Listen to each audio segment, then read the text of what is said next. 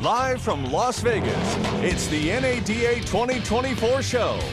Now, please welcome your host, 2024 NADA show chairman from Kansas City, Missouri, Bobby Sight.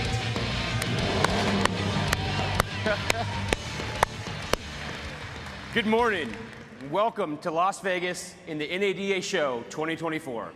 I hope you enjoyed our welcome reception last night at the Sphere. It was truly out of this world, and I might be biased, but I think it was one of the best welcome events we've ever had at NADA show. Last night could not have happened without the support of our amazing sponsors who made it all possible. Please help me extend them a big hand.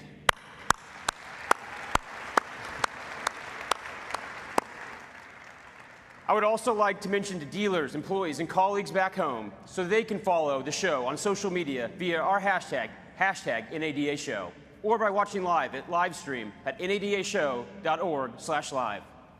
So our industry has gone through an amazing amount of change recently. With that in mind, the events this week are designed to help you capitalize on upcoming opportunities. We tweak the schedule a bit to help you with that this year.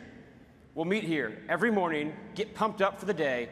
Then we'll have exclusive expo hours so you can chat with vendors and discover all the innovations and solutions available to you in the expo.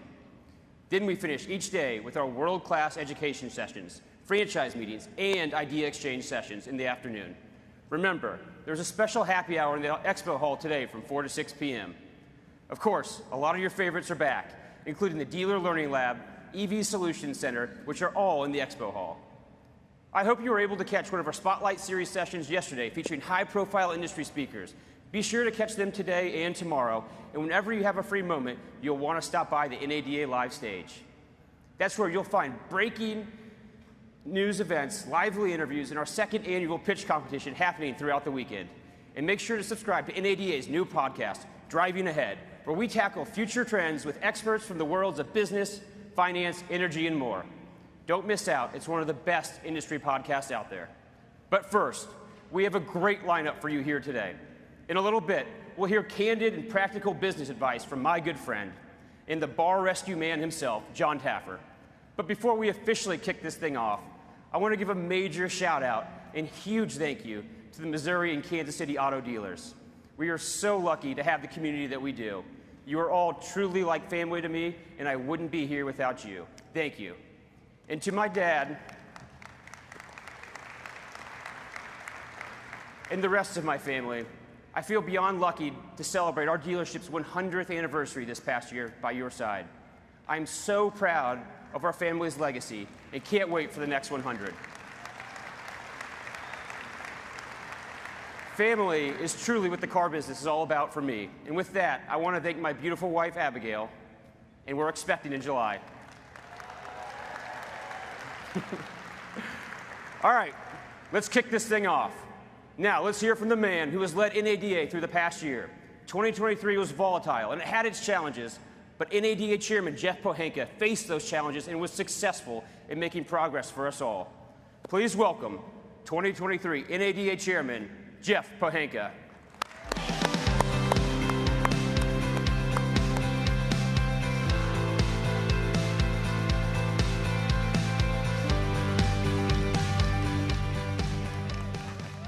Thank you, Bobby. Wow, it's great to see you here today. And what an incredible party last night at the Sphere. Our franchise system is strong, supported by our state and metro trade associations, NADA, policymakers, and most importantly, our customers. Our dealer friends abroad are envious of us.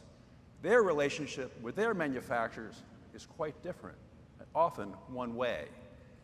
But we must continue to search for common ground between manufacturers and dealers.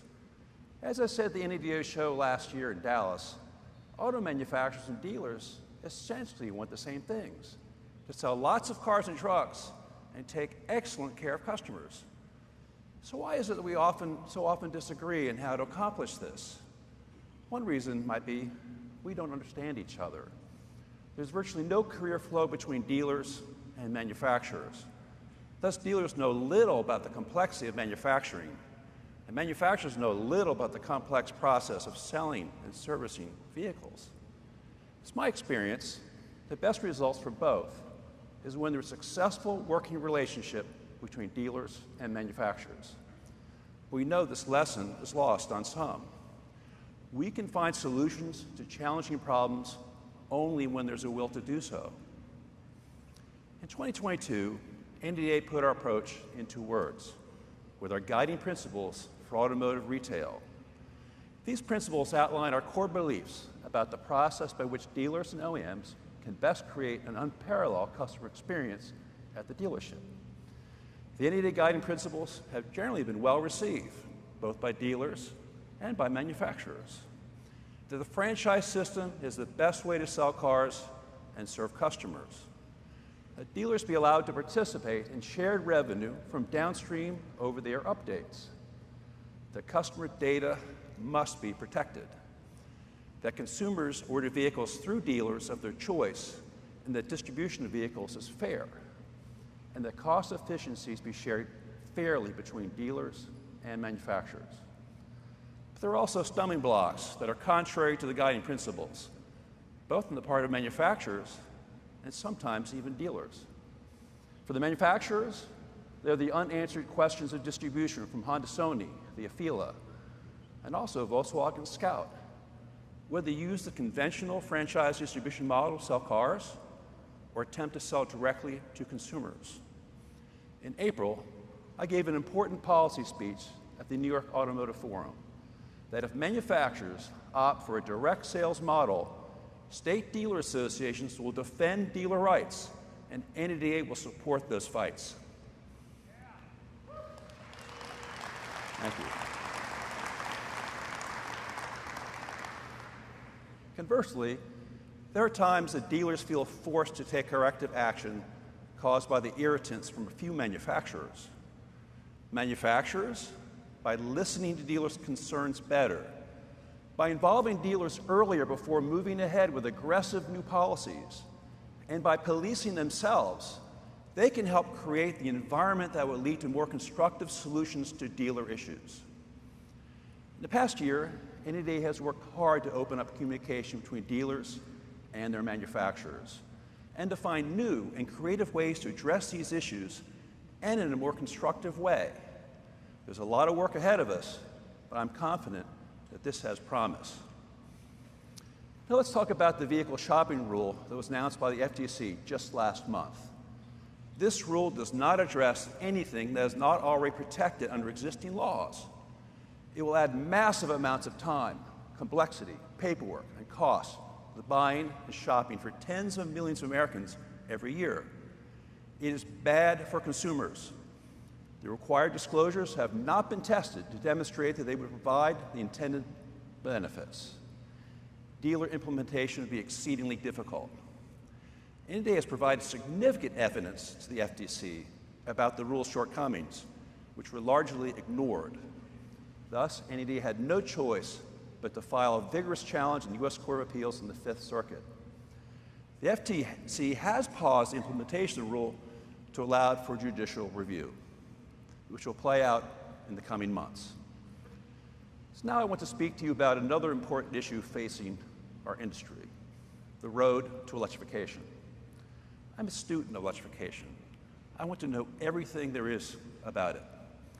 Last year, I recommended that dealers drive electric cars, not as a weekend demo, but for thousands of miles to experience all aspects of the ownership experience, including the public charging network. I hope you did, and if not, still not too late.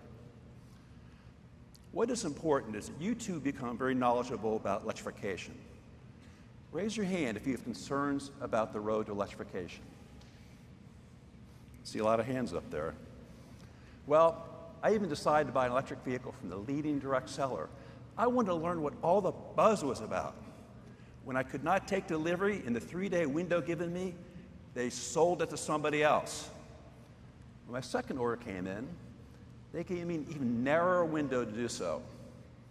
When taking delivery, the instructions were to walk down the right side of the warehouse building. I passed service vehicles, old tires, and came upon a loading dock with a faded red door that said delivery area. Inside was an unfinished warehouse with plywood on the walls. The people were nice. Delivery was speedy and complete. My vehicle was clean and ready to go. Even had my name on the dash. What I learned is this direct seller believed that the investment in their vehicles and charging network was much more important than opulent physical facilities. Does your delivery area look like that? It's then that I realized that if auto manufacturers think dealers are a cost, they help make it that way. As many of you are, I'm very concerned about the too rapid transition to electrification. Auto manufacturers, and thankfully many others, are now waking up to the reality that the transition is not going as easy as first imagined. I spent 10 days in China in November, meeting with dealers and speaking at the China Auto Dealer Association convention. It was a fascinating trip. Beijing is as modern as any city in the world. I learned so much. China is the largest automotive market in the world, with 10 million more annual new vehicle sales than in the United States. The Chinese market is very important to manufacturers from Europe, Japan, Korea, and the United States. The domestic Chinese manufacturers are now attempting to push these manufacturers out of China, assisted by Chinese government regulations to promote the sale of new energy electric vehicles. Manufacturers also face significant challenges from Europe's emission regulations, which will ban the sale of gasoline vehicles by 2035. This gives an opening for affordable Chinese electric vehicles to enter the European market and take market share. China has a 10-year head start in electrified vehicles. Their electric cars are very well made, beautifully designed, and are very competitive. China controls nearly 80% of global mineral supply and mineral processing for battery manufacturing. U.S. government emission regulations are similarly allowing the potential for Chinese electric vehicles to enter the North American market. There have been waves here before, European, Japanese, Korean brands, which were all opportunities for dealers. Will a Chinese EV wave be a similar opportunity, or something quite different? A giant wave that could sweep away some auto manufacturers along with its dealers? We might soon find out. With the EV transition, it's unfortunate that our government appears to be on the road to banning the sale of gasoline-powered vehicles. And without consideration of the lack of domestic supply of critical minerals, the lack of charging infrastructure, and an inadequate electrical infrastructure, as well as the limits of consumer demand. The failure of our government to change these proposed rules could lead to significant reduction in vehicle sales, billions of dollars in manufacturer fines, and the subsequent loss of thousands of manufacturing jobs. Next month, NHTSA and the EPA are likely to announce new emission standards that could require 67% of new vehicle sales be electric by 2032. Last year, about 7% of retail vehicle sales were fully electric, with concentrations in California and a few metro areas. The largest direct seller was responsible for nearly 60% of the 7%. So only about 2 to 3% of OEM sales were electric, and dealer inventory of those vehicles was over 114 days. This is telling us something. The early adopters have already adopted. The lack of affordability, especially with higher interest rates, the lack of charging infrastructure, are limiting the growth of EV sales volume. A significant percentage of consumers will never have access to the convenience of home charging since they live in an apartment or have street parking. And many of those who do own a home do not have the electrical amperage necessary to install a home charger without an additional investment in their electrical service. The majority of consumers will have to rely on public fast chargers, which are inconvenient, expensive, and often broken. We are in a collision course unless the trajectory is changed. There are 2 things you can do about this. First, talk to your legislators, both state and federal. Tell them what you're seeing. Second, convince your manufacturer to take a stronger stand with federal government regulators. We dealers do need to have affordable, desirable electric vehicles since there is a market for them. The question is, What is the level of consumer acceptance? There's an article you should read. It's by Mark Mills. It's entitled, Electric Cars for Everyone, The Impossible Dream. You can Google it and find it. Electric Cars for Everyone, The Impossible Dream. It's long. It's well worth reading, so please do so.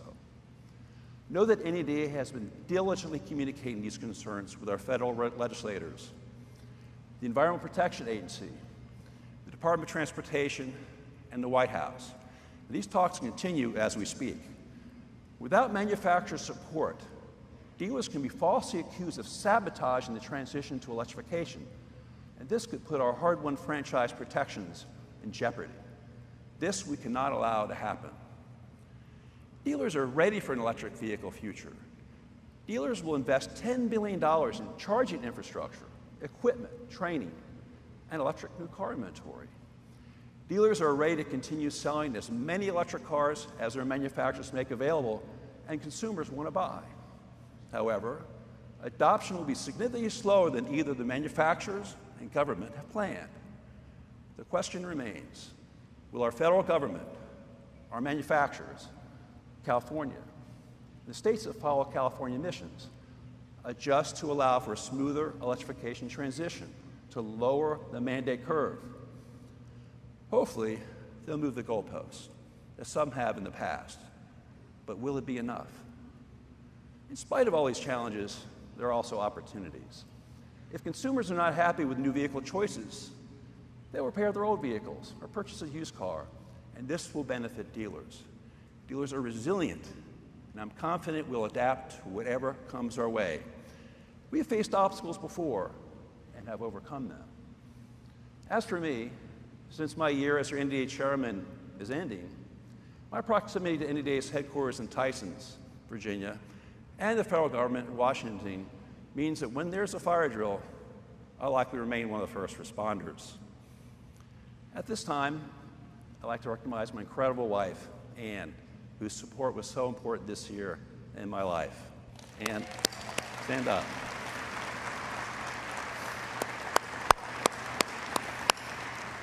I love you. As well as my 3 children, Laura, Eric, and Kevin. Stand up, don't be shy. Thank you. Thanks for being here. And also the Pohanka team that's here with me today. Thanks for your support this year. We dealers are very fortunate in so many ways. What is important is preserving affordable vehicle transportation so consumers can live where they want, work where they want, and take their families where they want. In a very real way, by supporting the freedom of mobility, America's new car dealer supports freedom itself. It's been an honor and privilege to serve our industry, and I truly appreciate you and your support. Thank you.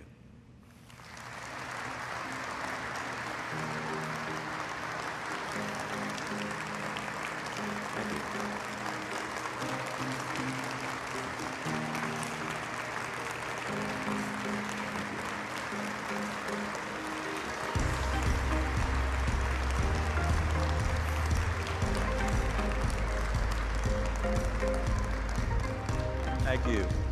Now I'd like to take a moment to recognize and thank my 2023 Executive Committee members. Their tireless efforts, along with NADA staff, have made a huge difference in the past year, and I could not have asked for a better team. Thank you. Thank you, NADA, and have a great year. All right. Coming up next, it's the bar rescue man himself, Jon Taffer. Thank you, Jeff, and all of our NADA leadership for all your hard work on behalf of all of us.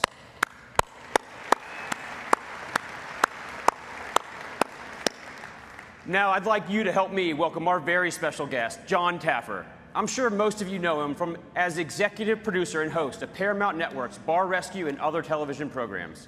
But did you know that he's a consultant with over 800 clients in 32 countries, that he's a best-selling author, a podcaster, the founder of Taffer's Tavern, and he created Taffer's Brown Butter Bourbon. Jon Taffer brings us a wealth of ideas and best practices, and we are so happy to have him with us today. Please help me welcome Jon Taffer.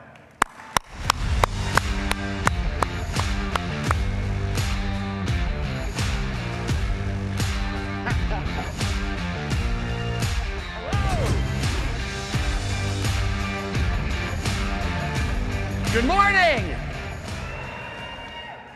After the Sphere last night, I'm surprised any of you were here.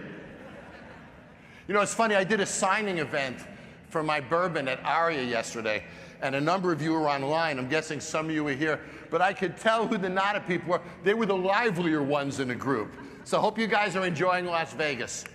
You know, it's an honor for me to come here and talk to you today, and I want to share with you some of the best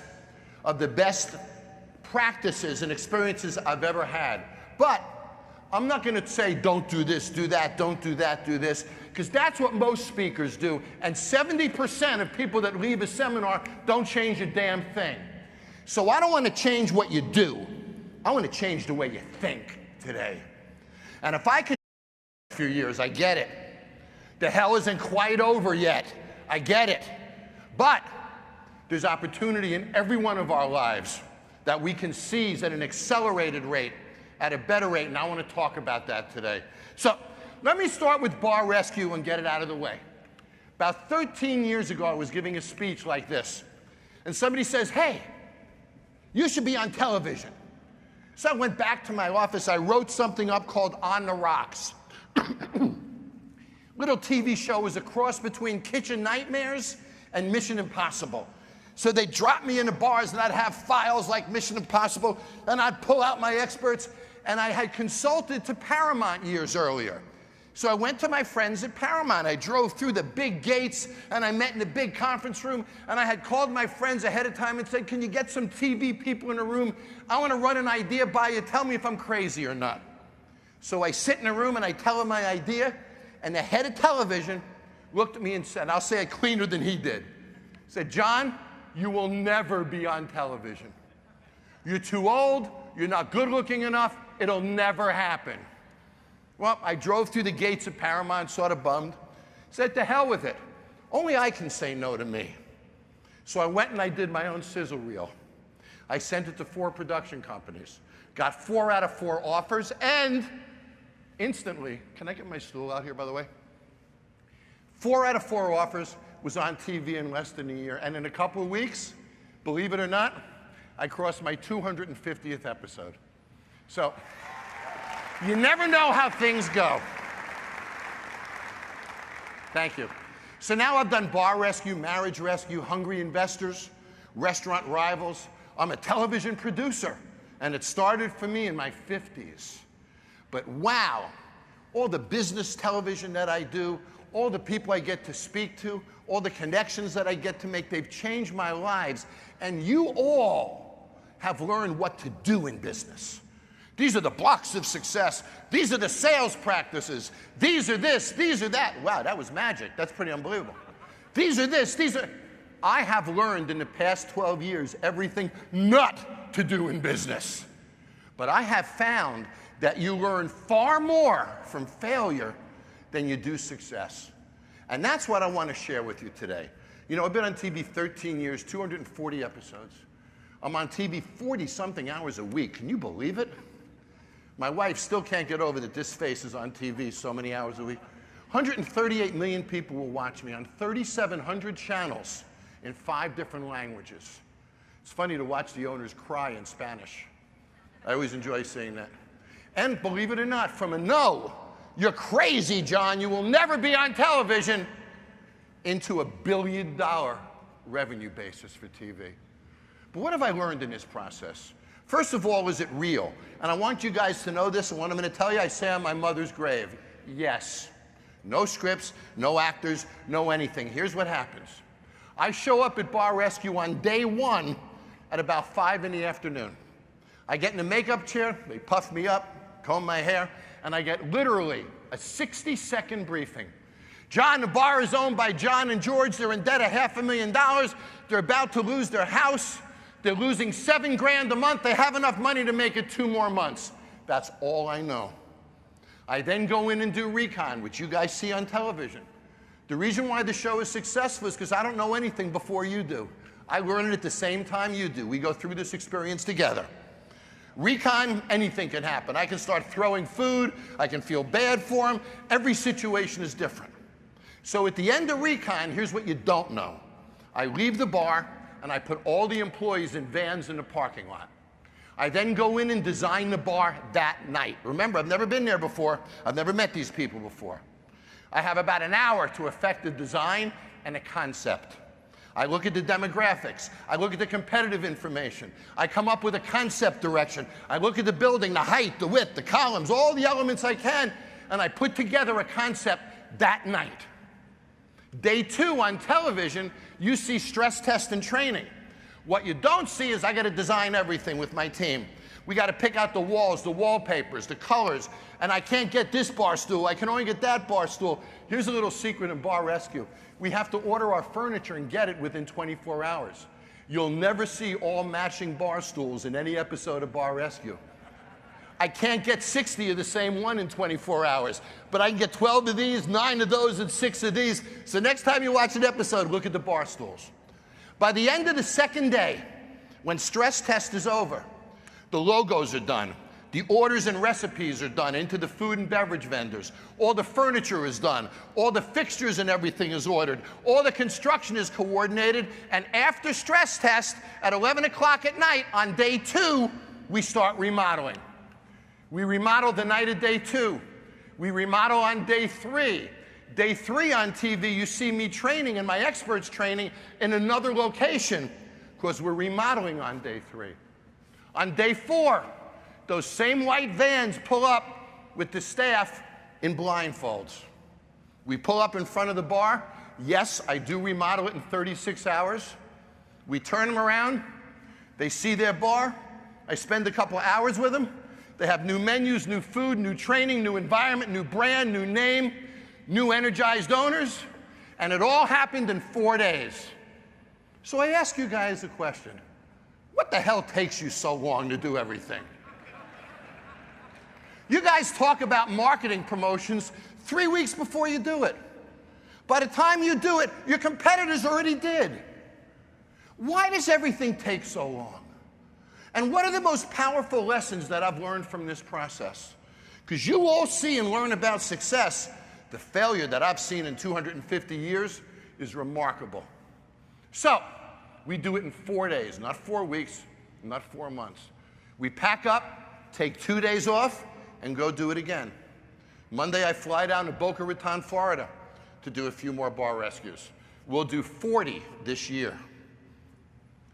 So the power of time has taught me so much. And breweries and companies like this hire me for consulting. And I go and I look at their companies and I have a meeting. And then I have another meeting, and another meeting, and another meeting. And I look at them and I say, at what point do you decide something? So we simply said to these companies, okay, every time we have a meeting, you're going to have a purpose defined before the meeting. This is an investigative meeting. This is a discussion meeting. This is a decision meeting. And we lock ourselves down to making decisions because sometimes the same decision is made 60 days later. What did the 60 days cost us? Think about what time costs you. Think about when you don't contact the lead for 2 days and somebody else contacted them sooner. What does time cost then? Talk about outgoing sales. Not in a hurry, so 10 or 15% less outreaches happen in a day. What's the cost of that?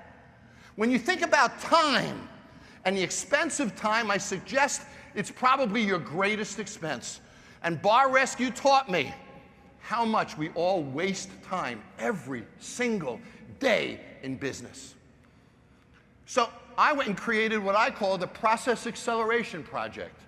And for all of our corporate clients, we challenged every single department and every single company, even huge companies like what we're sitting.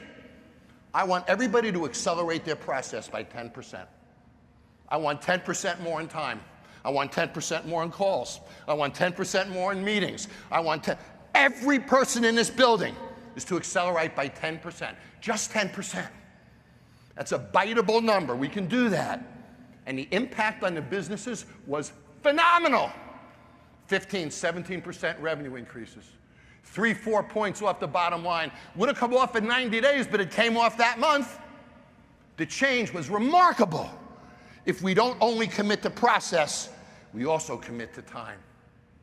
But the biggest lesson of Bar Rescue of all, with all the lessons I've learned about failure, happened to me in Detroit, Michigan, believe it or not. I was in Detroit, Michigan, and I was rescuing a bar, and the owner of this bar, when I looked at her and said, "Why are you failing?" And I do this in every episode. Sometimes it makes it to the TV, sometimes it doesn't. But in every case, I always say, "Why are you failing?" And this woman looked at me square in the eyes and said to me, "John, I'm failing because of the euro in Greece." I'm in Detroit. I get there's somewhat of a Greek community there, but come on. I went back to my hotel room that night and I realized I had done 120 episodes of Bar Rescue. I had asked 120 owners, why are they failing? And 120 of them never once said because of me. Not one single time. Everyone blamed the location, the weather, the president, the Congress, the war, the depression, the recession, the pandemic. Everybody had an excuse. And then I thought about it. And I went back to my hotel room and I realized, holy cow, I found the common denominator of failure. Because every single person who fails has some excuse other than themselves. The sales guy, we didn't have the lead flow this month, I expected. Oh no, this guy said he'll be back. Really, how many people do you believe will be back? So every person has that excuse. So I went home and I thought to myself, that's my next book. I'm going to squash all the excuses that destroy us. And I went and I did an analysis and I wrote my book, Stop BSing Yourself, Cut the Excuses That Are Holding You Back, New York Times bestseller. And it was all about the premise of how do excuses damage our lives. You see, excuses paralyze us. I got a reason not to move forward now, don't I? I got a reason to be cautious. Excuses stop all progress. But think about it. What's the definition of an excuse? Well, I didn't do something I should have. Excuse. I did something I shouldn't have. Excuse. I disappointed myself in sales results. Excuse. I fell short of my goals and expectations. Excuse. I made a bad choice. Excuse. I didn't close the sale. Excuse. Otherwise, I screwed up something, or I wouldn't need the damn excuse. So I thought to myself, wow, what happens if we really remove excuses from our process? And what are the key excuses that really cause failure? Well, the big five. The fear excuse, I love this one. We're scared to make this investment. We're scared to do this, so we don't. But if you're scared, then the data means nothing. That proves you should do it. If you're scared, then there's no analysis. There's no risk assessment. Nothing gets fair because you're scared. Now, unless you're standing on the edge of a cliff, what you're scared of, probably millions of business owners already did. So I suggest to you that fear is BS. Business fear is BS. Fear should never, never be part of a decision in business. Fear must be separate of evaluation, or the evaluation becomes BS, doesn't it? So, the fear excuse. I love the product knowledge excuse. I don't have the knowledge. I don't have the industry knowledge. I don't have the sales knowledge. I don't have the business knowledge. I don't have the marketing knowledge. Has anybody been to YouTube lately? Come on. If you want to learn how to sell in a week, you can learn how to sell in today's world, can't you? How many videos are online for overcoming objections, prospecting, qualifying, closing, the pen close, the mechanical close, the emotional close, the pride close? You can watch videos all day. Knowledge is bullshit.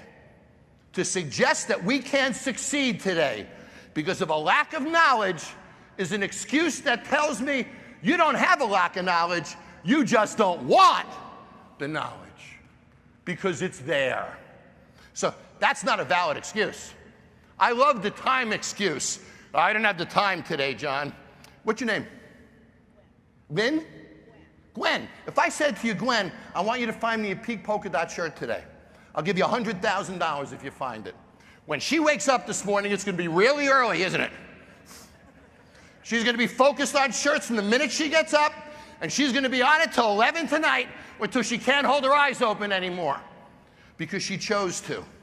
You see, every one of us spend time on social media every day. Every one of us do things that we choose to do that might not be consistent with what our boss wants us to do or our job requires us to do. I suggest to you that you never run out of time. You just chose not to do what I needed you to. So time is not a valid excuse anymore. It just isn't. And then I love the circumstance excuse. You know, I wanted to buy a new car for my wife a couple years ago. I live here in Las Vegas. There were no cars anywhere. We wound up buying a car we would have never bought for a brand we never bought because they're the only guys that called us back. So in circumstances like these, you can do one or two things. Circumstance is not an excuse, it's a reality. If you can't succeed in today's circumstance, you can't change that. Your knowledge you can change. Fear you can change. But you can't change circumstance. We have to sell to circumstance. We have to merchandise and market to circumstance. And we have to deal with the environment we have. Those who do win. Those who say, circumstance is an excuse to me, are the ones that fail. So I saw it during the recession, during the pandemic in the restaurant industry. Friends of mine went broke and friends of mine got rich in the same environment. I suggest the same exists in yours. I love the scarcity excess. You ever hear the story of John King and Henry Ford? I love this story. John King was Henry Ford's sister's husband. Worked in the Ford factory. Henry Ford didn't like him. Fired him. When he fired John King, he gave him a truck at the end of the assembly line, said, here's a truck. You can have all the wood scraps from the assembly line. Get the hell out of here. So John King had this truck and all these wood scraps, didn't know what to do with them. Created Kingsford charcoal briquettes. Died a multi-millionaire.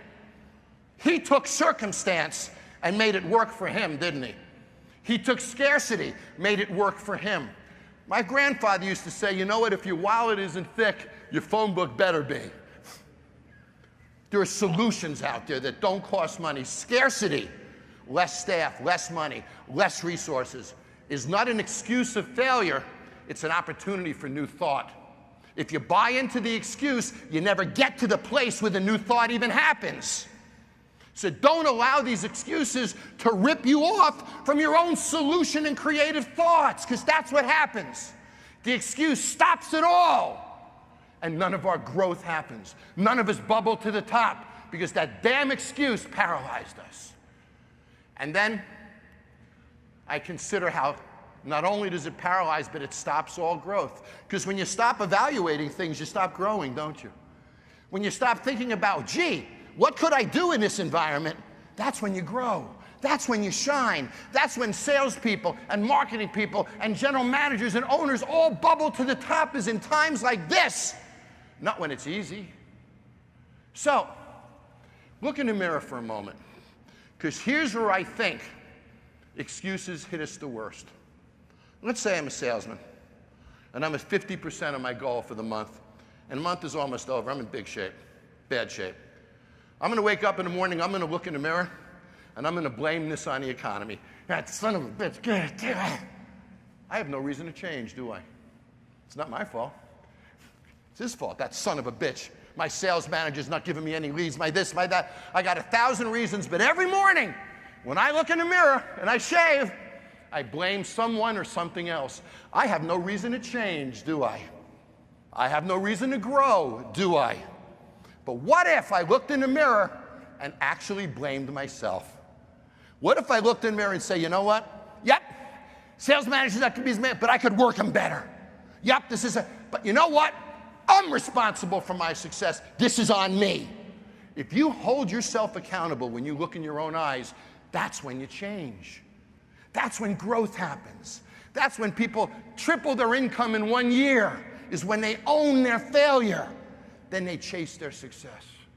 So when you look in that mirror in the morning, if you have a propensity to blame other people for the things that are negatively impacting your life, I hate to use this term, but I'm going to say it. I think you're full of shit. I do. Because we're accountable for what does happen to us. And looking in that mirror and self-accountability changes everything. Clearly, we're in changing times. There's no question about it, guys. You know, inventory issues, sales issues, interest rate issues. There's many, many things that are plaguing that easy sale that used to happen years ago. But let me change your mindset for a moment. What business are we in? What business are you in? You know, if I asked you to answer the question, some of you would say, I'm in a sales business. Okay. I'm in a marketing business. I sell cars. I'm in a service business. I sell transportation solutions. All sorts of phrases we come up with. And I suggest that every single one of them is dead frickin' wrong. I don't think you guys sell cars at all. You guys are in the business of reactions, not cars. How do they react to the ad? Is it trusting? Is it curiosity? Does it make me want to respond to that brand or that dealer or that store? Marketing isn't about marketing, it's about reactions. If people don't react to the marketing, it's meaningless. So, when I say what business we're in, I believe we're in the business of reactions. You see, everything we do is a process, never a result. That process must establish a positive reaction. That reaction is our product. The reaction when they see an ad, the reaction when they hear an ad, the reaction when they call, the reaction when they walk through the door, the reaction when the salesperson first connects and walks up to them, the reaction when they're shown the vehicles, the reaction on the sales process. That is what we sell, the reaction. And I make no mistake, put two Ford dealers in the same city. The one who creates the greatest reactions in advertising, phone, and overall response is going to outsell the guy who doesn't. Same product, same market. One creates great reactions, the other doesn't. So I suggest to you in your business, if you say, hold on, I'm not writing checks for marketing that doesn't create reactions anymore. What are the reactions I'm looking to create? Am I prompting a phone call? Am I prompting a visit? Am I introducing a new model? Am I seeking sales? What is my objective? And how do I create a reaction in that advertising to accomplish that? How to create trust? How do I connect with a marketplace? All of these things are reactive. So I suggest that you don't do transactions, you do reactions. And those who do the best in the reaction business do the best in the transaction business. And that's where I think car dealers blow it. Every ad looks the same. Every commercial sounds the same. There's a sameness amongst all of you as an outsider looking in. And I look for those dealers, and I always look as I travel the country for any business that's creating real reactions in a way it markets. Wow, these guys sound, I'm actually going to go over there and see these guys. I want to meet these guys. I want to call these guys. The reaction over the phone is one of the most important. And that's where a lot of us drop the ball as well. So I suggest to you that you should look at your businesses from the first moment of contact till they drive out the garage. How do I build more reactions into my business? I own the term reaction management. My first book, Raise the Bar, was about reaction management. Reaction management is the science of manipulating reactions. Let me share it with you. How many of you have been at Disney World? How many of you have been hugged by Mickey Mouse? If you saw who was in that costume, you would never be hugged by Mickey Mouse ever again. But you didn't see foam and fabric. You saw Mickey. Let's say you go to Walt Disney World with the ugliest child on the planet. This is one ugly kid, third eye in the center of its head, big hat, and you're wheeling this kid down Main Street, and you walk up to a VIP hostess, and you say, what time does the parade start? That VIP hostess will answer your question. She will bend down, she'll pick up that kid's hat, and look at the most astonishingly ugly child she has ever seen in her life. Puts the hat back, looks at mom and says, she's adorable. And mom stands up straight. And the reaction just happened. Because there's only two places in the world where that kid is adorable. Disney World and grandma's house, that's it. Go down the street to Universal Studios, that does not happen. And the prices are half of Disney, and the audience is half of Disney. Disney understands they don't sell rides, they sell reactions. They don't have janitors, they have cast members. They don't wear costumes, they wear uniforms. They don't work in stations, they work in stages, areas. They're all trained to provide reactions, which drives millions and millions of people to stand in line. Think about it. You go to Disney, you get through the gate, $200 almost. You stand on line at your first attraction for an hour, hour and a half. 3-minute attraction. Get off it, you run to the next one. On line for another hour and a half. 3-minute attraction. You run to get a Coke. $14.95 in a plastic cup with Mickey Mouse on top. Now I got to carry this thing around with me all day. You stand on line again, you go to the store, you come back, you got bags of stuff. You can't believe everything you bought because Disney is so good at reactions.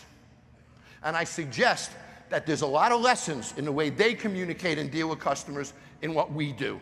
I'm not suggesting we have a mouse on the floor, but I'm suggesting if all of us put effort into phone reactions, marketing reactions, in-person sales reactions, every one of us will see an impact on our P&L in every single case.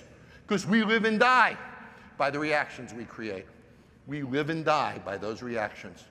And think about it, you've seen it. You've seen salespeople with the wrong personality fail.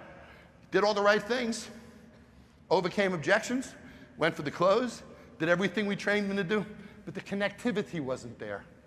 And then you look at another salesman, frickin' guy did nothing right, but the connectivity was there. And this guy's writing deals all day long. You see, we hire personalities, and personalities need to work in an environment. And the connection of the personality and the environment must connect to a customer. And that connection must be somewhat emotional. It must mean something to them. Look what they're buying. One of their most expensive expenses. And if there's anything in the world that defines who we are, what is it? Our cars. Sell them the pride that they're looking for. Sell them the emotion that they're looking for. You know, people come in for a wedding in a hotel, we're involved in sales, and I show them a cheap bottle of wine that looks cheap, and I show them a beautiful bottle of wine. And I say, which one fits your event? Well, you're going to pick the beautiful bottle of wine. One is $8, the other's $60. You didn't even ask. It wasn't even an issue of price. This is the one you want. It's emotional. It's connective. Sure, you got to get past financing. I get all that, so I'm not being ridiculous here. But my point is this. Within those envelopes, we better be able to sell, and we be able to create reactions, especially in today's environment. I suggest if you do tomorrow what you did today, you'll get tomorrow what you got today. That's not good enough, is it? How many of us want bigger houses, more vacations? How about time in Tahiti? More friends, more social events, more smiles, more pleasure. All of that comes when we do something different tomorrow. The average person in America makes 3 to 5% more every year. Every once in a while you meet somebody who makes 800% more in one year to another. I'm one of those people. When I was a hotel employee, they put me in a property. I had the ability to raise revenues by 30% in like 3 months. When you do that, they move you to a bigger hotel pretty quickly. They moved me 8 times in 5 years. And I was making, at the end of those 8 moves, I was making 2,000% more than I started, all because I know how to drive revenue. Guys, we don't have expense problems. None of us do. Rent, marketing, promotion, payroll. We only have revenue problems. Revenue cures everything, doesn't it? So you can focus on the dimes or you can focus on the dollars. But in today's environment where our industry is compressed, inventory, financing, we have to do something different today than we did yesterday. So I challenge you all to find those opportunities to be different and be better. Sure, you guys have been beaten down. COVID, lack of employees, operating costs, supply availability, consistency. I can't get this, but I can get that. This option isn't available anymore. The chips aren't there. Guys, I get it. But this is the life we've chosen. I sound like a mobster, don't I? This is the life we have chosen. You know what? We have no choice. This is the cards we've been dealt. I suggest if you reassess your business, focus on reactions, connectivity, from the top down, from marketing to customer leaving, everything can change. You see, We get so hung up in times like this that we work in our business every day. In it, in it, in it, in it. But great things happen, not when we work in it. Great things happen when we work on it, right? That's when the new ideas happen, the promotions happen, the new area. So everybody here, take that one day a month. So I'm not working in it today. Today I work on it. Today I work on new creative ideas, new marketing, new promotions, employee growth, whatever it is. But one day a month, at least, don't work in it. Work on it. That's when the magic really happens. You know, when you work on your business, new community programs, new events, new visibility, industry engagement, neighborhood marketing programs, past client promotions, cross-selling strategies, prospect development tactics. These are the kind of things that happen when we work on it, not in it. These are the ideas that create the fuel for revenue growth. And most of these things, again, happen when we step back and work on it in those creative times, not when we're in it, when we don't have the time for creative times. And Albert Einstein, pretty smart guy, said insanity is doing the same thing again and again and expecting a different result. Years ago, I used to have my 13, 17 restaurants. And I would go every September and they would present their plans to me and their budgets. And one year they said to me, we're going to raise revenue by 20% in 6 months, John. Great. Next year I come back after they didn't do it. John, we're going to raise revenue 20% in 6 months. I said, hold on. When does it raise? Does it all happen at the end of the 6th month? Do I see anything month 1? What about month 2, month 3? When do I see it? How about this? I don't want 20% in 6 months. I want 1% a week for 10 consecutive weeks. What a game changer that was. See, I hold sales accountability on a weekly basis, not a monthly basis. I count leads, not on a monthly basis, on a weekly basis. If a salesperson falls short the first week of the month, I want them to know it, because you got 3 weeks to catch up now. The end of the month, it's too freaking late. If marketing expense is too high, I want to know it first week of the month, not the last week of the month. So manage our businesses on a weekly basis. But insanity is doing it again and again. With the computer data we have today, there's no reason why you can't manage your business every day on your freaking phone almost, if you have the right data. So use this data, manage it in a much tighter way. And we have customer reaction opportunity windows, which are tricks we put in place to make customers react to us when they walk in. These times may be our best opportunity in years. I'll tell you why. Because the people that succeed now are going to be so armed for long-term success. You see, at a time like this, inaction is inexcusable. We have to act differently. We have to do what it takes to dig ourselves out. It's a big opportunity for growth, sophistication, better sales systems, better marketing promotional systems. All the things that are yielded from times like this, big opportunity requires bold action. There's so much that can be done for so little, and it all comes back to one key objective: reaction management. Understanding the business that we're in. The business that we're in is connecting with people. When we connect, we win. When we don't connect, the other guy wins. I've changed a lot of lives over my years, and it's all by focusing on reactions.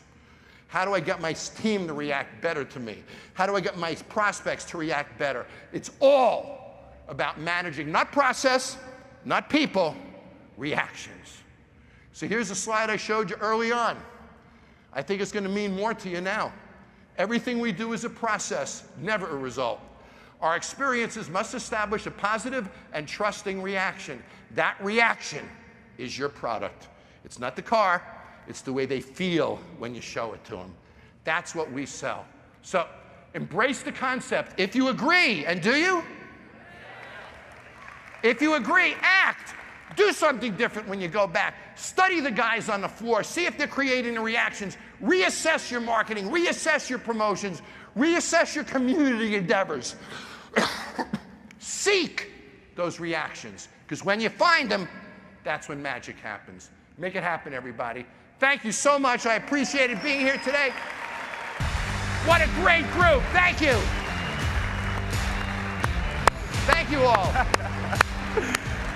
Thanks, John.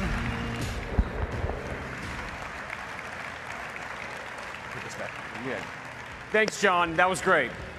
But, you know, we've got a show to open up. So, you want to help me out? Absolutely. Well, I've got an idea. Hey, can we get a car up here? This is the Auto Association. You guys should be able to get a car. Here we go. Let's make it something really cool, like really rugged, like a plug-in hybrid.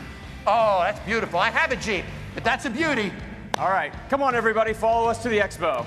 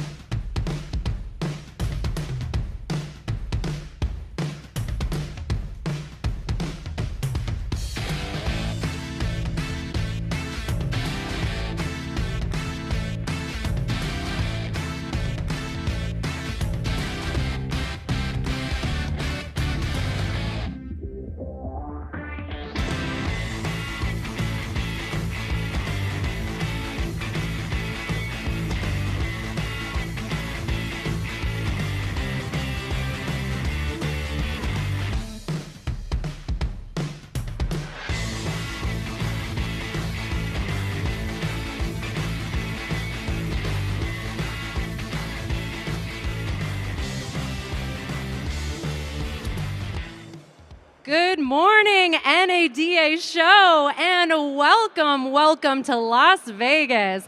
I'm Maggie Clark. I'm your on-camera host here at the NADA show, and we just experienced the grand opening of the NADA Show Expo in North Hall. But us here in West Hall, we cannot be left out. We will have our own grand opening of the NADA Show Expo in just a minute. But I want to remind you that you will have all day today and Saturday and Sunday to explore the expo. So that being said, we will have a very special guest here at the live stage in just a few moments. We are going to have Jennifer Granholm, United States Energy Secretary, here in just moments. And you will not want to miss the important messaging that she has to share with all of you. So now we are going to have the grand opening of the NADA Show Expo in West Hall. Let's go.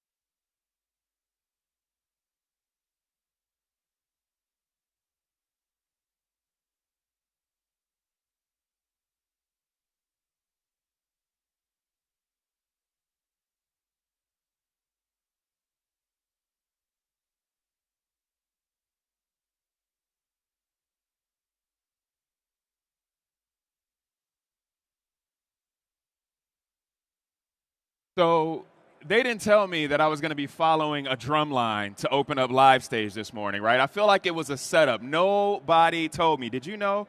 Did you know that this was happening? I didn't know either, right? Well, listen, my name's Errol. I'd like to welcome you all to the NADA live stage. As Maggie said, we're super excited because we have a very special guest that's going to be joining us. And so we want to make sure that you stick around and hang out in the NADA live living room, as I like to call it, because we're excited to kick it off. It wasn't even on the schedule, and so we wanted to have something very special. So come on back, grab a seat. We've got a ton of spaces up front, and definitely get comfortable. So first off, let's get to the business. I'm looking out. I see a few people with big cups of coffee, medium-sized. So how many people had a great time at the welcome reception last night? Wasn't it beautiful? I mean, it was amazing. How many people had a chance to interact with, what was her name? Aura, I think was the robot's name. And it was just great to see. And I really enjoyed that, and hopefully everyone did have the chance to enjoy that as well. And today is going to be packed and filled with the same level of excitement. And so we're going to kick that right off this morning. Jonathan, are we ready? Not yet. All right, good. So we're going to keep going. So we're going to kick that off this morning. Remember, if you are sharing anything with social, make sure you utilize our hashtags, which is simply NADA Show and Driving the Future. So again, hashtag NADA Show and hashtag Driving the Future. Make sure you're utilizing those hashtags on any social media platform. And if you have not done so already, make sure that you download the 2024 NADA app. There's a ton of information and resources and tools that you can utilize there. So make sure that you download that app. It will help you be the most efficient in your time that you have here during the weekend. So with that being said, I'd like to welcome up Jonathan Collegio. He has a very special guest that he's going to bring up. I'm super excited about this. As I mentioned, it wasn't even on the schedule. Jonathan, are you ready? All right, let's take it away. Come on up. Jeff, why don't you sit here? Secretary, you sit here? Excellent. We are super excited. This U.S. Secretary of Energy, Jennifer Granholm. Could we get a round of applause for the Secretary? Excellent. So we're going to have a conversation about EVs in the United States. You just got a chance with these two dealers and a delegation of dealers to tour the EV Solutions Center. You were down there before anyone else. What did you think? Did you find any solutions down there? Yeah, I did. In fact, one of the solutions that I think you all are working on is how to make sure that dealers have all the information that they need in order to sell electric vehicles, and that they're, we're able to move inventory. And so that ElectrifyQ is such a great gift, really, a great service to the dealers to be able to, educate their salespeople and make sure that these EVs are, in fact, moving off the lot. Very good. Now, I've got to ask you, a lot has changed in the EV market over the last 6 months. We've seen Ford slash its production of F-150 Lightnings by half. Wall Street has kind of soured on EVs. We had John Murphy, the Bank of America analyst, on the NADA podcast. He believes that consumer acceptance of EVs is nowhere near what the OEMs or what the government had initially thought. Can we bring up the slide? There was Cox Automotive has a slide where they talked about the number of days inventory on the lot of EVs standing at 113, whereas with ICE vehicles it's about 69, so there's a bifurcation in the market. Is the administration still as bullish as you were a year ago on the uptake of EVs, or is there a sense that it might be time to tap the brakes? No, we don't think there should be tapping the brakes at all. In fact, this narrative, I think, yes, the OEMs were very bullish and saw where the trends are going, and I think those trends are still going in that direction. Perhaps not as quickly, and I think there are two reasons why. One is that people want to make sure that there is ability to charge, and we're working on that, and hopefully we'll talk about that in a minute. And the second is this question of affordability, right? And of course there was a lot of noise about cold weather and do EVs work and all of that. However, you guys heard from J.D. Power yesterday, and you saw that between 22 and 23, there was a 49% increase year over year in the sales of EVs. 23 to 24, another 51% increase. And Bloomberg, so we sold 1.4 million last year. Bloomberg is projecting that there will be another similar increase, so it'll be 1.9 million in 2024 if that pans out. Honestly, you guys are seeing this, and certainly those who purchase EVs, that 95% approval rating, if you will, for EVs. Once you go EV, you don't go back. And so it's just a question of time. And I do think, and as we'll talk about the charging infrastructure piece, but once that people feel comfortable that they can charge on a long distance ride, or that they can charge where they live, if they live in a multifamily dwelling, et cetera, apartment building, this will resolve. You haven't seen this level of increase in any type of car before, and it's only going to continue to increase. So we're joined by two dealers, Jeff Iosa and Nate Sutton. Now, Jeff, you are a Mercedes-Benz dealer in Connecticut. So Connecticut is a pretty progressive state. Mercedes-Benz is a pretty affluent product. You should be kind of in the sweet spot for EV sales where you are. Can you tell us about your experience on the ground? Sure, Jonathan. So, as you said, progressive, obviously very green-minded, and very affluent, right? Very wealthy. So, we do see a lot of customers that have interest. However, our inventory of battery electric vehicles supply is much greater than demand. And speaking of demand, plug-in hybrids. And here's the thing, the plug-in hybrid today in our brand and a lot of other brands are 50 to 60 mile range. The average person drives 36 miles a day. So it's a primary and a secondary car all in one. That's a car that we don't keep in inventory. That sells. It sells that quickly. Now, high demand. I'm glad that you brought that up. General Motors made a huge announcement earlier this week that they're actually going to restart production of plug-in hybrids. Remember, they were the first company to come to market. Volt. Yes, exactly. You were your governor at that point. And there seems to be a bullishness on plug-ins. We've been making the case to the White House Climate Office that plug-in hybrids almost can provide a bridge to an electric future because it gets people used to plugging in, has less impact on the supply chain because you don't need these gigantic batteries. What is the administration's sense on plug-ins? Is there a way to make that a more robust part of the mix as we move to electric We vehicles? believe in plug-in hybrids. In fact, they get a tax credit as well. So we feel very strongly that it is the introductory step, if you will, to full electric. Gives people the assurance that they can actually fill up in one way or another. My first two vehicles, I actually drove the first Chevy Volt off the line. My first electric vehicle was a Chevy Volt. My second one was a Chevy Volt. My third one was a Chevy Bolt. My fourth one was a Chevy Bolt, and now I drive a Ford Mach-E. And I love them all of them. The Mach-E team, Mach-E over there. But the point is that it gives people some confidence. And while we figure out this charging station deployment, the infrastructure deployment, I think it is totally a viable option. I do think, though, yes, your average commuter is 40 miles, and yes, the range in a plug-in can get you there.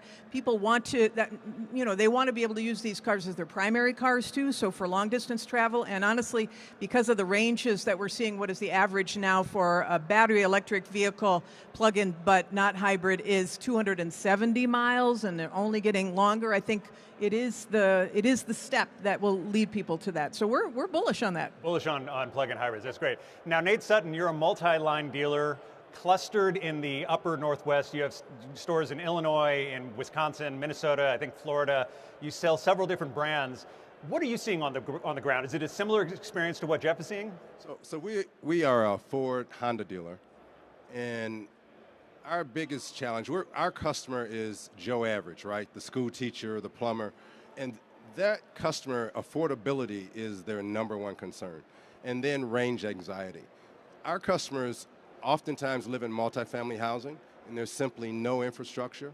And in addition, the electric vehicles are $10,000, $20,000 more than a combustion engine. Now, we're just suggesting that in order to overcome the range anxiety and affordability issue, we just need more time because the technology is simply not there yet. So I don't think the technology is there. It's the question of, right? It's the technology works. It's just a question of the infrastructure getting out. And can I interrupt you? Please. Can I interrupt your role? I'm sorry. But Michael Berube, who's over here with our Vehicle Technologies Office, was just telling me, because we have this joint office with the Department of Transportation and the Department of Energy, and we have rolled out the $7.5 billion for the National Electric Vehicle Initiative to really address the question that you're talking about, which is making sure that EV chargers are going where the private sector has not already gone. So there's about 176,000 EV chargers out there right now that the private sector has stepped up, but there's big gaps. And so that's what the NEVI initiative is all about. Multifamily homes, going into rural areas, especially going into the transportation corridors. Now, all of the money, all 50 states have a plan to do with and that plan has been approved by the federal government about rolling out their charging infrastructure to fill these gaps. They've all got the money in hand. 33 of them, Michael, have put out RFPs for the installation of those stations. 17 of them have already awarded contracts. We've seen the first ones actually be installed in Ohio and New York and Maine. And Pennsylvania, I think, as well. So this year will be the year of implementation to address that very question about how we fill the infrastructure gap to address range anxiety. Now, Nate, you're outside of Chicago, one of your dealerships. Did the storm there impact your customers? Did that create an additional amount of fear there with all of the towing and the charging not working? So when you get below freezing, your range decreases 30 to 50%. When you're towing a vehicle, it decreases 50%. And so now it heightens, and then the burden on, you're seeing rolling blackouts in a lot of states and locations just because the infrastructure, in addition to the charging stations, is not in place and will not be in place for a number of years to support those charging stations. So, I wouldn't say a number of years. I mean, I think that we'll see this infrastructure be rolled out. In fact, there's 500,000 charging stations or more will be available by 2026. But with respect to when you say the rolling blackouts, you're referring to California, I think. And in Illinois, our charging stations shut down just because the power... A couple of them did, not all of them. Not all of them, about 30%. And, I mean, let's be clear that a battery, your phone doesn't work as efficiently in the cold either. And you see a lot of ICE vehicles that have to be jumped in the winter as well because they're batteries. So I think we got to take down the temperature on this. People, this is all part of dealer education too. People have to know that when it's freezing, you have to plan a little bit better. It'll take a little bit longer to charge. Don't run your battery down to zero so that you're stuck somewhere. In the same way you wouldn't run your ICE car down to zero. So this is why the Electrify Q initiative is so important to make sure that everybody understands when you tell people to move that inventory off your lot. You just have to plan a little bit more like you would in any time you are in ice cold weather. But one other thing I just wanted to say, the rolling blackouts issue, the electric vehicle will be, and this will be in a couple of years, a huge assist to that by offering power back to the grid. The bidirectional charging will allow us to create essentially virtual power plants across the nation to be able to fill in the gaps and have people compensated for pulling battery power off of their battery from the electric vehicle and sending to the grid. So that's going to be a two-way conversation. There'll be a lot more about that. The electric vehicle will actually save the grid and not challenge it. Now, I want to bring it back to affordability. You mentioned that these vehicles are out of range for average buyers. When we talked to John Murphy, the Wall Street analyst for Bank of America, he said that it's not clear that the current state of EV incentives is sufficient to drive the demand that the government is requiring. Is there any talk of how to get those EV tax credits either higher or more efficiently administered? What's the best way to incentivize these vehicles? They're going to be administered through you all, and we strongly encourage dealers to make sure that you register with the IRS if you haven't already. I think 10,000 dealers have. Having the tax credit administered at the dealer is by far the best way to do it because you guys have done rebates in the past. You know how to do that. When you think about it, first of all, ICE vehicles and EVs, the prices had dropped last year. Last year, EV price dropped 22%, according to Kelley Blue Book, on general. So starting to come down. Entry-level EVs are on par now with ICE vehicles when you add in the $7,500 tax credit. And if you lease, of course, that $7,500 applies to any electric vehicle, plug-in or battery-powered, full-on battery. That's huge. $4,000 for a used vehicle. We have to see what that looks like, obviously, going into the future. But these tax credits are stackable with state tax credits, too. So, for example, and not all states have it, but if you live in Maine, they have a $7,500 tax credit. So now you're talking about $15,000 tax credit off the top.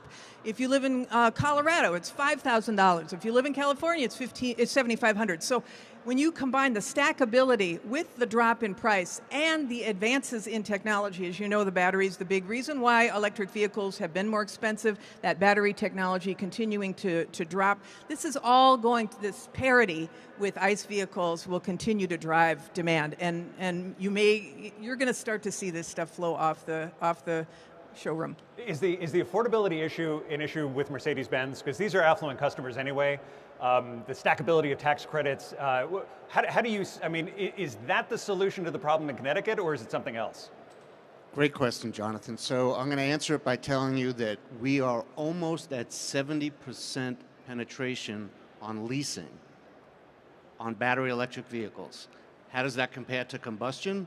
In the high teens to low 20s.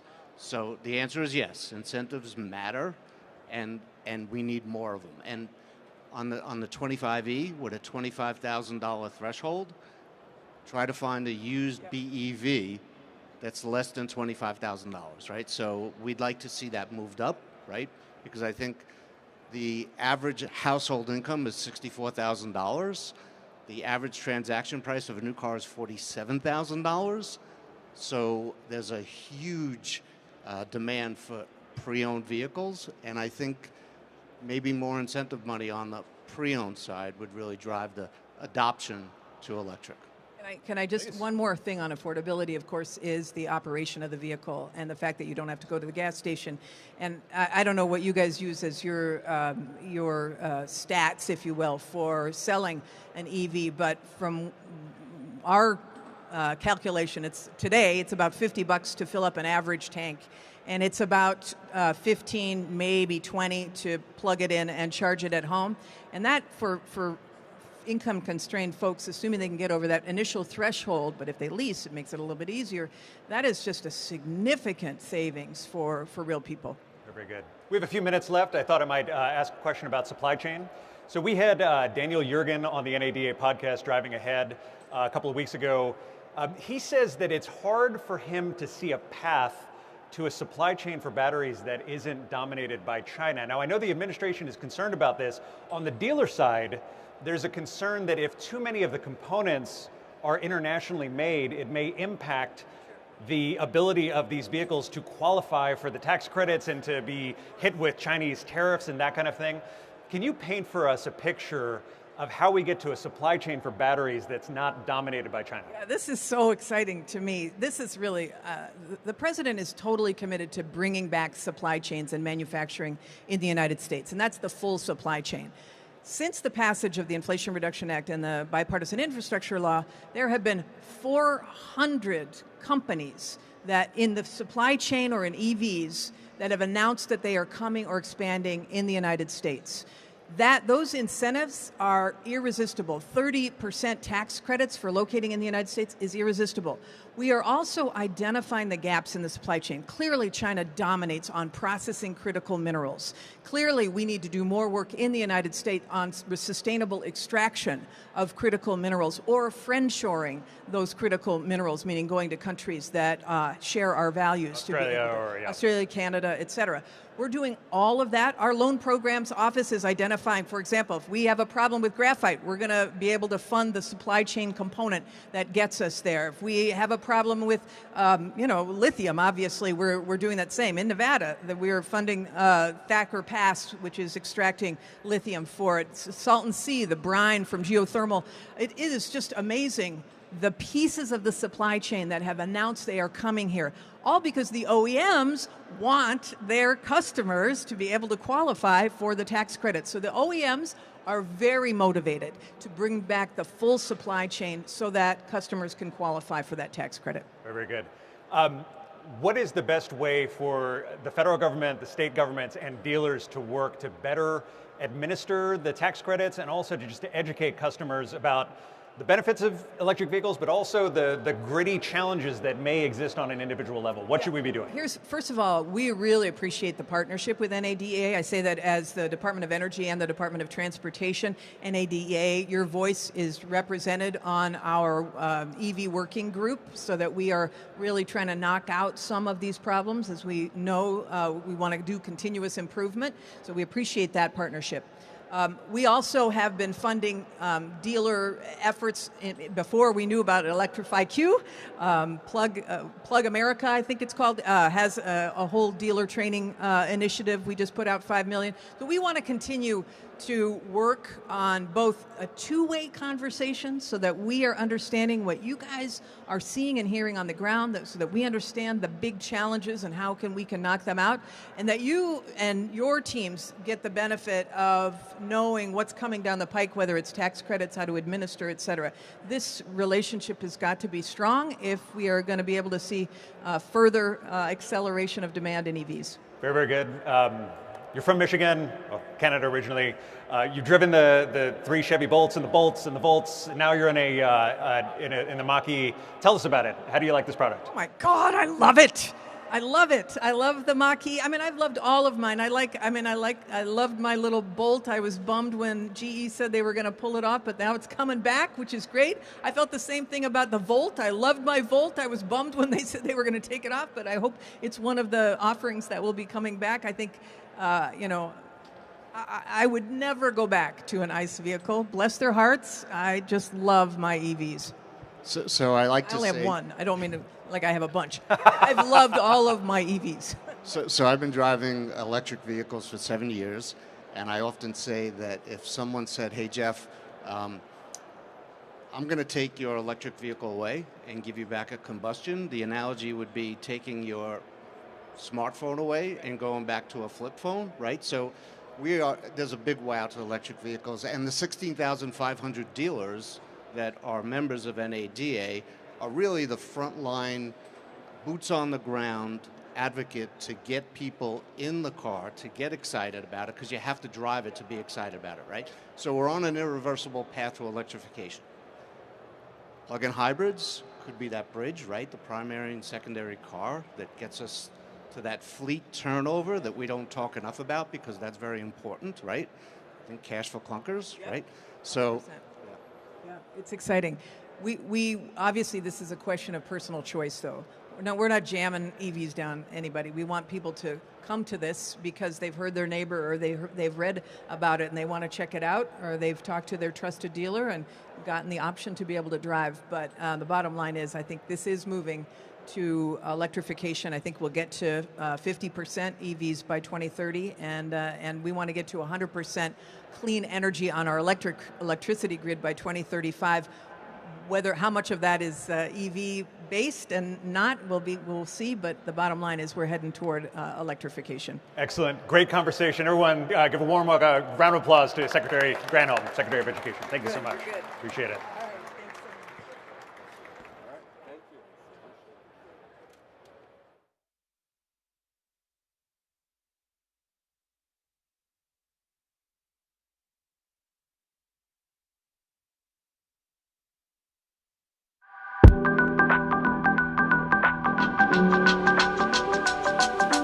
Rise and shine, Las Vegas. Bobby Sight, your NADA show chairman, back again to walk you through another exhilarating day.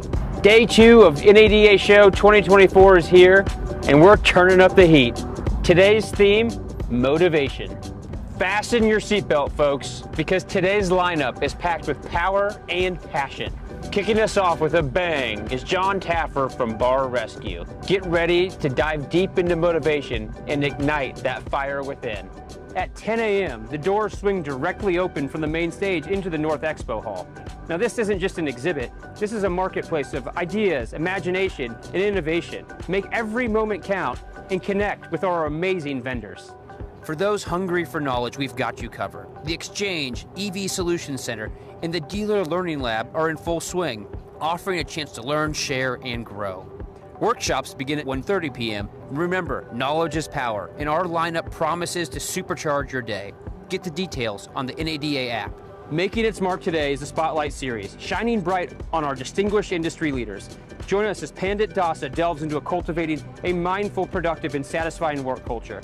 For our dealer community, don't miss out on the dealer franchise meetings. Check the NADA show app, and as the sun starts to set, join us for the Expo Happy Hour in North and West Hall. It's a perfect time to cheers, celebrate, and enjoy our industry. Day 2 is in motion, and we're all in this together. Share your moments, insights, and snapshots using the hashtag NADA show. See you out there, and let's make today unforgettable.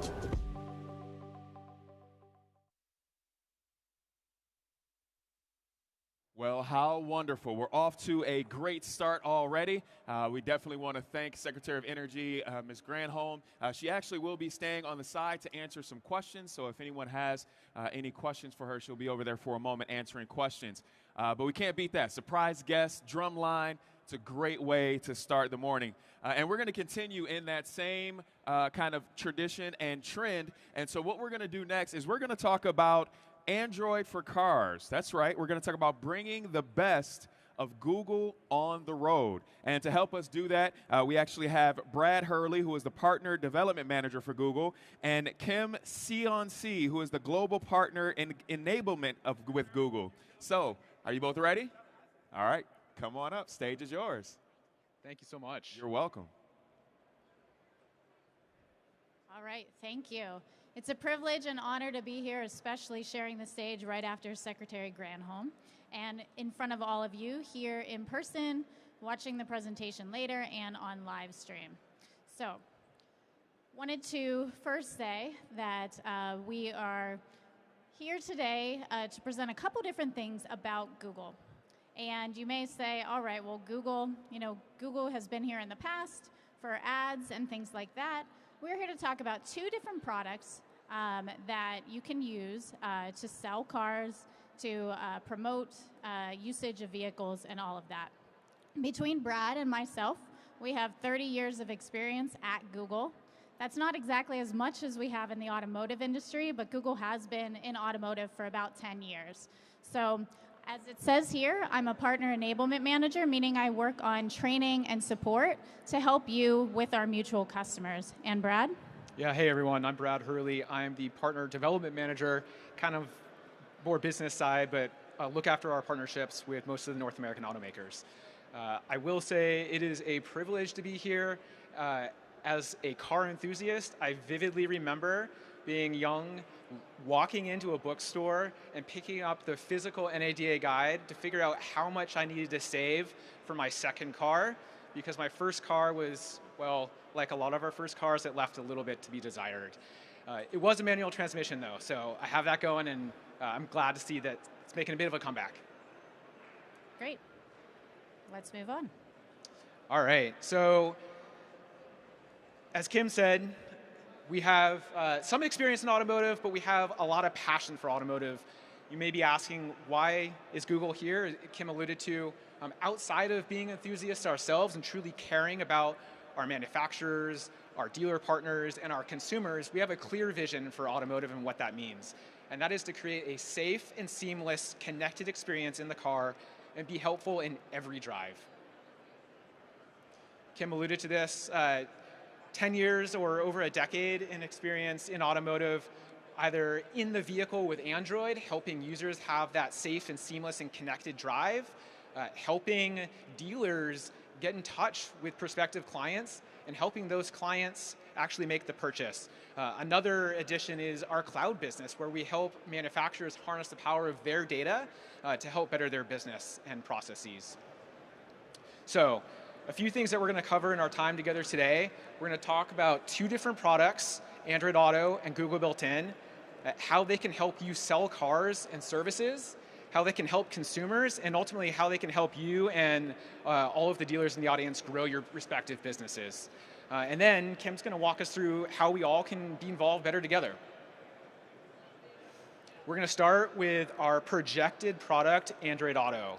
Android Auto brings the best of your phone into the car and is compatible with over 200 million vehicles and counting across nearly all major car manufacturers. What is Android Auto? Android Auto, welcome to the new era. Oh, live video. Didn't know that the sound was going to play. All right, thanks for keeping me on the toes. Android Auto seamlessly mirrors a user's phone into the car, either via a wireless connection or a wired cable, and comes pre-installed on every Android device. Android Auto is a Google application that was released in 2015 and automatically adapts to any screen size that a car has, whether it's a portrait display, landscape display, or even newer pillar-to-pillar beautiful panorama displays. It's built for simplification. And we understand that drivers are busy and on the go and need to focus on the core objective of driving safely. So it is simplified for multitasking and really allows them to bring the best of their phone into the vehicle, whether it's via contacts, media, navigation, etc. Android Auto is continuously updated. We're excited that we recently announced here in Las Vegas last month that EV routing features are now integrated within Android Auto, just allowing that kind of simplicity and seamless nature across the device. Our next product that we're going to talk about is the embedded experience of Google Built-in. Google Built-in was launched in 2020, first with the Polestar 2, but is now in 12 major auto manufacturers and more growing. Now, you may ask, why do these brands utilize Google Built-in versus Android Auto? These manufacturers choose Google Built-in for a more embedded, customized, cohesive experience that really is building the future of the kind of automotive platform. A little bit more in detail on Google Built-in. It brings the best of Google, whether it's the Google Assistant, Google Maps, or additional apps to the Google Play Store. So users can stay connected on the go and have kind of more of an engaged experience, really in the larger format, bespoke for a specific vehicle or vehicle brand. And if I can make a comment there too, please. It's not just Google Assistant, Maps, and Play. There's other pieces to the whole experience, right? Brad just mentioned about the announcement of EV routing for Android Auto. We've also announced Chrome in cars, which is something that's coming to more Google built-in vehicles as well. So there's not just these three main apps, there's quite a bit to the overall experience. And we understand the importance of apps, especially from a dealer perspective. You're helping educate your consumers and showing kind of the differences of what's going to help sell a vehicle. So we're excited about the growing portfolio of apps and the ecosystem that really brings a better experience and kind of reasons to believe to your consumers. Google Built-in also brings deeper vehicle controls, whether it's through HVAC, EV routing, as Kim mentioned, and even more. And one of the great things about Google Built-in is that it's not just for Android phones. This is a misconception. If you're an iPhone user, your phone will work in Google Built-in. So Android, iPhone, it doesn't matter, and it's really, really powerful. And with over-the-air updates, this was mentioned in an earlier presentation, it gets better and better over time. We continue to roll out new EV features and just new ways to engage your customers. Personalization is also at the heart of Google Built-in. It allows for, going back to our vision of being safe and seamless and connected in every drive. So here, Google Built-in allows a driver or a passenger a great experience throughout their navigation, media controls, keeping tabs on your insanely busy schedule, or in my case, helping me be a better son by calling my mom. Kim touched on this, but we're happy to continue to roll out EV features and have deep integration within all of the EV vehicles utilizing Google Built-in. We understand that there's some friction in the marketplace and customers are understandably concerned where to find chargers. So with Google Built-in, our goal is to help these EV drivers navigate with confidence and help you sell those EVs in as well, really minimizing any friction or pain points and helping them in their charging journey. So we briefly touched on these two products. We can go into a tremendous amount of more detail, but Kim's going to walk us through how you, dealers in the audience, can really get involved and we can partner better together. Thanks, Brad. Okay. All right, so you see here it says driving adoption and usage. Now, we talked about being able to sell cars. We know that the infotainment screen alone is not going to be the only thing that influences someone's purchase decision, but we do believe that it is a big one, right? And so we talked only about Android Auto and Google Built-in today. I'm going to focus a little bit more on Google Built-in than the Android Auto experience, just around the subscription adoption piece and all of that. So it is the decision. Brad had mentioned how, with Google Built-in, there is that more connected, more personalized experience that OEMs can take. And that's also part of it for the overall experience, that whether there is a subscription adoption, whether there's a free trial, different OEMs do different things here. Some of our partners offer connectivity throughout, like for 3, 5, 8 years. Some of them only offer a free trial for a month, right? So a big thing and key thing that I'll talk on soon in another slide or two is around making sure that there is usage from the beginning. Because once a customer uses the product and they've done it once, done it twice, they're more likely to continue to use it. So, think of the rental car industry even. If you go and you rent a car and you've used Android Auto once or twice, the next time you go to use a car, you're more likely to use it. The same thing here, right? So we really do believe that we can help drive subscription adoption of Google Built-in, and those types of services, say OnStar or the other connected services out there that sometimes Google Built-in will get bundled into, these users will want that type of experience, right? Brad had mentioned about how this is used across Android and iOS. One of the apps that we mentioned is embedded in the vehicle is Google Maps. Many of you have probably used Google Maps in your lifetime, and that's something that is already there in the screen and works across the different systems. So that can help with driving, easy adoption because it's something you already use on your phone already. And Brad also mentioned about over-the-air updates. So and he talked about being young and having that guide. When I was little, I still am little, I guess, I was always told the second that you drive that car off the lot, it reduces, its value is gone, right? Like it goes down half in value or whatever the old adage was. Well, with this technology, that value can continue, right? And actually improve. The customer experience can get better because new features are coming all of the time. Either things that can fix functionality, or just new things like chroming cars, cast, a number of different things like that too. So that was just a real quick piece there. Just want to talk a little bit then about some best practices and next steps of how you can get involved and how we'd love to get involved with all of you. So my partner enablement team, one of our mantras essentially is know it, use it, love it. And that goes across not only for our OEM partners, dealerships, users, etc. So we want to make sure you do kind of these 3 pillars here of learn, advocate, and improve. So we want to make it easy for you at the dealership to be able to get the training materials and training assets, the ones that work for you. Maybe it's best to do online training. Maybe it works better to have a one-sheeter or a checklist. We have a lot of this type of material that we can use and that we have that you can then use in your dealerships. The biggest piece, though, then, is advocacy. So again, you have to know what it is to be able to use it and then love it. So in terms of this, I mentioned one-sheeters, guides like that.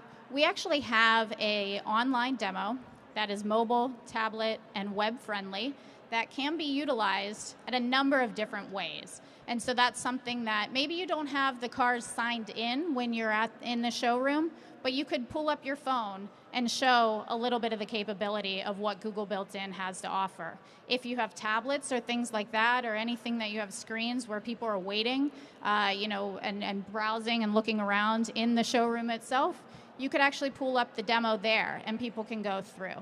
Brad mentioned about different capabilities in the car with HVAC and those types of things. When you go through the demo yourselves, you can see that you can actually use your voice to change the, to turn the seat heaters on and things like that in the car and get that personalized overall connected experience. The other piece is here too, whenever we're thinking about making sure that people are using it and that they love it.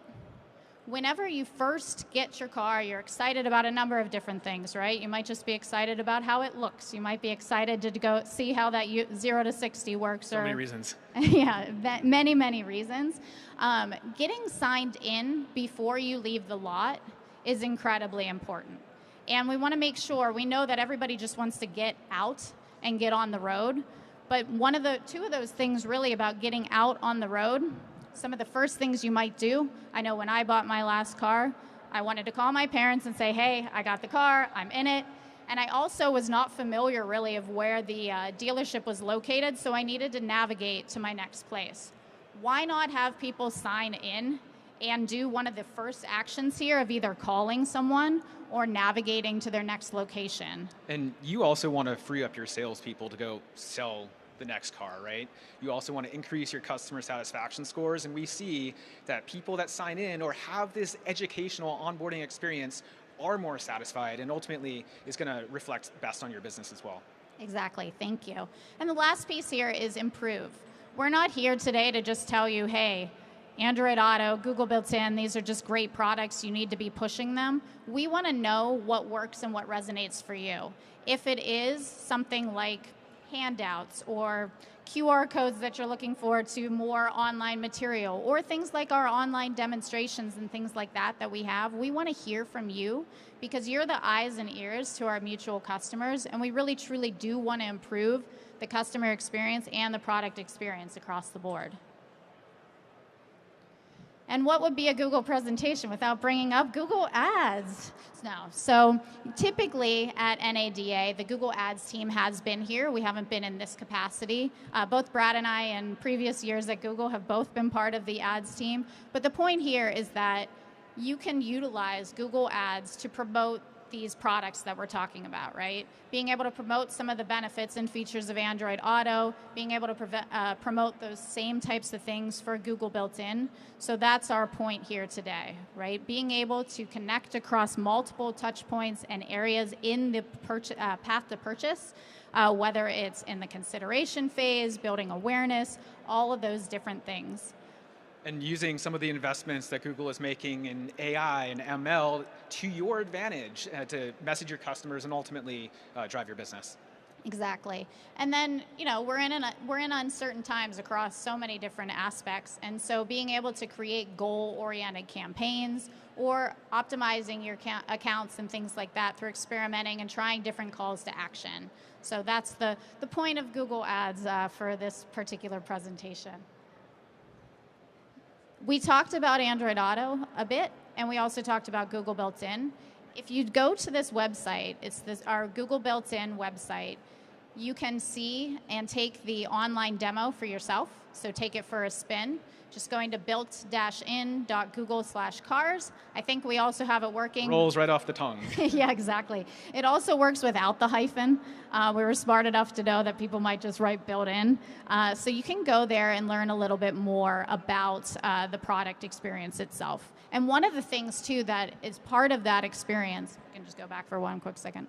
Part of that experience, when Brad talked about how good of a son he is for calling his mom. I try. One of the other things that you can actually do with Google Built-in is, in this growing age of smarter and smarter homes, is you can actually turn off your lights at home or do other things at home from your vehicle. And so you'll be able to test drive some of those things when you go to that online demo.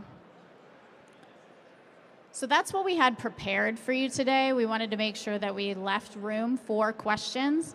And you'll see the QR code up here. If you do nothing else in the next 30 to 45 seconds, if you can scan that QR code, there's only 3 quick things there that will allow you then to get connected with us. Because as I mentioned, we want to know what resonates for you. We want to know the types of things that can help you. We know that, again, that it's not just these products that are going to help you sell cars, but there's all sorts of different things that we can do and partner together. And we are very hungry for feedback to understand what works for all of you. So if you want to get connected with us as well, you can do it through the survey or the alias here. Android for cars, you do need the hyphen for this one, -NADA24@google.com. And you can let us know things that, even feedback that you're getting that will help you and help us together stay connected on this journey down the road. Thank you so much. Yeah, thank you. And we're happy to take questions here, or we'll be on this side of the stage as well, whatever your preference is. So just really happy and really excited to be here, so thank you. Any questions? Looks like Mike's being passed around. Thank you.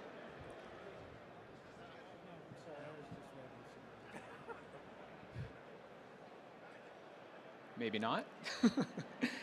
All right. Oh, we have one question.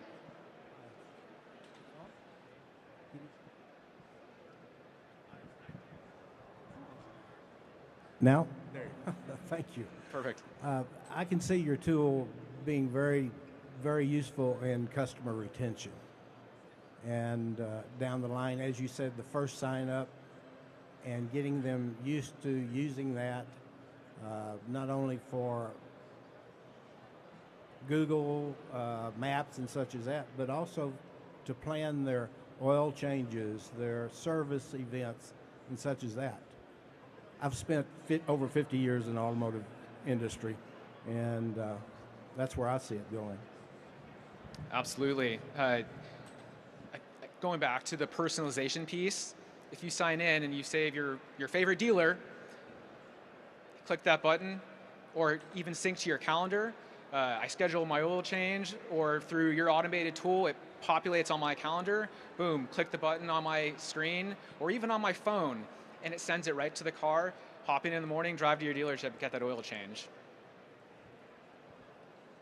Yeah, so it's not just about selling cars, it's about your services, it's about connectivity packages, and it's about evolving with the automotive landscape at the same time. Yeah, and one of the things that our partner enablement team does, we really focus on what we call post-production and post-production support. So it's not just the early stuff, thinking of before you get the vehicle. It's about that support. It's about that experience. It's about how to make those types of things better for customers. So that's an area where we are really trying to focus as well. Thank you for your question. Yeah, thank you. Going once, going twice. All right, we will hang around for a little bit, but thank you so much for your time. Appreciate it. Really appreciate it. Have a great show.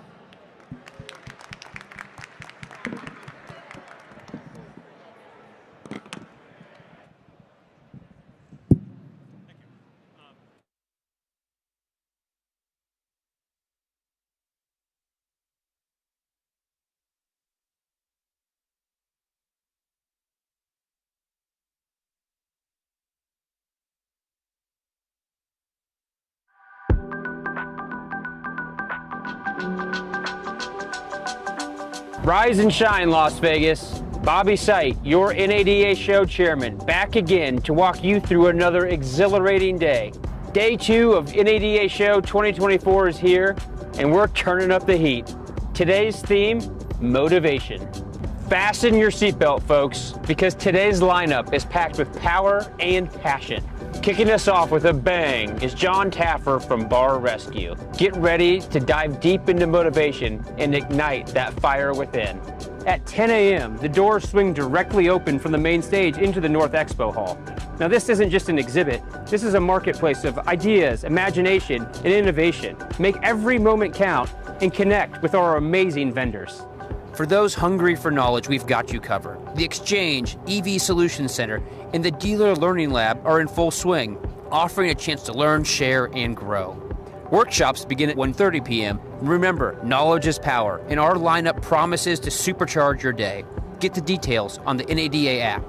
Making its mark today is the Spotlight Series, shining bright on our distinguished industry leaders. Join us as Pandit Dasa delves into cultivating a mindful, productive, and satisfying work culture. For our dealer community, don't miss out on the dealer franchise meetings. Check the NADA Show app, and as the sun starts to set, join us for the Expo Happy Hour in North and West Hall. It's a perfect time to cheers, celebrate, and enjoy our industry. Day 2 is in motion, and we're all in this together. Share your moments, insights, and snapshots using the hashtag NADA Show. See you out there, and let's make today unforgettable. I've been working for car dealers for just about 30 years. I love the spirit. I love the entrepreneurship. It's really one of the last true American dreams. I'm Mike Stanton, President and CEO of NADA. As most of you probably know, NADA exists for 2 primary reasons. Number 1, to educate, and number 2, to advocate for our dealer members. The key value that NADA provides for dealerships, we've got a lot of dealerships that are members of NADA. Over 90% of dealerships belong to NADA. So with that kind of power in numbers, we can take your voice to Capitol Hill, to Congress, to the administration, and to our manufacturers. When we advocate on behalf of dealers, we look at potentially all 3 branches of government. And that actually has played out with the vehicle shopping rule. NADA filed extensive comments explaining why the proposed rule was very problematic for consumers. That resulted in several revisions, which will help dealers, but it did not go far enough. NADA is supporting legislation to negate the rule, and NADA also has filed a judicial challenge against the rule. The Biden administration's EPA has proposed that by model year 2032, 67% of all new vehicle sales be fully battery electric. We think that's too far, too fast. NADA believes that a more balanced approach is not only going to be achievable, but better for the environment. Consumer demand has got to catch up with political aspirations. We take your voice and we meet with the White House. We meet with Congress. We talk to the IRS. We've talked to the EPA. Rest assured, NADA has your back. Together, we can move this industry further. So if you're not engaged, please get engaged. But we're here to help you do just that. We're glad you're here at the NADA show. It's a great opportunity to learn from each other, develop new relationships, and grow. Thank you.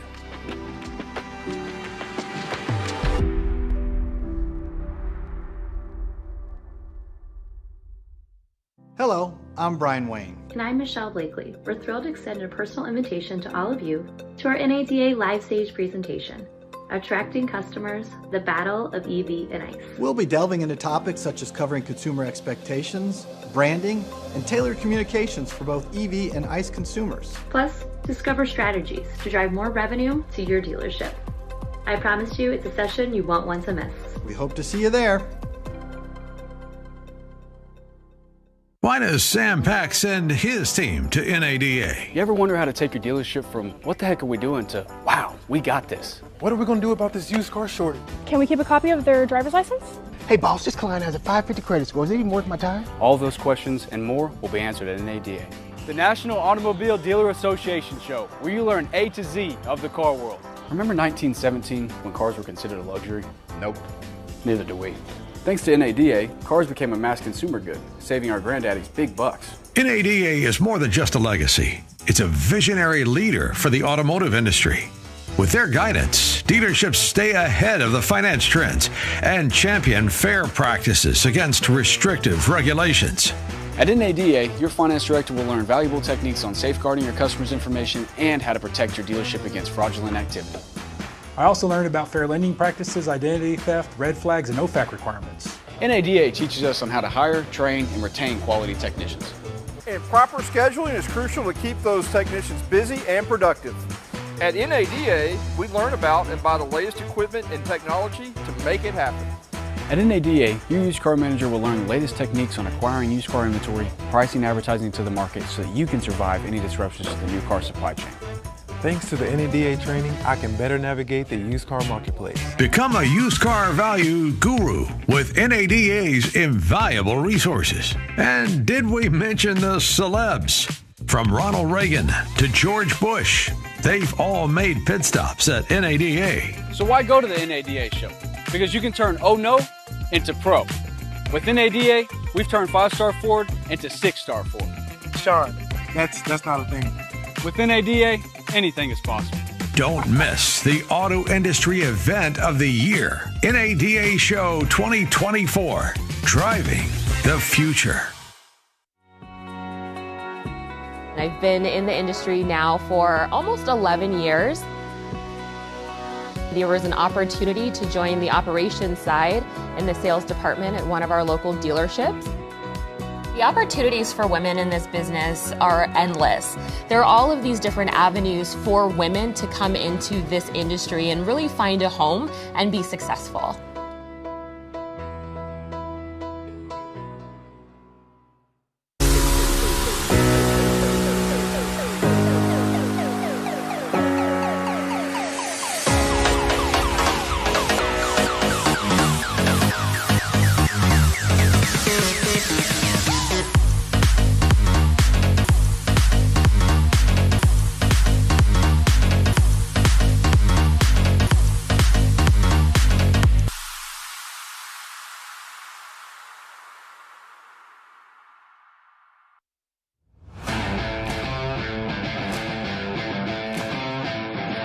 I'm always excited to see all the vendors that I know. I'm always excited to see everybody in the industry.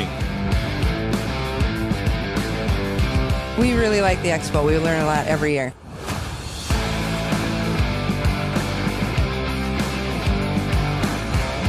It's an opportunity to take classes if you want to talk to experts.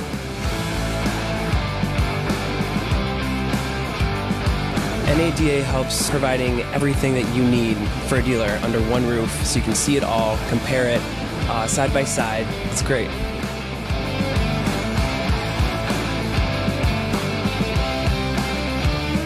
Every year there's new things. Whatever is new is here.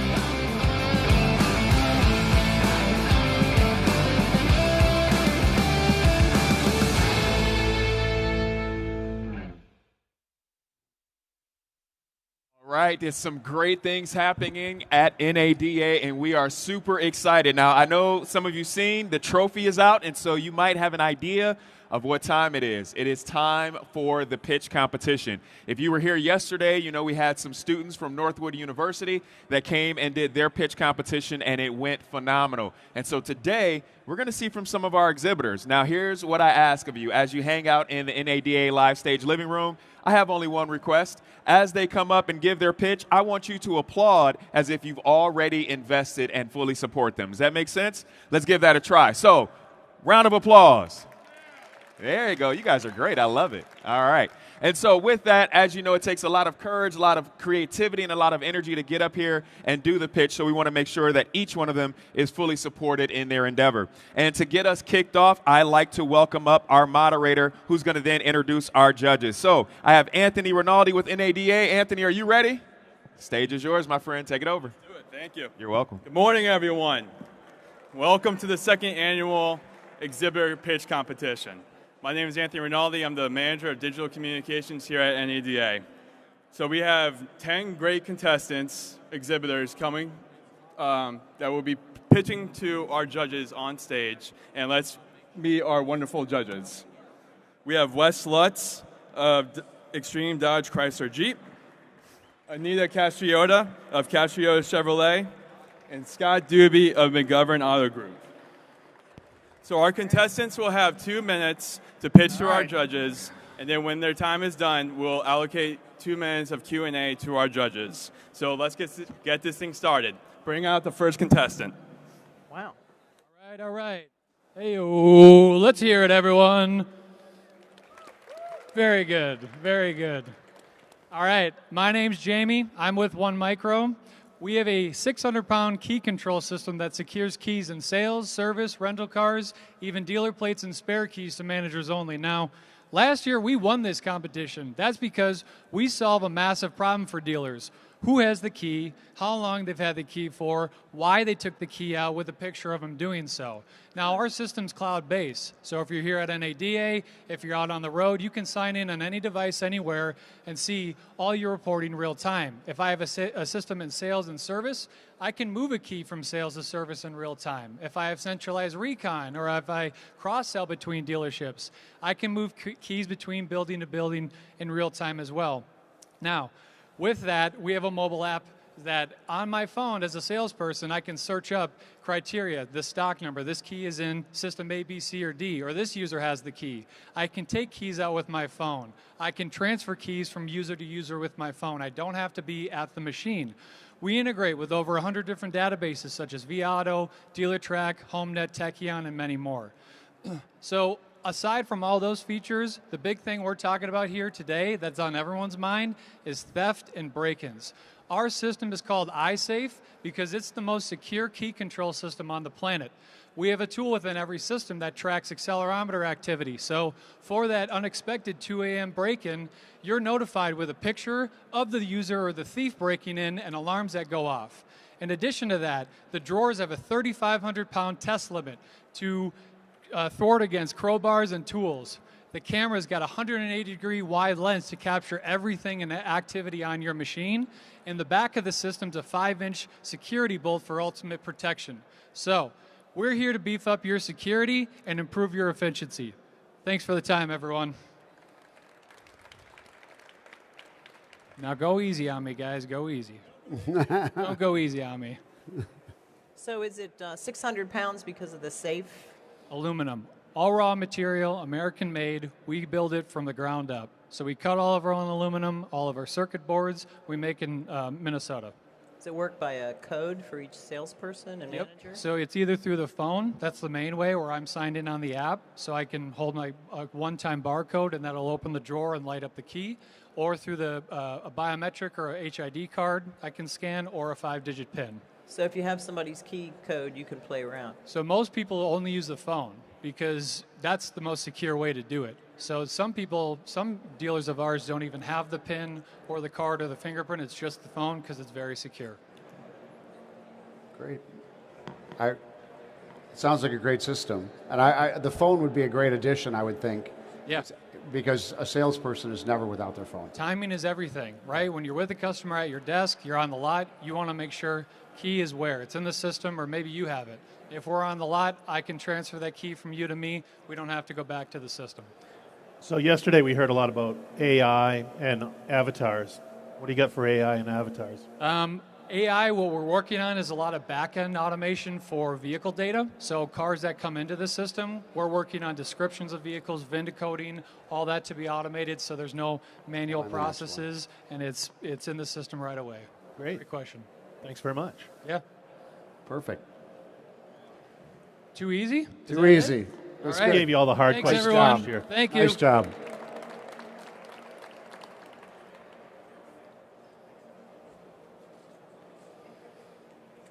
Good morning. Morning. My name is Eric Schlesinger. I'm the Chief Revenue Officer with ActiveEngage. In the fast-paced world of car dealerships, we have our sales and service reps always trying to be able to do the best thing with their customers, greet them, making sure that they're getting the right information to the F&I managers, making sure that the service drive isn't getting backed up while following up with customers, giving them a status on their vehicle and service. In fact, 23% of inbound phone calls go unanswered in dealerships. 45% of those phone calls are originated off of the dealer's website.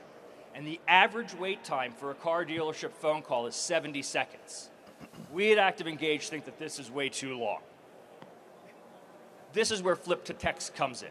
This is an innovative call management solution with the ability to convert inbound phone calls into text messages, allowing your customers to be able to communicate 24/7 every day of the week with a real live person that's able to sit there and to help that customer, whether it's scheduling a service appointment, finding out information in regards to sales. This is a truly innovative way for inbound calls to be managed by the dealership with real people. Also, let's not forget about most of the phone calls that are coming in off of the dealer's website that happen at times of the day when the dealership itself isn't even open.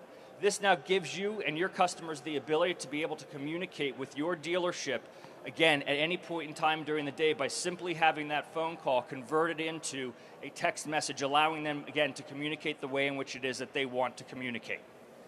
This leads to increased customer support for the customer. It leads to increased competitive advantages. It also alleviates the hassle of being transferred from one department to another department in the dealership or being put into that inevitable hold time of waiting for somebody to pick up the phone. Ultimately, this gives you a competitive edge over your customers, over your competition. I do have a question. So if an incoming call comes in and no one picks it up, it converts that to text. Can you explain that? If you've ever called like a Delta Airlines or United Airlines, one of the very, very first things that happens when you hit that phone tree is it gives you the option to have that call converted into a text message and then to be able to communicate via text as opposed to having to sit on hold. The dealer can set it up in a variety of different ways. They can set it up where it's the very first statement that's on the IVR on the phone tree. It could be a statement after clicking 2, for instance, to go to service, and then can give them the option. But it's providing the opportunity for that consumer to have that interaction converted to text via voice. So I always thought of ActiveEngage as a chat tool. Yep. So you have shifted your model from website chat to this, or are you still doing that same stuff? We still do the same. I mean, it's all the same premise. It's all the same background. You know, we've converted to allowing consumers to communicate via text about 5-6 years ago. It is one of the places that most consumers do choose to communicate, as well as it's about 97% of all text messages are read and answered versus email or some other format. And it's on their native device.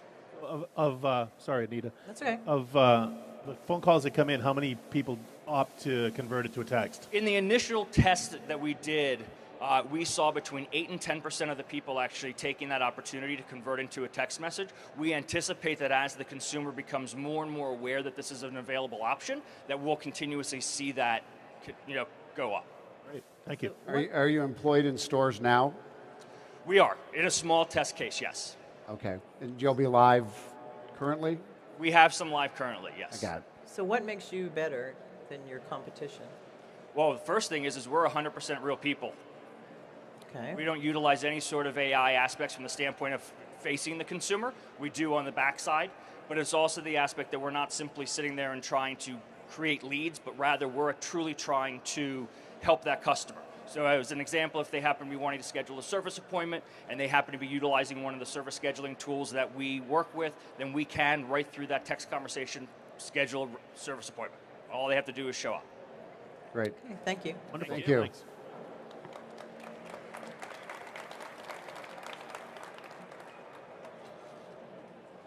All right, good morning. What up, NADA Live? Hey. Thank you to NADA and to the judges for having us out. I'm Chris from DAS Technology, and this is my friend Alexi. Hello. I'm her hype man. Alexi, do you remember that Run DMC song, Tricky? Because this pitch will be the mother of all as you'll discover. That DAS Tech kit, that's too legit, not tricky like some mothers. Here we go. All right, you take it. Well, you know what, Chris? We are too legit to quit. And that's Indeed. why we've been around 14 years. 14 I years. started DAS at our kitchen table, and we did something that's not tricky. My goodness, we started actually listening to consumers to find out what they want.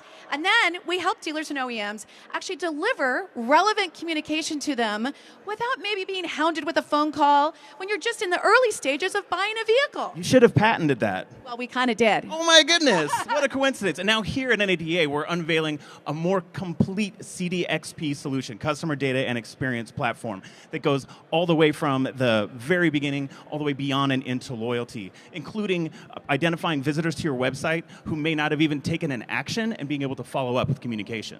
It's pretty cool. So what we do is we can actually find the blind spot on the websites. We can match IPs, find emails, and send consumers very appropriate and professional communication. We have AI messaging to engage with them if they don't want to talk to a human right away. But if they do, right in our AI bots, they can go, I want to talk to a real human at the dealership right now. It makes it easy for the dealerships and the consumers to get the right information at the right time. Then we keep engaging with them. We keep engaging with them, and I don't think I need to tell any of you how important speed is for customer service and sales. That's why we notify people at the dealer with a text message. When a customer re-engages, we let you know right now, this person is looking right now and wants to engage with you, because that speed is so crucial and so important. Speaking of speed, we're running out of time. Visit us at 3101. We'll tell you all about this and how to come to our party with Paula Abdul, TLC, and Warren G. What up? Woo! Great job. Questions? I know who they are. I don't have any questions. Oh, wait, do you use their service? Oh, should we disqualify? so much. Yeah, I had to give you a neutral remark. Oh, we'll respond to that. Well, we appreciate the hype. That was great. Are you guys That was performing nice at your to see party that. tonight? Are you two doing a bit? Well, only if, something happens and artists get sick, but I think they're all going to be there. It's tomorrow night at the Omnia. It's going to be great. And we love all of our friends in the industry, partners, OEMs. We even partner with over 206 data integration partners. So everyone's going to be there tomorrow night. Great. Thanks so much. Thank you all. Great Happy presentation. NADA, everybody.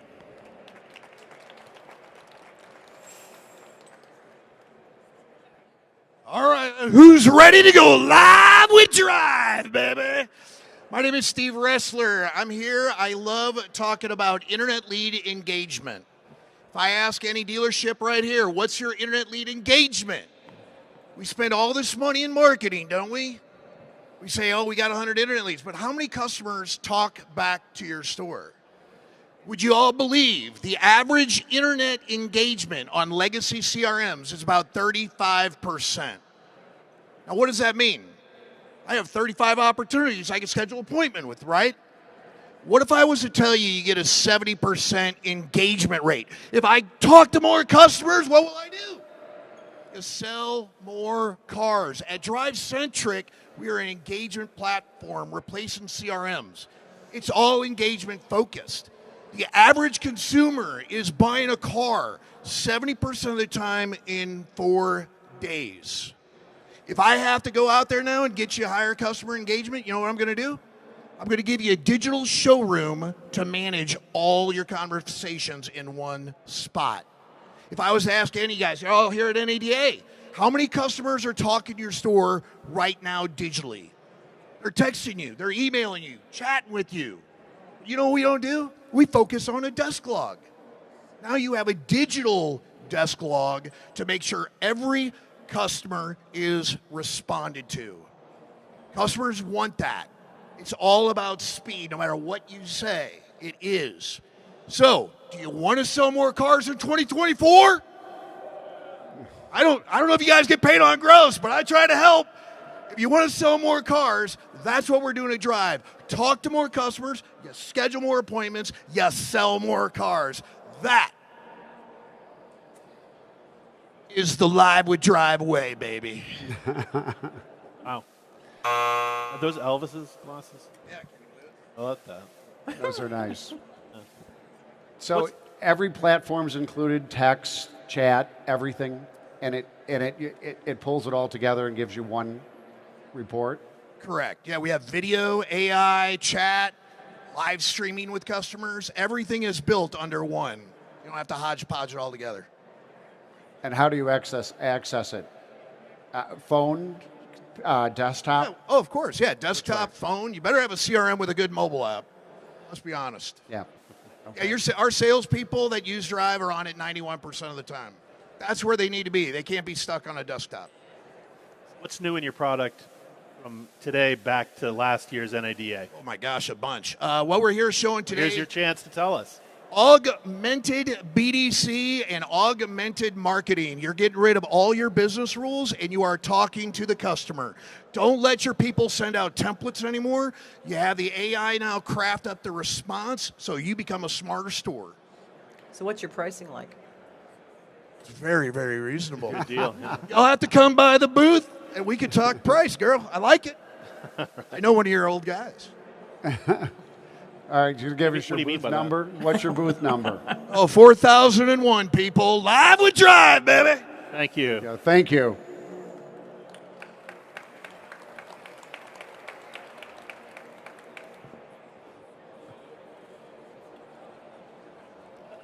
Hello. Just give us a second while my chargers get installed, if you don't mind. My name is Lawrence Eckstein, and I'm the U.S. Sales Director at Flow EV Charging. And today, I have a very important message for you about charger reliability. Last year, EV sales rose 51%, but unfortunately, that gain is actually a drop-off from 22's incredible growth of 71%. A University of California study found that 1 out of every 5 chargers, the attempt is a failure. Why is that? Well, unresponsive or unavailable screens, payment system failures, charge initiation failures, and network failures. Or, worst of all, broken connections. At Flow, we stand by providing drivers the best EV charging experience possible with our industry-leading 98% uptime. Cute. Which eliminates the anxiety that EV chargers experience with broken chargers and failures, especially when we need to get back on the road. But we're not stopping there. We're bringing the current and EV future drivers to the next generation of fast charging with Flow Ultra. That gives drivers an experience unlike anything else in the market with independent touch LCD screens, credit card readers, dynamic power sharing, and it delivers the right amount of energy for your car every time, getting you back on the road as fast as possible. And what about broken chargers and hard-to-use connectors? Well, our first-of-the-kind motorized cable management system makes lifting those heavy cables as light as a feather, making it easy and accessible and simple for everyone. Thank you to my chargers and my drivers.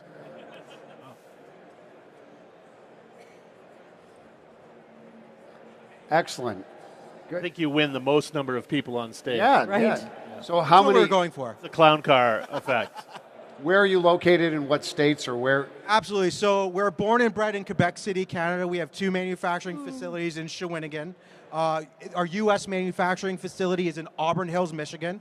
I sit in New Jersey. We have sales team across the U.S. Applications engineers, marketing, etc. We have over 100,000 chargers installed globally at 98% uptime. Excellent. How many chargers are installed across the U.S.? So across the U.S., our number is a bit lower, around 2,000. We really started in Canada. We actually own 74% of the Canadian charging market, which obviously when we look at the U.S., that's about a third the size and scale. But we have some great wins here in the U.S. We work with New York City directly. We did their curbside charging pilot. We have 120 of our curbside chargers deployed across the 5 boroughs of Manhattan that are at 99.9% uptime. with utilization numbers over 50%. And what are your plans going forward in the U.S.? Absolutely. So I'm building out the U.S. sales team. We're expanding broadly and quickly. We're working a lot through our distribution partners as we're bringing our new chargers to market, including Flow Ultra, which is a fully compliant NEVI charger. 320 kilowatt dual part charger with dynamic power sharing, as I stated before. What's your lead time to? So that product is currently finalizing its UL certification with the first units set to ship in mid-April. And our lead times on our level 2s and our current DC chargers is roughly 2 weeks. What about your level 3s? The level 3, so we currently have two level 3s on the market called Smart DC, available in a 50 kilowatt and 100 kilowatt version. And the lead time of those, we have them built and ready, just shipping time a week, and we're building them as we're building. So is the 100 a double? It is a single port. Okay. Excellent. Well, my people are also from Quebec a couple of generations ago, but maybe that's why I'm so slow and don't understand. Are you're the manufacturer as well as the network administrator? Absolutely, spot on. So we are an OEM of the hardware.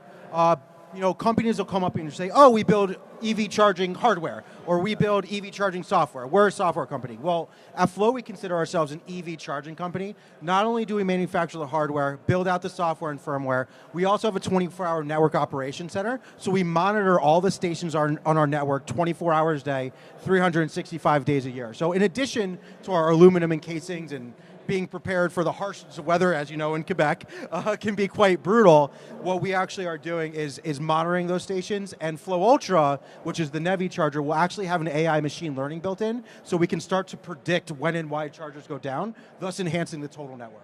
All right, one more thing, and I'm going to probably get in trouble because we're out of time. But what OEMs are you guys got relationships with? Absolutely. So we work exclusively with VinFast in Canada. We're working with Honda Canada, Hyundai. We're working with Mercedes-Benz, GM, and BMW. Thanks very much. Appreciate it. Thank you so much, everybody. Thank you. Good morning. Good morning. Hello. Okay, here we go. There we go. My name is Rob Mudd with Mudd Advertising. Thank you for being here. I don't have as many people as they did. I just got myself.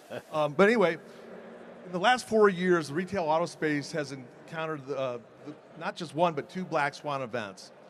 The pandemic and the chip shortage changed the way we retail cars. We went from an inventory-based system to a order-taking system. And now we're back to where we began, right? We got to sell cars. But that has also changed the landscape of media. As you well know, Google is going to be deprecating cookies. And the cookie part of the digital advertising world was very important for retargeting. Now the focus has got to be on first-party data, generating your first-party data. And what does that mean? Mudd Advertising has come out with a new product we call Mudd ID. And Mudd ID gives you the ability to recognize and identify 45% of your web traffic, to give you the ability to know who they are, where they live, how to contact them, home phone number, email address, home address, and many more. Dealers are going to have to own that market. They're going to have to own their own data. With the deprecation, you're going to have to be able to segment your messaging to those customers. Now, how are you going to activate? Mudd Advertising can activate across all multi-channels, omni-channel provider, from segmentation, utilizing media, traditional media, digital media, with personalized messaging back to the customer. And then lastly, you got to be able to measure this. So Mudd ID has an attribution platform that we can identify how people are coming to your site, where they're coming from, and then we can segmentize what they're looking at to be able to send them back a relevant message in a timely manner. That's Mudd ID. We'd love to have you stop by our booth right out there on the west side. That's it. Simple. When you said you can communicate on a timely manner, what is a timely manner? Right away. That means right now. So when a lead hits the website, RFP gets sent down to the CRM, and then we have set up email messaging that isn't personalized, but it's segmentized, meaning it's a relevant message back to the individual. And then from there, we can take a list of those customers, ingest that into a DSP, and then digitally market to them as well, with OTT and all the digital assets that you have. Great. Thank you very much. That's it. You said it all. Thank you very much.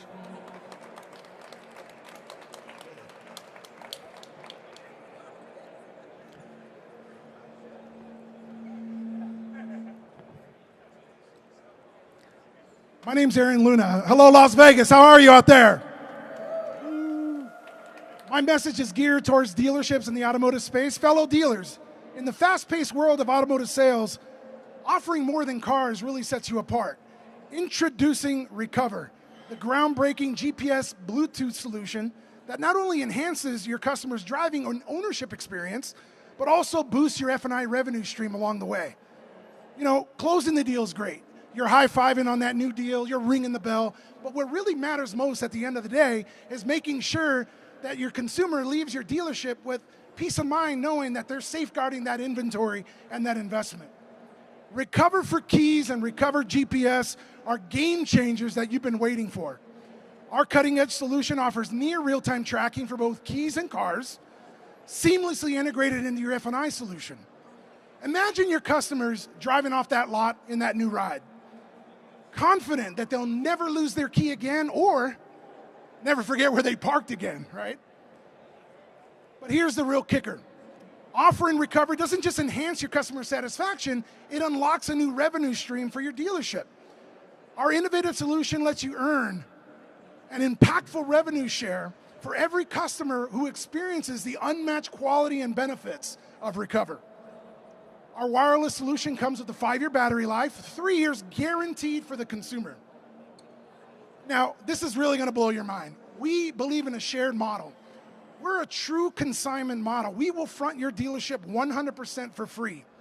The shipping, the onboarding, the hardware, the software, the dedicated account management that's required for you to succeed is all inclusive. There is a caveat. We're looking for real penetrators. We're looking for the dealerships that share that same philosophy and strategy that are looking for that win-win model. How easy is it? It's real easy, folks.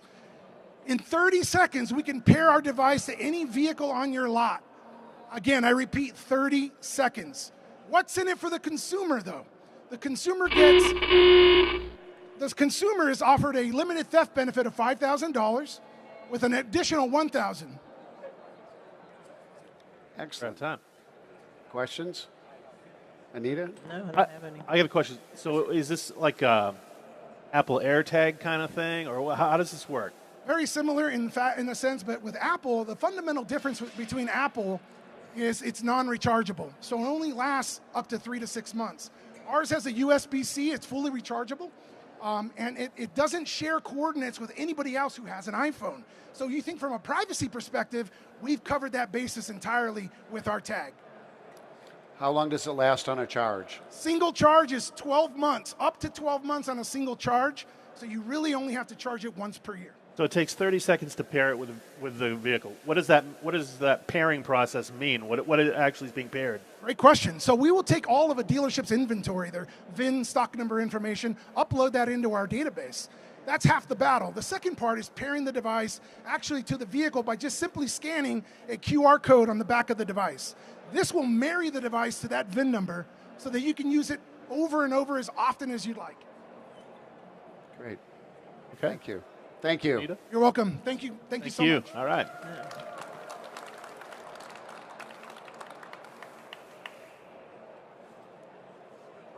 Sharks, I'm Warner Jones with True Video. Sharks, the biggest issue in service departments today isn't a technology problem, it's a human capital problem. Human beings can't execute 2 phone calls at once, or remember everybody's customer preferences, or even follow brand guidelines correctly every time. But Xenia AI Virtual Assistant from True Video can do all of that and more.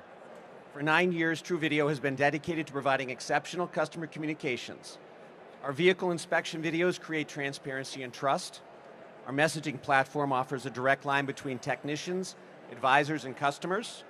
Our AI experience optimizes every interaction, big and small. With Xenia AI, we've incorporated over 28 million service conversations into the first virtual assistant powered by Gen 3 AI technology. Now, legacy AI tools have been around for a few years and are based on older first and second generation AI approaches. With Xenia AI, we now have a Gen 3 virtual assistant that speaks in a conversational tone and captures the customer's intentions without verbal cues or decision trees. It speaks 52 languages and toggles back and forth between languages seamlessly. It remembers customer preferences like their name. The assistant escalates instantly to a human staff member if the situation requires, and it creates new customer records within the scheduler. And it precisely aligns repair requirements with automotive labor opcodes. I'd love to play you an example of Xenia AI, but we don't have time for it during this pitch. If we win, I'll show you something that'll blow your socks off. And if I don't win, no big deal. You can always stop by the booth at 5207 in the West Hall for a demo. Thank you. Great, thank you. So where are you deployed? How long have you been in business, and where are you located? So TrueVideo has been in business for 9 years now, and we have over 3,000 customers. We actually have software that powers some of the largest DMSs in the business, like CDK and Reynolds. And now we're introducing an AI virtual assistant, and actually our first installation will be through CDK, and it will power their virtual assistant. Great. I know about that. So with TrueVideo, I always think of this as a tool that the technician uses to walk around the vehicle and describe to the customer what's needed for repairs on the vehicle. How is what you're doing with all of AI and all the other stuff affecting that core process? Sure. So I did mention that we have an AI suite, and we already apply artificial intelligence to texting conversations. So we do sentiment analysis. We do Text Pro, where it's like a Grammarly, where we clean up your text conversation. And then on the video side, we actually apply noise canceling, which is one of a kind in the industry, which wipes out all the background noise during that video conversation. We also apply subtitles and translations of subtitles. So we have a lot of experience already with artificial intelligence. We're just taking to that next step now and employing it on a virtual assistant. Beautiful. Thank you. All right, great. Thank you. Thank you.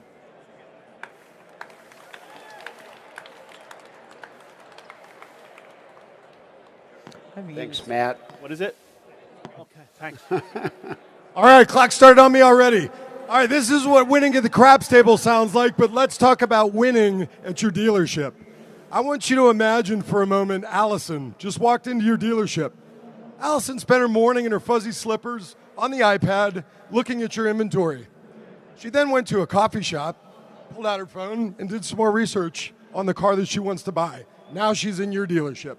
And she walked in with her friend, Chad GPT. Yeah, you see what I did there? Chad GPT is an AI bot that's going to answer any question she's got about the process, the car, or the financing in a matter of seconds. That's what we have to deal with today. And our teams are struggling to get those answers and that deal done in a matter of 3 to 4 hours. Upstart recognizes that the challenges of technology are affecting both the car buyer and the car sellers.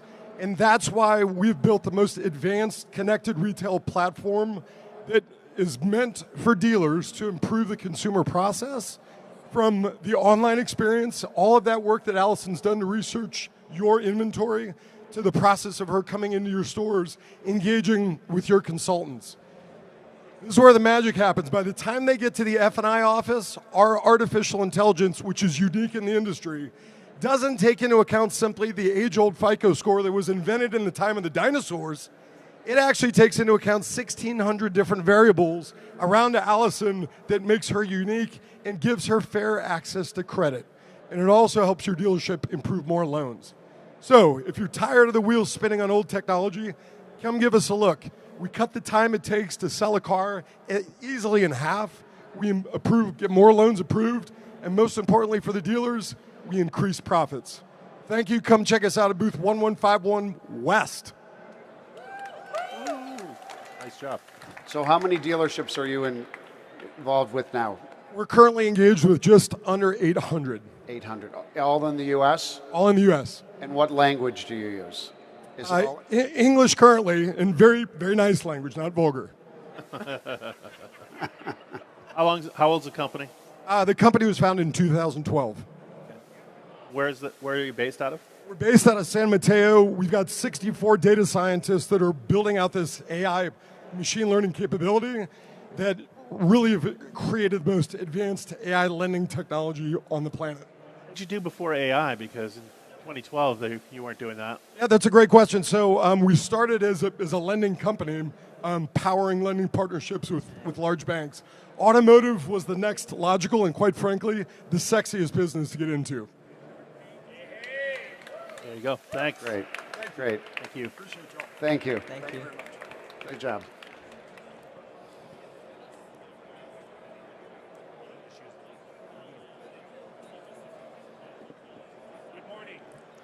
I'm not on. Good morning. Good morning. My name's Rick Herman. I'm with WeatherTech.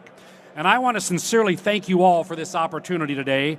But first, I want to apologize. You see, the drier air here in Las Vegas tends to kind of fire up my allergies. So luckily, when I got up this morning, I reached for a Kleenex, which was readily available in my room. But was it really a Kleenex? Actually, it was not, and it was not my sock. It was a tissue. You see, there are words being used these days that become what they are. No different back in the day when we made copies, we asked for Xerox. Today, when we look for maps or spelling, we use Google. But likewise, folks now use a term when it comes to vehicle protection products and other automotive accessories. I've heard it, you've heard it. Don't forget my WeatherTechs. I will bet your clients have had the WeatherTech products in their vehicles, as you, and have experienced and come to understand our premium value and protection. As dealers, you have the first shot at these clients to make them your customers by getting them what they demand. Progressive dealers are doing just that. They are making the sale of WeatherTech products part of their daily business, adding further revenue streams to their bottom line, but more importantly, profit. Dealers are making these purchases convenient and capturing these sales, creating further dealer profits. Quick Trip, 7-Eleven, in my home state, Casey's, did not create an inconvenient store. While the market and online sales can make the sale of any product convenient, the ability to close a sale when the customer is in your dealership is paramount. Don't let these opportunities walk out your door. Consumer loyalty is the most important ingredient in our day-to-day business practices. Our data shows that WeatherTech clients are repeat customers, offering the opportunity to tap into our product loyalty, creating more sales for you. WeatherTech is the nation's leading supplier of automotive accessories, and these products are manufactured right here in the USA. Thank you. I'm familiar with your company, so I don't have questions. Yeah, I'm familiar too, but what would prevent a customer from going on Amazon and buying it cheaper than what you're selling it to me? Great question. We actually have a fully enforced MAP policy, and we monitor all the online and third-party web search to make sure that they maintain the price integrity, which gives the local brick-and-mortar dealer the same ability to sell the product as the people that do online. So they're not going to get it for cheap on your infomercial or anything else? No, ma'am. No. And again, our owner has always said, you may like our products, but you're going to love our profits. Well, I got to tell you, great presentation. I'm just slightly disappointed because I was expecting the ninjas to drop down from the rigging. Well, don't. They still could be here. You just never know. But yeah, obviously you've seen the commercial. But I appreciate the opportunity to be here today. Thank you. Thank you.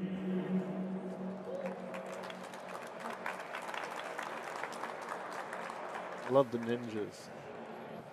That's the best. Are we good? Anthony, are you coming back up? Okay. Are we all done? Should we sing? I guess so. Dance? Tell a joke? This is when they start adding up the calculating music. Yeah. I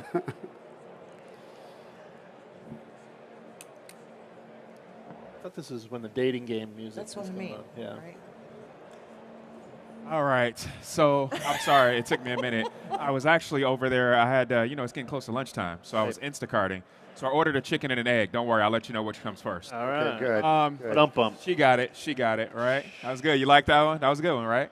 All right. So as you can imagine, we have to get the scores together to determine the winner. Are you guys excited to find out who won that competition? Yeah.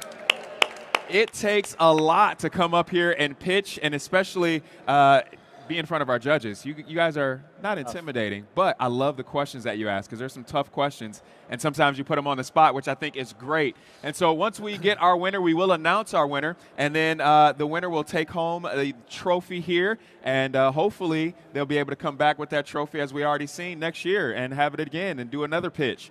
And so as you sit here and wait for the winner, remember, make sure you download the NADA app on your phone. If you have not done so already, now is a good time to take the time to do so. Or you can go in and create your schedule. There's a lot of content going on all throughout the NADA weekend, and so we want to make sure that you don't miss anything. If you specifically have something, maybe a vendor or someone that you want to visit, you can do a vendor search by name and alphabet, and then you can also go ahead and add that to your calendar. It'll even help you map to their location. Also, the NADA Pavilion is open on the show floor, so make sure you visit there. You can find out more about 20 groups or other information that you might want to know specifically from NADA.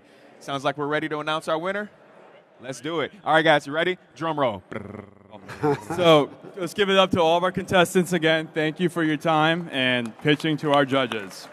So the winner of today's contest will win a 30-minute live stage segment tomorrow here on the live stage at 2 o'clock to 2:30. So come out and check out our winner. And so the winner is DAS Technology. Yeah. Congratulations. Come on up. Come up on stage. Are they going to do another song? Thank you to the judges. Thank you, audience, for being responsive and not glazing over. And we will see you tomorrow for the 30-minute. Right on. Thank you so much. Thank you for coming out, and thank you again to our judges.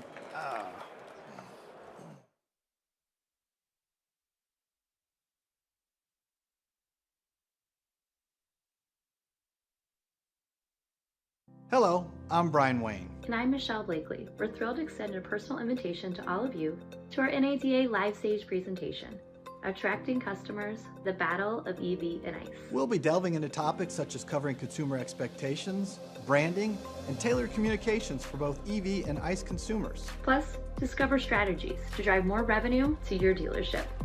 I promise you it's a session you won't want to miss. We hope to see you there.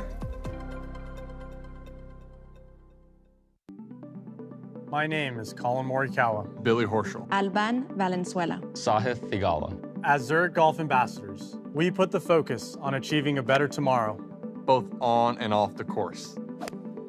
That's why we're proud to work with Zurich, a global insurer aspiring to be one of the most responsible and impactful businesses in the world. Together with Zurich, we're always building towards a brighter future.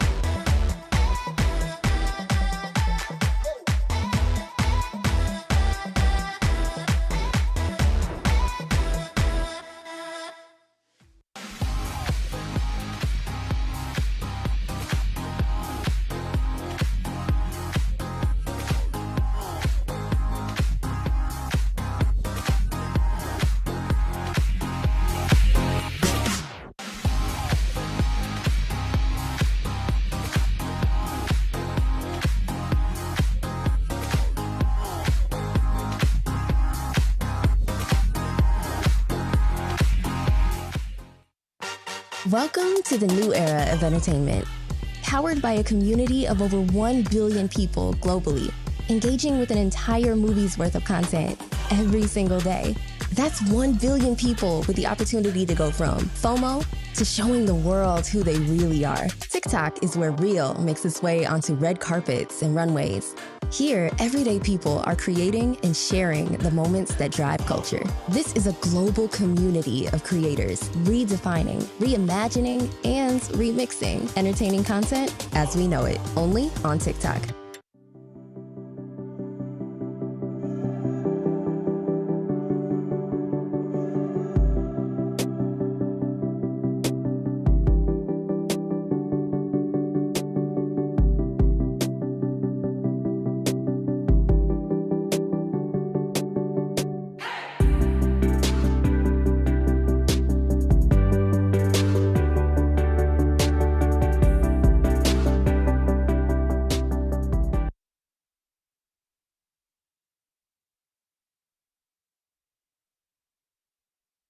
Why does Sam Pack send his team to NADA? You ever wonder how to take your dealership from what the heck are we doing to wow, we got this? What are we going to do about this used car shortage? Can we keep a copy of their driver's license? Hey boss, this client has a 550 credit score. Is it even worth my time? All those questions and more will be answered at NADA. The National Automobile Dealer Association show, where you learn A to Z of the car world. Remember 1917 when cars were considered a luxury? Nope.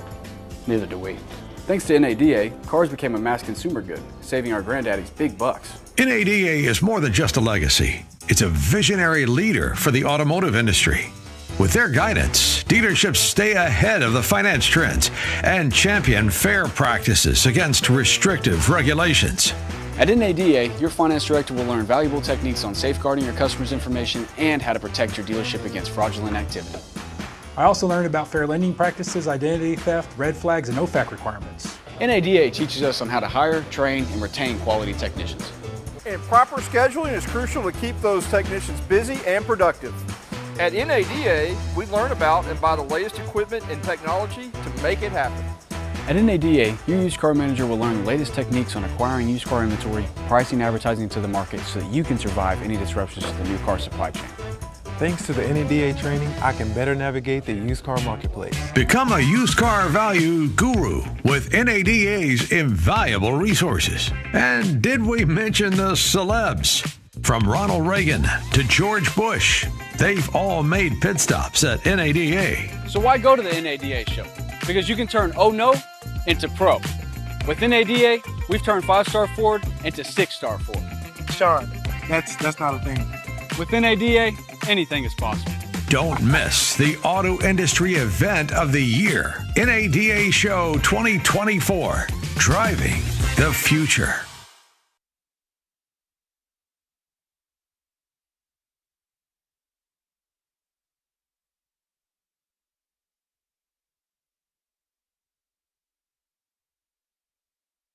To make sure that we have, there we go. I was wondering. I said I can hear myself, but can they hear me? So one of the things that we absolutely love at NADA is, of course, to highlight support. And so right now we're going to take a time to highlight how NAAA is supporting and it's in support of NADA. And to help us do that, I'd like to welcome up Annette Sakura, who is our NADA Foundation Chairwoman. Annette, how are you?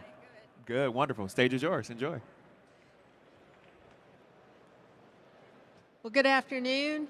We are grateful for the support of industry partners like the NAAA and NAAA Foundation, who align with our mission to support and develop the auto industry. Thank you. Thank you. Certainly it's an honor to be here. The NAAA Foundation, the National Auto Auction Association, and NADA have been partners for a long time, and really proud of the work that you do and the entire foundation. So the National Auto Auction Association's Scholastic Foundation also has a component of the Disaster Relief Fund, where we will give to our members in times of crisis, such as we were just talking about New Orleans, Hurricane Katrina and Ida and Rita and some of the forest fires. So that's a portion of what we do. But what we also do is support other foundations that have the same vision and goals. So with that, I would like to offer a $25,000 donation to the NADA Foundation, and look forward to the great work that you continue to do. And thank you. Well, we gratefully accept, and thank you again for your continued support. Oh, we got to move over.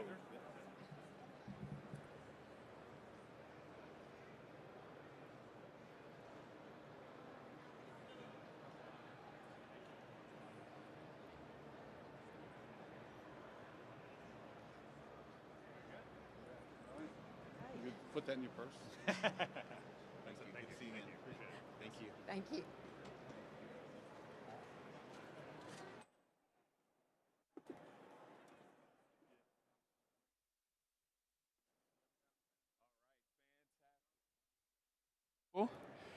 Well, I don't know exactly how they're going to cash such a big check, but maybe they're going to do it digitally, and we've got a lot of technology that's able to be had. All right, so we're going to continue and having fun on the NADA live stage. I hope you all are comfortable and enjoying the living room and the setting. I do have a question. I've got a question for you, sir, right here. Yes, are you ready for the question? Would you like to hear 2 short jokes and a long joke? Joke, joke, joke. See, you can take that one back with you. It's free. Don't worry, I'm here all week. Now, one of the other things that we're going to be doing throughout our time together is, of course, giving you the opportunity to take back vital information home with you. So make sure that you visit the NADA Pavilion. Make sure also that when you download the NADA app, you utilize the schedule section, the notes section, but then also to make sure that if you need help finding a vendor or information that you look and need, you can use that search feature to do that as well. One of the great things that we also encourage you to do is to engage with someone that you did not come with. One of the biggest things of NADA is about networking. So take the opportunity. The good thing is we normally all have name badges on, so it makes it very easy to introduce yourself to someone else and then find out what they do and how they maybe can accelerate your business or help you move forward. So I encourage you that if you are here, that you make sure that you at least get one contact from someone that you met here at NADA. You never know how that will impact you years down the road.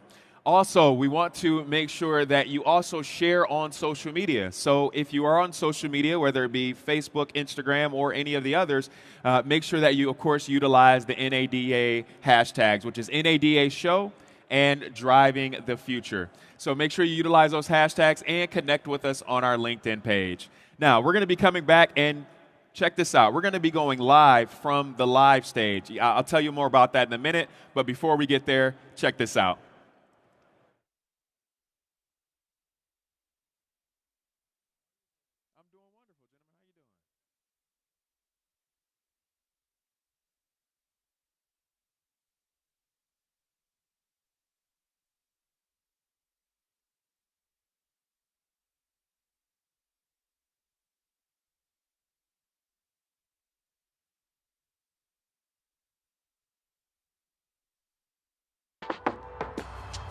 I've been working for car dealers for just about 30 years.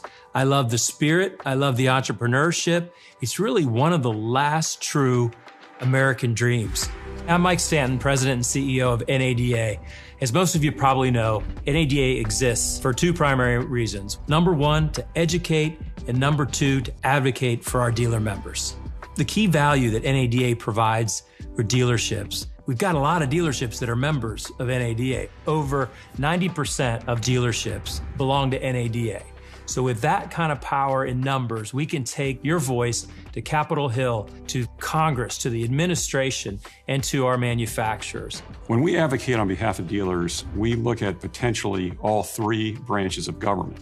And that actually has played out with the vehicle shopping rule. NADA filed extensive comments explaining why the proposed rule was very problematic for consumers. That resulted in several revisions which will help dealers, but it did not go far enough.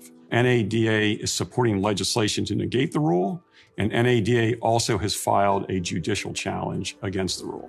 The Biden administration's EPA has proposed that by model year 2032, 67% of all new vehicle sales be fully battery electric.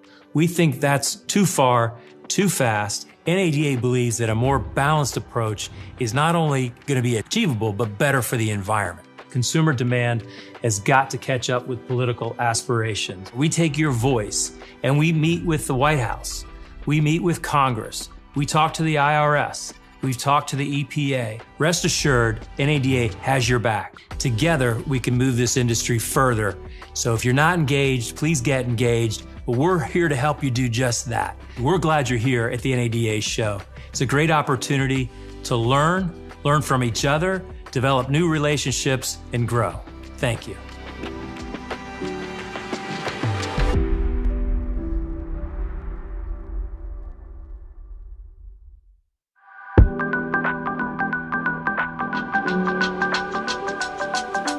Rise and shine, Las Vegas. Bobby Sight, your NADA show chairman, back again to walk you through another exhilarating day.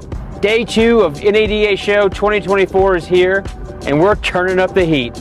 Today's theme, motivation.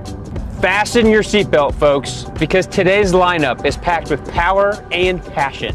Kicking us off with a bang is John Taffer from Bar Rescue. Get ready to dive deep into motivation and ignite that fire within. At 10 a.m., the doors swing directly open from the main stage into the North Expo Hall. Now, this isn't just an exhibit. This is a marketplace of ideas, imagination, and innovation. Make every moment count and connect with our amazing vendors.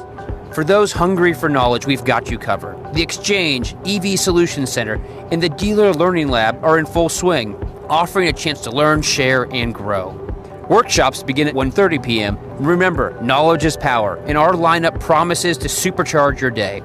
Get the details on the NADA app. Making its mark today is the Spotlight Series, shining bright on our distinguished industry leaders.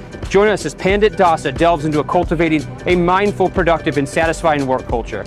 For our dealer community, don't miss out on the dealer franchise meetings. Check the NADA show app, and as the sun starts to set, join us for the Expo Happy Hour in North and West Hall. It's a perfect time to cheers, celebrate, and enjoy our industry. Day 2 is in motion, and we're all in this together. Share your moments, insights, and snapshots using the hashtag NADA show. See you out there, and let's make today unforgettable.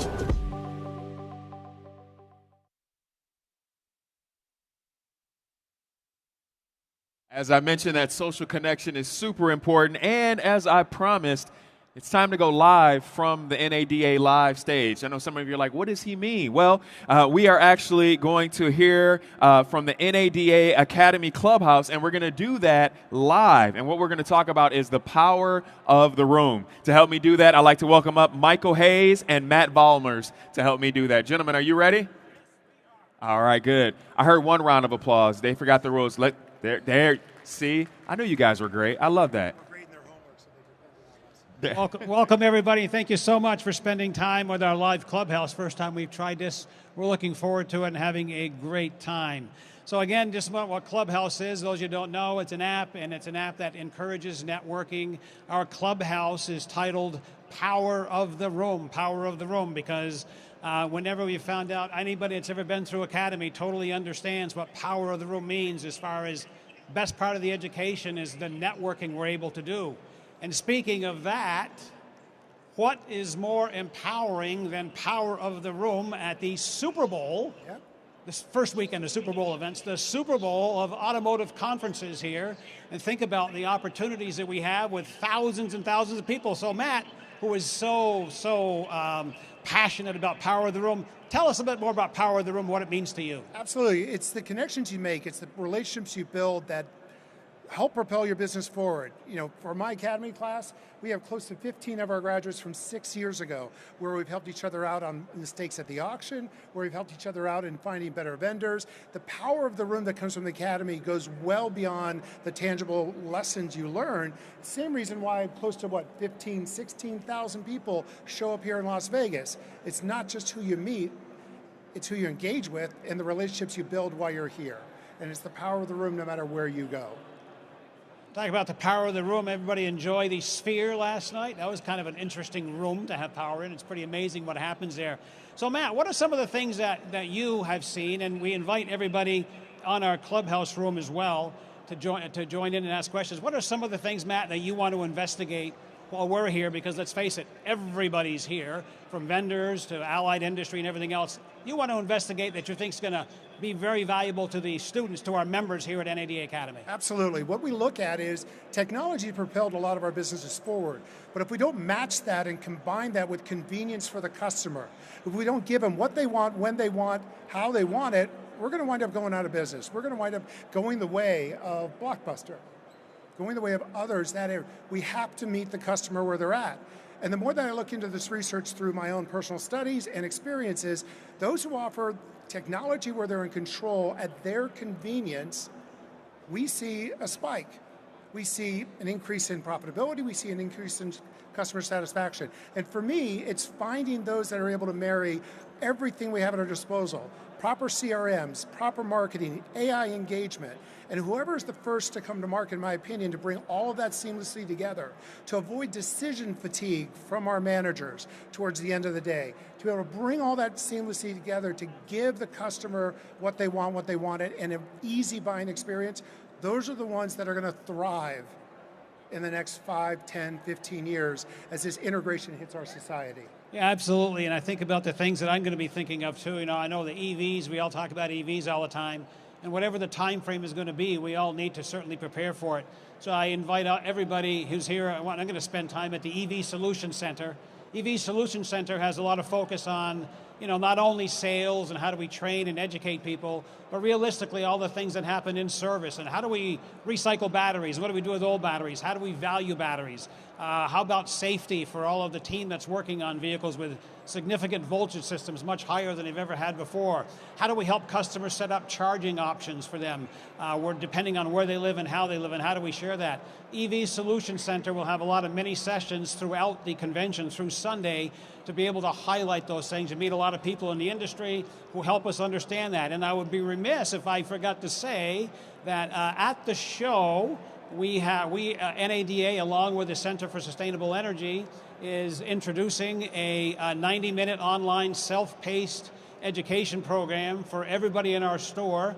Please, at the NADA booth, go ahead and take a look at it, as well as at the Solution Center, and sign up for it today. It's all online. You can become certified. They have a certified database, so you'll be in the Electrify Q database as well. It's extremely affordable and extremely easy to be able to share throughout the entire dealership. And I think the entire dealership, Matt, if I'm not mistaken, can be trained for $399, okay, for an unlimited number of people. So think about looking at that and the other options that we have. Matt, what else are you thinking of really focusing on while you're here at NADA Show?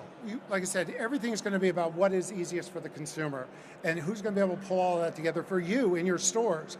That's the biggest thing that I'm going to look at. Also, used cars are dominating who we are, and they're going to continue to dominate. And until production matches and that 3-year wave comes back to us. So I'm looking at who has the better processes to get cars ready time to line. Who's going to be more clear in how they communicate to their customers in that avenue. Because historically, we've opened the doors for some competitors, and we need to make sure we keep that, because we have the most power in the community over any other industry. Government, military, does not matter. We reach deeper into the community than anyone else does. And that's something we have to leverage and make sure that we're always going to be convenient, equitable, and fast for our consumers. Terrific. And a big thing on Clubhouse is soliciting other thoughts and opinions. So anybody who's logged into Clubhouse, we look forward, if you want to go ahead and sign in and ask a question, share a thought, or share an idea. Anybody in the room, if you'd like to go ahead and share a thought, share an idea. Absolutely. Michael? Going with that. Anybody up? While we're waiting on that, the other thing obviously I'm hugely interested in, Matt kind of talked about the different ways that we personalize the customer experience.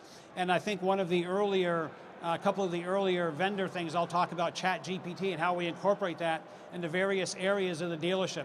Hugely important. And think about the opportunities that we have, knowing full well that we still have to watch and control this. One of the best presentations I've seen on ChatGPT was comparing it to a 10-year-old on the internet. And I think that's absolutely what it is. So there's some wonderful things that these can do, but we have to have safeguards. We have to have editorialize and pay attention to that. So how we take advantage of the wonderful technology is foremost, but we also need to make sure that it works for us, it's safe, and it is accurate. Absolutely. Absolutely.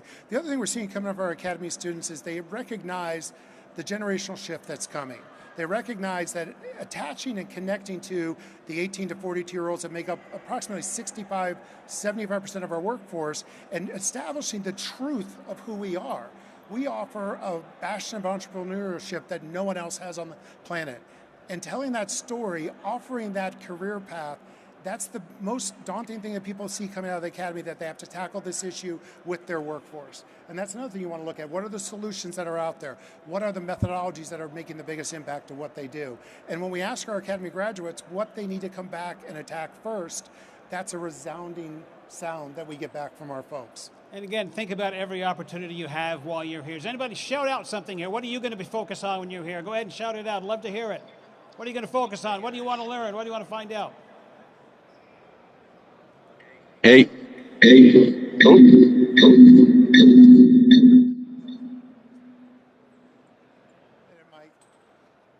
I just want to know what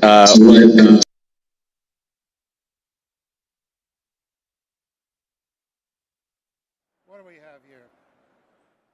Who was that? Somebody tried to jump in. I'm sorry. We'll try to jump. Mike, you got a question for it?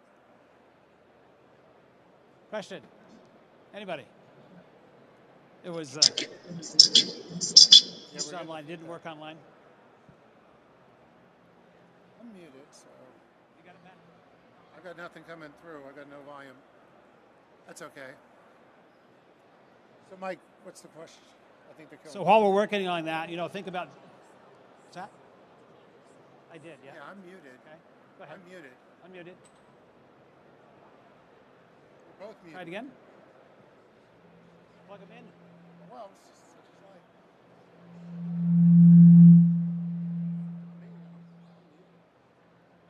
I guess all that work didn't pay off. What? All that work didn't pay off. Yeah, there you go. She had us muted. I was muted, right? Yeah, I'm highlight. Okay, while we're waiting to see, we had somebody online that was going to get a question. It was a little heavy. So again, when you think about some of the things that I think we hope to take advantage of, other than the networking and everything else, is on the floor, there is a learning lab, and there's lots of events that have already started. And Matt, I believe you're doing a learning lab today, aren't you? Yeah, absolutely. We're talking about, Microphone. I got this mic. Yeah, for us, it's about reconditioning, establishing a professional environment that quickens your time to line, and what it is to build that environment when you get forward with that. So the Learning Lab is going to be at 2 o'clock, right next to our booth. And it's going to be a quick 30-minute presentation of laying that groundwork of what are the core philosophies that are needed in order to make reconditioning internal and professional. Terrific. Now, Learning Labs, by the way, are highlighting Learning Labs are 20-minute sessions based on individual items. I know they had one on TikTok earlier today. Matt talked about the reconditioning again. Those are going to be running all through Sunday, so think about the opportunities you have. Inside a lot of vendor booths, there are a lot of 5 and 10 and 15-minute sessions as well that people are hosting based on some of the research they've done. One of the wonderful things about this industry and about where we are here is there is so much data, so much knowledge. How do we get to understanding the insights we can take from all this information? Okay, do we have somebody ready? Michael? Sorry, who is it? So, Michael, do we have any people coming up for a question? It's not working? All right.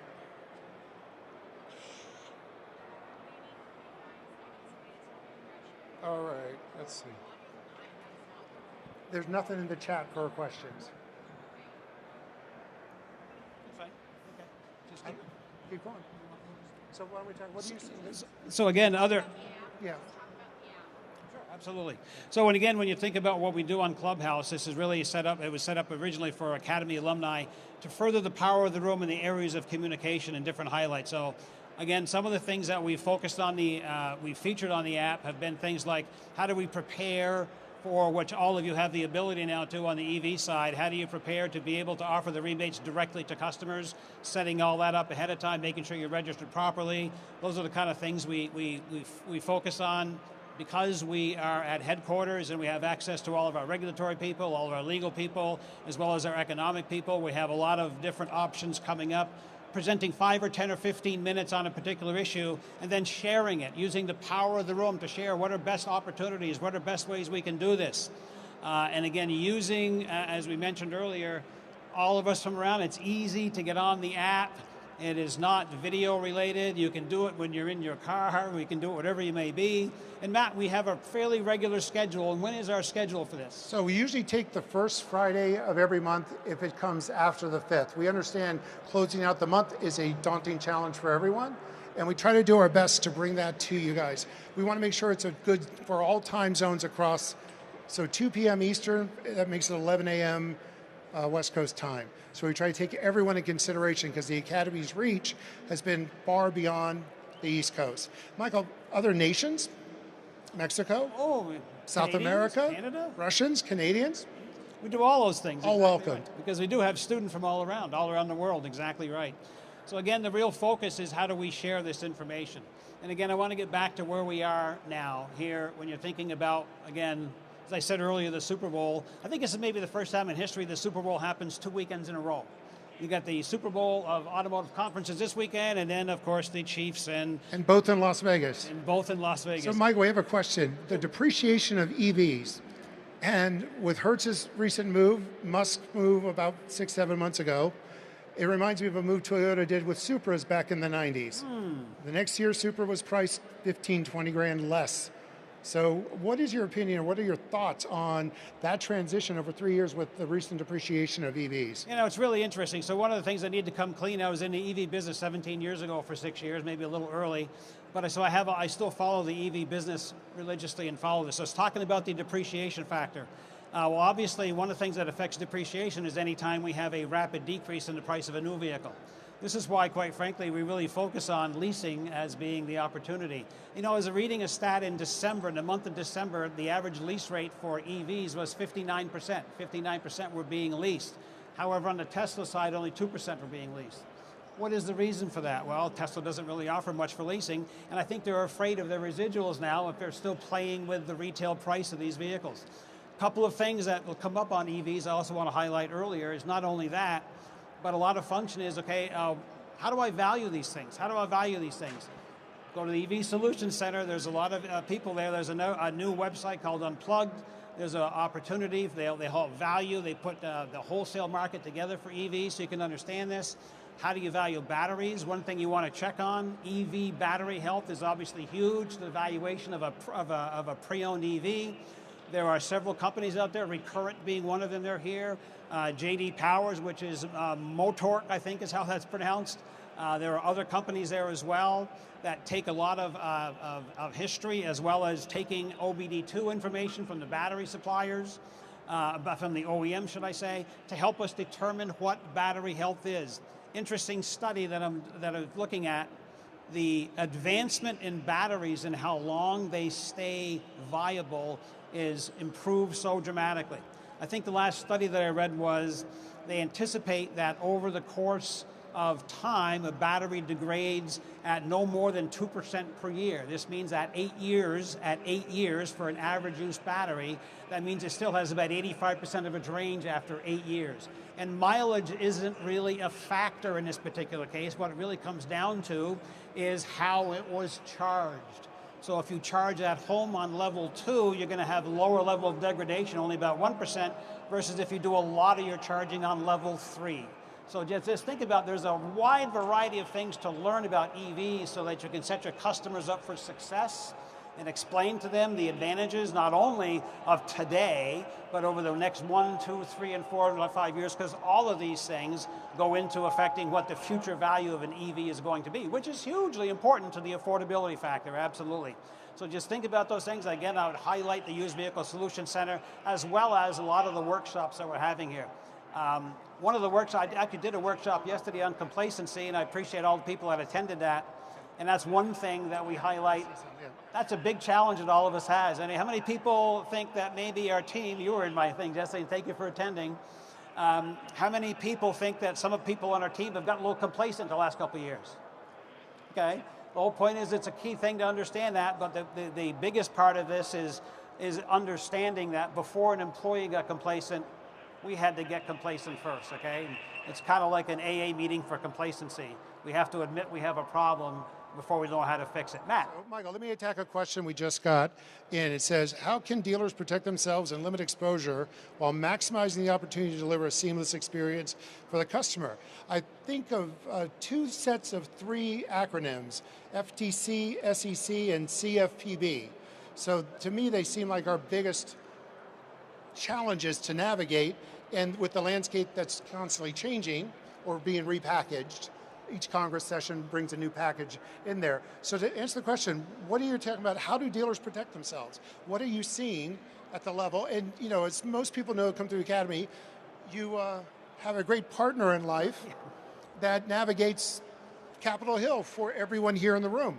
Yeah, that's right. Those of you that don't know, my wife, Yvette Rivera, is the Senior Vice President of Legislative Affairs. So we talk about cars.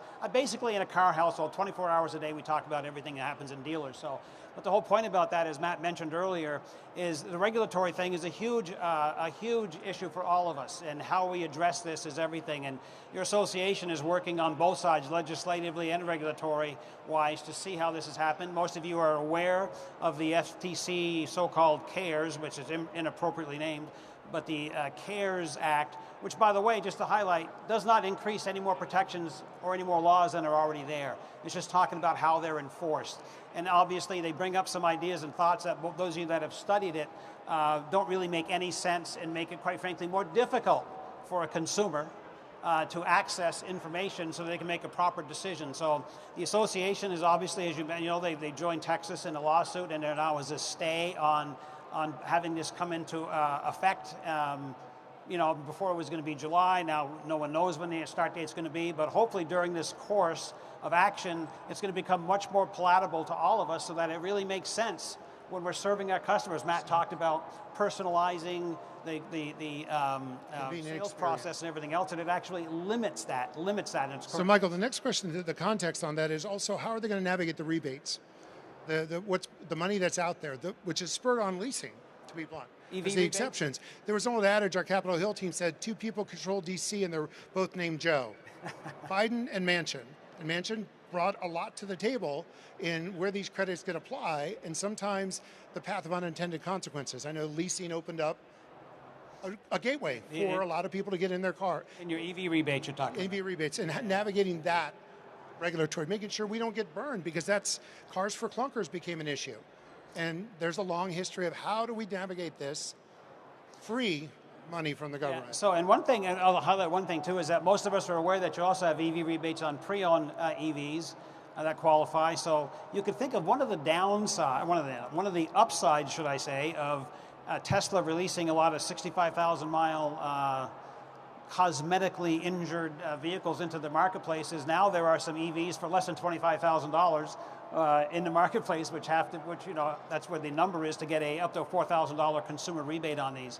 So Matt mentioned earlier, as many of you are probably aware, one of the reasons that leasing is so strong on EVs is hopefully because of the fact that they're getting better and better and better, and personal experience with it is anytime a customer is buying a vehicle, that technology is advancing so fast, I don't want to be responsible for the lease end value, lease it, makes sense. But the other thing is the fact that all of the restrictions that are in place for battery minerals, where the battery is assembled, and income levels on a new EV are out the door on a lease, assuming the lease company is taking the credit for the $7,500, which they have the ability to do. So, as I like to say in the classroom, it is a loophole big enough to drive a Peterbilt through. But the whole point is that a lot of lease companies, I know Hyundai and Kia have especially taken advantage of it, increased their sales dramatically. You get the full credit for the $7,500, regardless of income level, regardless of if the battery was produced in the United States and everything else. So as of now, that hasn't changed. I don't think it's going to change over the next time frame. So there's another advantage to actually leasing these vehicles, or being the ability to being that for you have a customer who's very interested in EVs as an option. So it's a great opportunity to be able to manage that. Yes, thank you. So one of the last things we've heard coming out of the Academy is obviously we're hitting a 3-year post-pandemic. That's the next window. And a lot of people who put people in vehicles when there was scarcity is what comes next. Gap insurance, getting people into the next car. Who's going to be in a negative equity situation? That's the biggest thing that we see coming. Our students wondering what comes next. And that delivery portion. And what's fun is every month there's something new because our business is ever evolving, ever changing. And that's why we have these every month. Next one, we're actually, because of the show, this is a special occasion, we're going to have our next Clubhouse on Friday at 2 p.m. Eastern to talk about what were the biggest takeaways you had from the show. And those who came through the Academy know the word takeaway. It's usually how you started your morning, except maybe sales meeting and practicing the dynamics of that. So it is always going to be this constant evolution, and that's the greatest part of our business. There's constant change. And we've proven over 125 years, we are the most adaptable, tenacious, and resilient people on the planet. And it's what makes this business and our industry amazing. Yes, thank you very much for that. And as we wrap this up, I want to appreciate everybody being here. I invite all of you to join in on our Clubhouse room again, basically the first Friday of every month, but Matt has a full schedule out there. When you get on the app, you'll have the entire 2024 year laid out, so you know exactly when we're coming at you, how we come together, and a little less technical difficulties as it's direct to the phone, so we're going to have some fun with that. But I encourage to see everyone, Academy graduates, and it's continuing the power of the room. Continuing the fact that when you walked in the first day at your Academy class, you didn't know it, but some of your best friends of your life, professionally and personally, were in that room. And we want to continue that intangible magic. And if you have an idea that you want to have focused on that area, please pass it on, because again, we have access to some fantastic knowledge and people within NADA, the entire organization, that we will feature for a 15 or 20 minute area to highlight particular focuses. So please let us know, please pass it on. I want to thank you all for your attention today. Have a fantastic show. I look forward to seeing all of you at our booth and joining in. Thank you all so much. Have a great time in Las Vegas. Appreciate it. Thank you, everyone.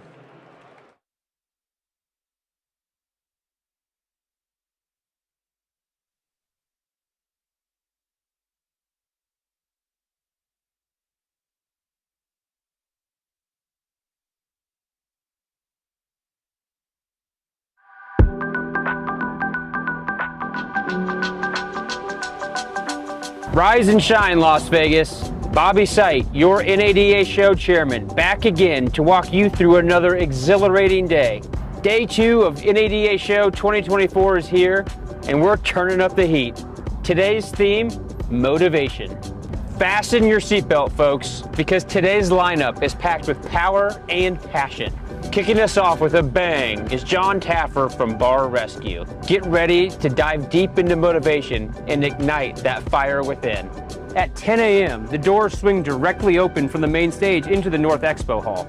Now, this isn't just an exhibit. This is a marketplace of ideas, imagination, and innovation. Make every moment count and connect with our amazing vendors.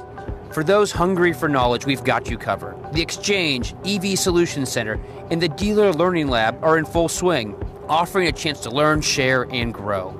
Workshops begin at 1:30 p.m. Remember, knowledge is power, and our lineup promises to supercharge your day. Get the details on the NADA app. Making its mark today is the Spotlight Series, shining bright on our distinguished industry leaders. Join us as Pandit Dasa delves into cultivating a mindful, productive, and satisfying work culture. For our dealer community, don't miss out on the dealer franchise meetings. Check the NADA Show app, and as the sun starts to set, join us for the Expo Happy Hour in North and West Hall. It's a perfect time to cheers, celebrate, and enjoy our industry. Day 2 is in motion, and we're all in this together. Share your moments, insights, and snapshots using the hashtag NADA Show. See you out there, and let's make today unforgettable. I've been working for car dealers for just about 30 years. I love the spirit. I love the entrepreneurship. It's really one of the last true American dreams. I'm Mike Stanton, President and CEO of NADA. As most of you probably know, NADA exists for 2 primary reasons. Number 1, to educate, and number 2, to advocate for our dealer members. The key value that NADA provides for dealerships, we've got a lot of dealerships that are members of NADA. Over 90% of dealerships belong to NADA. So with that kind of power in numbers, we can take your voice to Capitol Hill, to Congress, to the administration, and to our manufacturers. When we advocate on behalf of dealers, we look at potentially all 3 branches of government. And that actually has played out with the vehicle shopping rule. NADA filed extensive comments explaining why the proposed rule was very problematic for consumers. That resulted in several revisions which will help dealers, but it did not go far enough. NADA is supporting legislation to negate the rule, and NADA also has filed a judicial challenge against the rule. The Biden administration's EPA has proposed that by model year 2032, 67% of all new vehicle sales be fully battery electric. We think that's too far, too fast. NADA believes that a more balanced approach is not only going to be achievable, but better for the environment. Consumer demand has got to catch up with political aspirations. We take your voice and we meet with the White House. We meet with Congress. We talk to the IRS. We've talked to the EPA. Rest assured, NADA has your back. Together, we can move this industry further.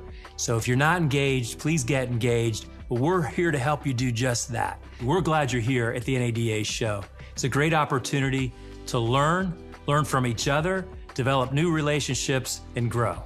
Thank you.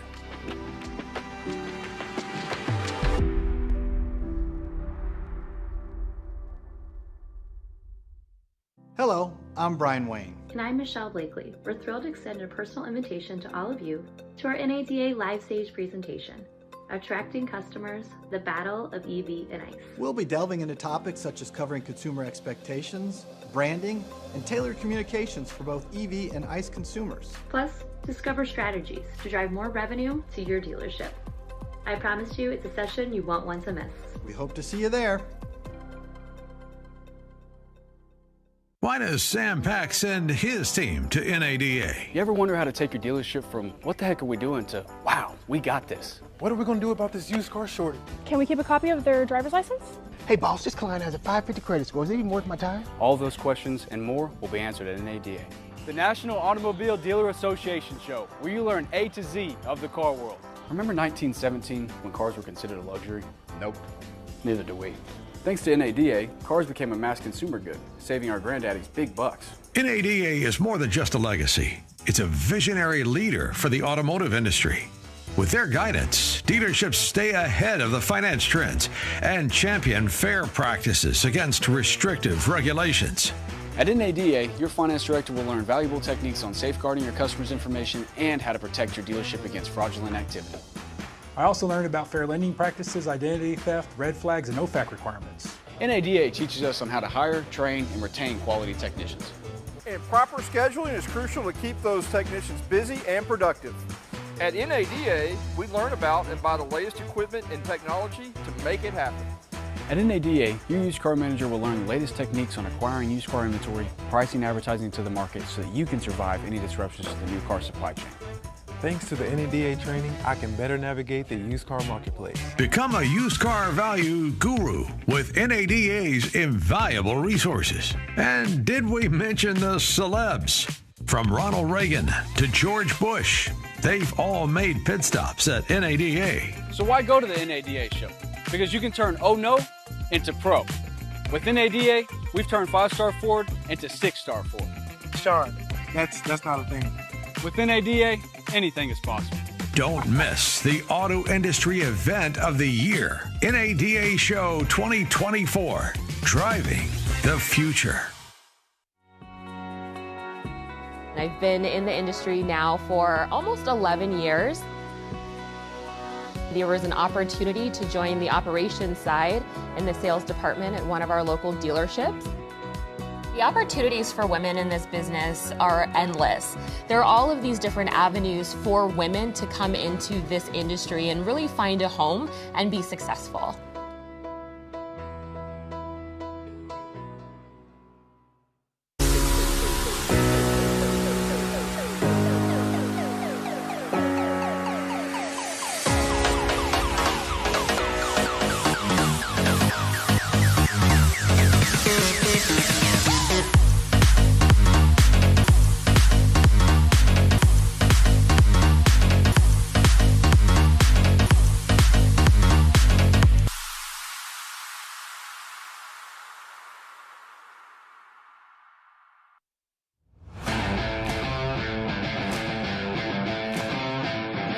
I'm always excited to see all the vendors that I know. I'm always excited to see everybody in the industry. We really like the expo. We learn a lot every year.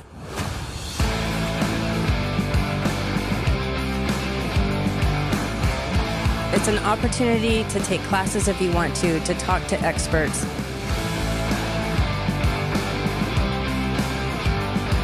NADA helps providing everything that you need for a dealer under one roof so you can see it all, compare it side by side. It's great.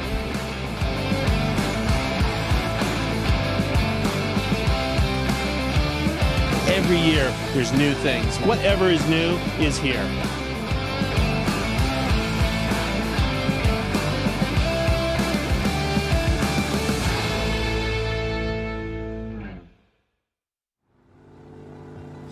My name is Jonathan Bigham. I'm one of the technicians in the Toyota service department. I've been here for 13 years, right out of high school. This is my oldest, that's my son. I'm starting from the bottom. You said coming from the bottom to the top, you know, you definitely see the progression. It's rewarding. It's not a job, it's a career that you're in. If we're not having fun, we're not going to enjoy our work, just plain and simple.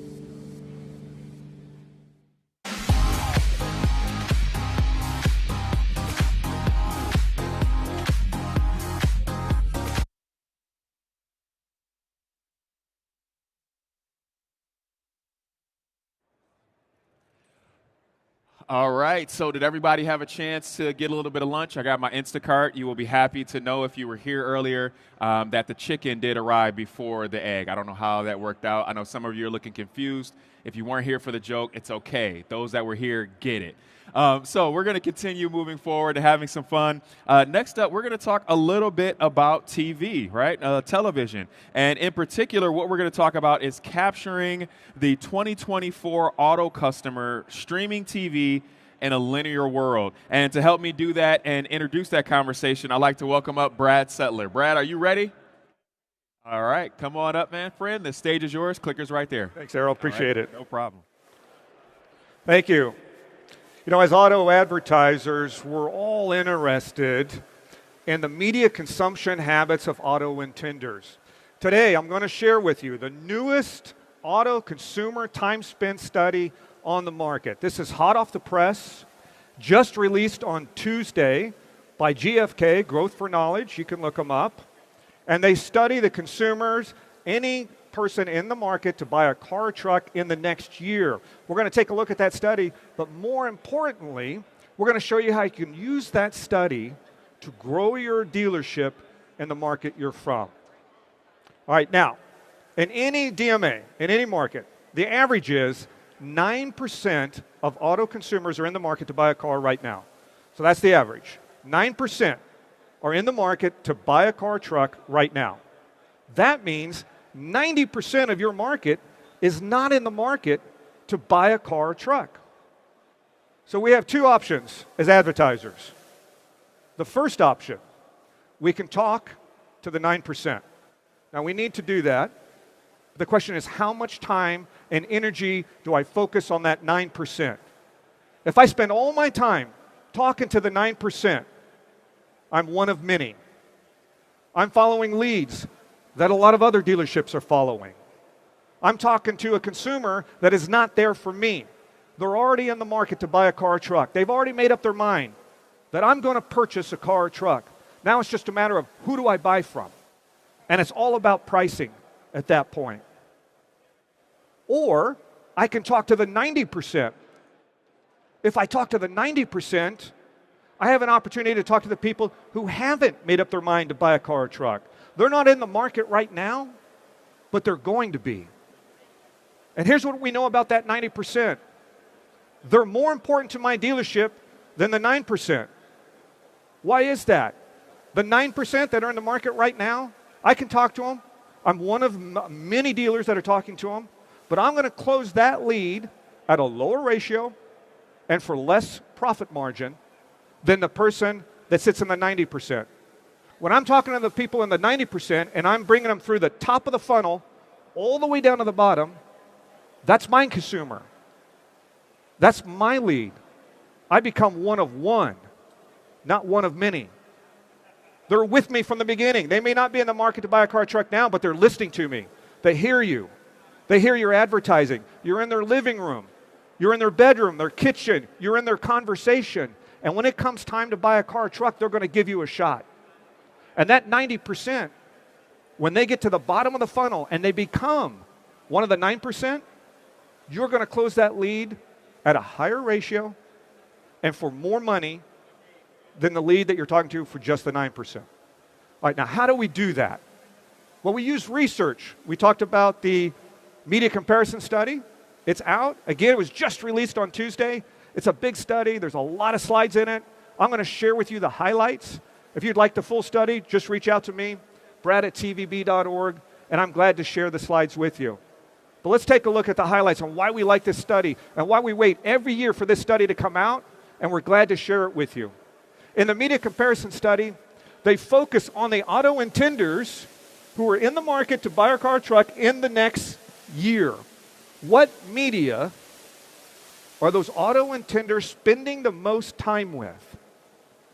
Now, this is real important. For us to talk to the 90%, I have to advertise in the medium that reaches the 90%, the medium that they spend the most time with.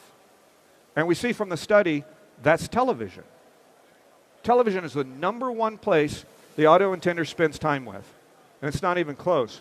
But I love this study because they break out television, broadcast and cable, and you see broadcast TV at 3 hours and 41 minutes a week or a day. This is daily time spent. 3 hours and 41 minutes a day they're spending with broadcast linear television. Cable TV is on there. These other forms of media are on here. They spend time with these other forms of media, and we're going to talk about that. All media can work. All this media works. As an advertiser, though, it's how much do I allocate my marketing dollar to these different forms of media? Something has to be the base of everything I do, and it should start with where the consumers are spending the most time, because what you're going to see, and I'll show you in this study, is through duplication of viewer, that same viewer that's on broadcast TV then branches out and goes to other forms of media. They start their day with television, they end their day with television. That's the place where they're at the most. And then they branch out and they go to other places. They go to cable TV. They'll go to social media. They watch streaming TV. But then they come back to broadcast. Now I want to show you how this works with reach. So let's take a look at reach for a second.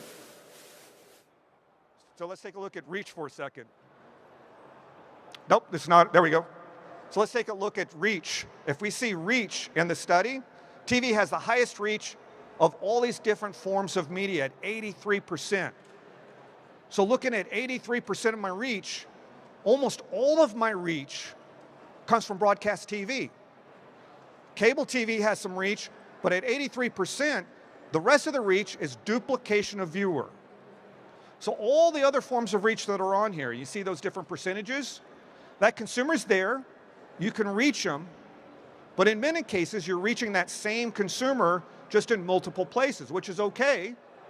I want to do that. I need 3 or 4 touches with that consumer, but it starts with broadcast TV. Let's take a look at it this way. So when you see reach, and we talk about duplication of viewer, this helps explain it probably better than anything else. Reach alone with broadcast TV, if all I bought was broadcast TV, I'm going to have 83% reach, almost 83%, at 82.6%. Almost all of my reach comes from broadcast TV. When I look at cable TV, so if I add in cable, I'm only adding in 0.8% in reach.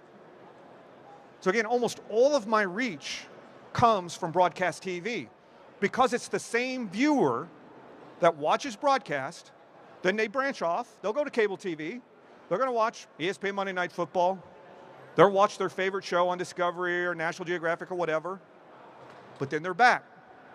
Early morning news, early news, late news, Sunday Night Football, their favorite primetime shows. They go watch streaming video. How does streaming play into this? Well, if I add in broadcast TV and free streaming, so this is free streaming with ads, I'm only adding in 1.8%. If I'm adding in broadcast TV and paid streaming, so the paid streaming line right here, That's still only another 1.8%. That's all I'm adding. Why? Because it's the same viewer. We like to put viewers in silos and think, all right, this is a streaming consumer. This is a linear consumer. This is a cable consumer.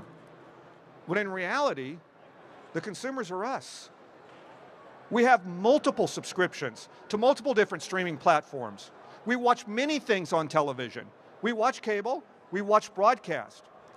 It just looks on the research, as you look at it, we know that we watch the majority of our programming on the broadcast side.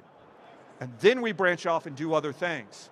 So when we're looking at making our buy work and talking to the 90%, we want to focus on the 90% on where they're at for the most of the time that they spend, which is, again, broadcast TV. Now, we get this question a lot, and I like to use this slide every year when we come out here, because the question we receive from advertisers is, okay, how do I reach the auto consumer who's watching streaming programs where there are no ads? There's a lot of streaming out there, and I'm going to break down streaming for you in a second. But there's a lot of streaming that you can watch ad-free, whether it's through a platform that you've paid extra to not receive ads, or it's a platform where there are no ads served. If you look at the brown column right here, total paid streaming programs on any device, we're looking at auto intenders reached yesterday. 57% of auto intenders watched a streaming platform or program where no ads could reach them. Again, we talk about putting consumers in silos. As advertisers, we do that a lot. We say, all right, this consumer watches just streaming programs with no ads, so there's no way to reach them. That's not true, and we see that in the research. How do I reach that consumer? We reach them through broadcast TV. 88%, so we can reach 88% of the auto intenders, of the 57%, 88% of them can be reached just by using broadcast TV. My broadcast TV ad reaches 88% of the consumers watching streaming programs with no ads. Think about how you use your day. Back to that duplication of viewer. You're watching early morning news, you go to work, your social media, email, things throughout the day. When you come home, it's early news, you're watching news again, and then maybe you're going to turn on your favorite streaming program, something you're binge watching, or maybe you have a movie you want to watch on Netflix or Hulu. There you're watching a show that you're not receiving any ads on, but then you come back to broadcast TV to end your day. Late news, late night, maybe it's Sunday Night Football, whatever it is. I'm capturing that same consumer through my broadcast TV buy. We see that in the duplication through reach. We see it here in the study that looks at how we reach consumers who are watching programs with no ads. All right, so let's take a closer look at streaming. This chart comes out every year. Nielsen puts it out. It's called the Gauge Report. I see head nodding. Many of you are familiar with it. What gets the headline when the Gauge Report comes out? What gets the headline when the Gauge Report comes out is that number, 40% of streaming. That's what's in the headline of anything in press, or you're working with an agency or anybody you're talking about in advertising. They go, oh man, look at this. This is from November 2023, so this is the latest number. They say 40% now of all consumers are watching programming through streaming. There's only 57.8% of viewing done through linear TV. What this chart doesn't tell you is that 39.9%, that's all streaming.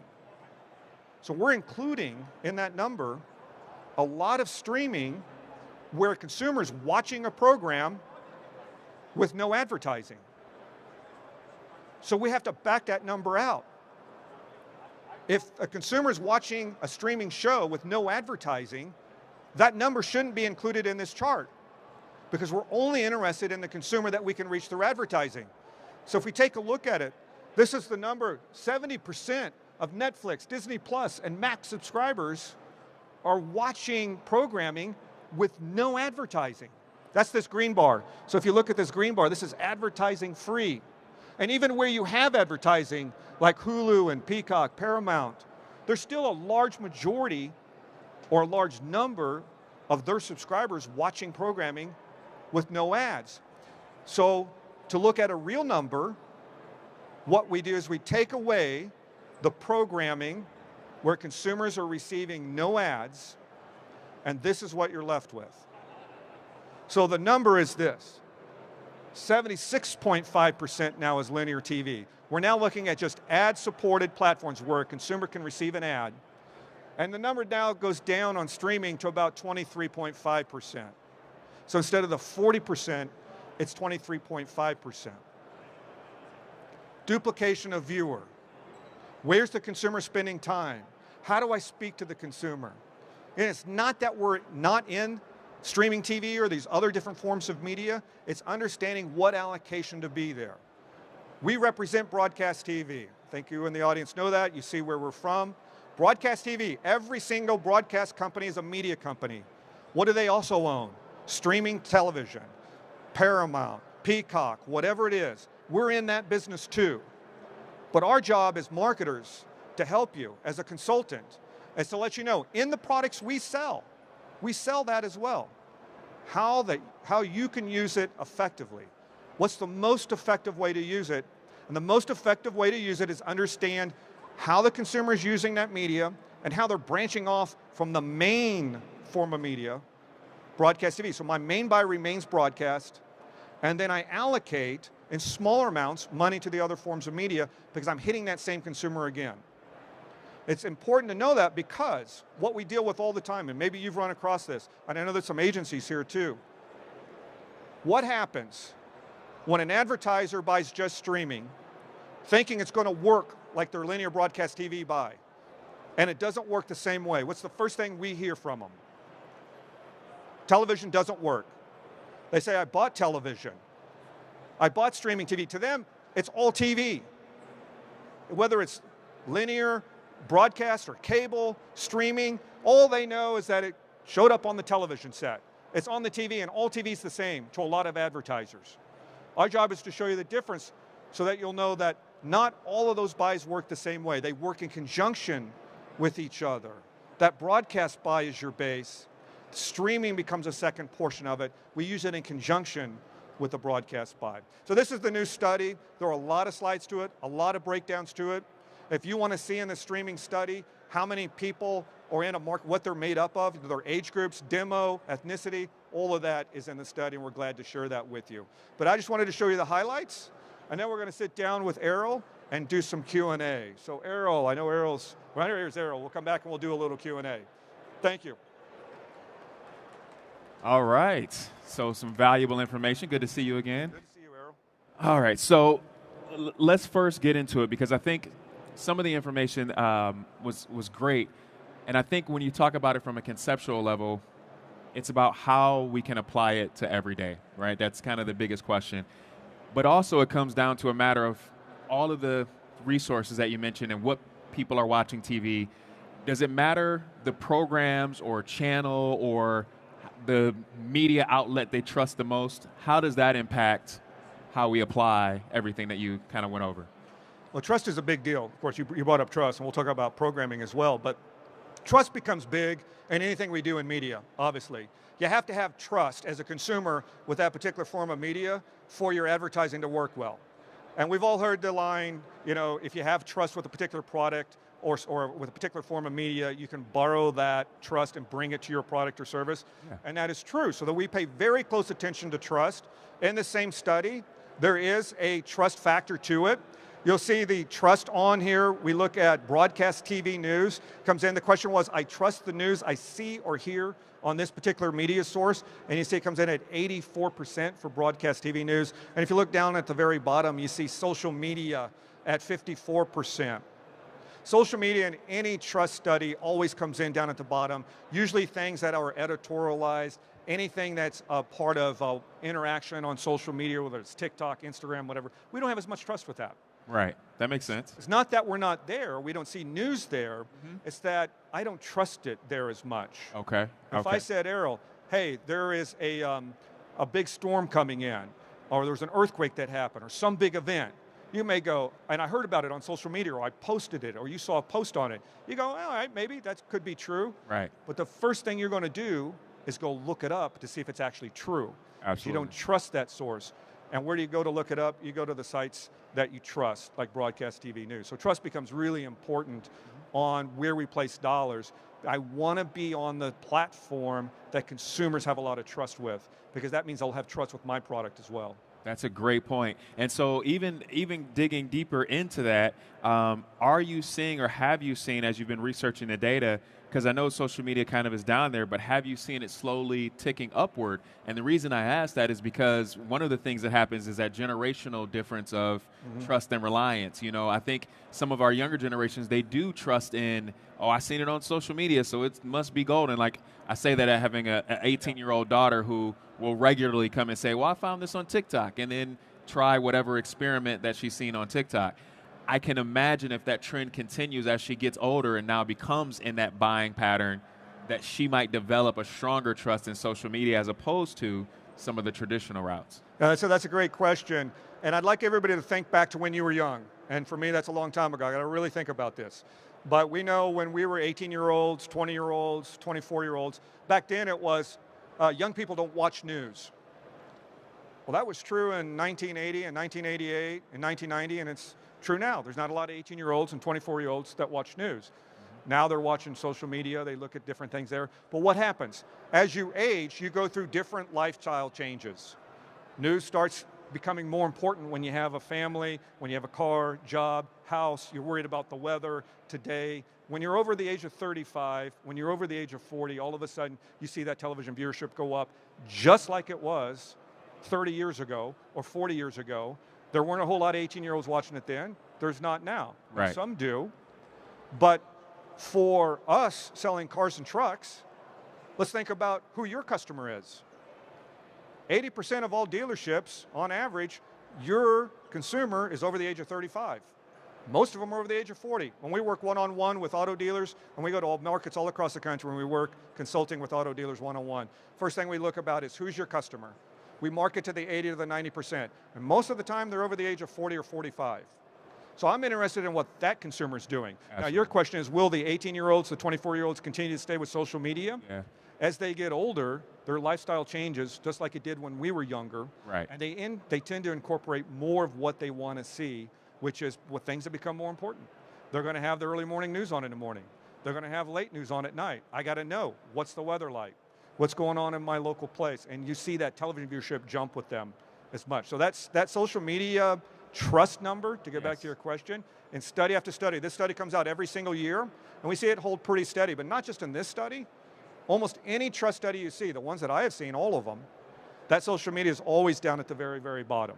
It's good to know. Just a place we don't have a lot of trust with. Right, and that makes a ton of sense. And as you said, as you mature, your preferences start to change as well with that maturation. So now what about, because of course, as you talked about, right, in selling the cars and trucks that we need to move forward, I want to be able to have a tangible way to track and see how my investment is going, right? And if I'm buying a bundle of leads, as an example, I can kind of track that to an extent.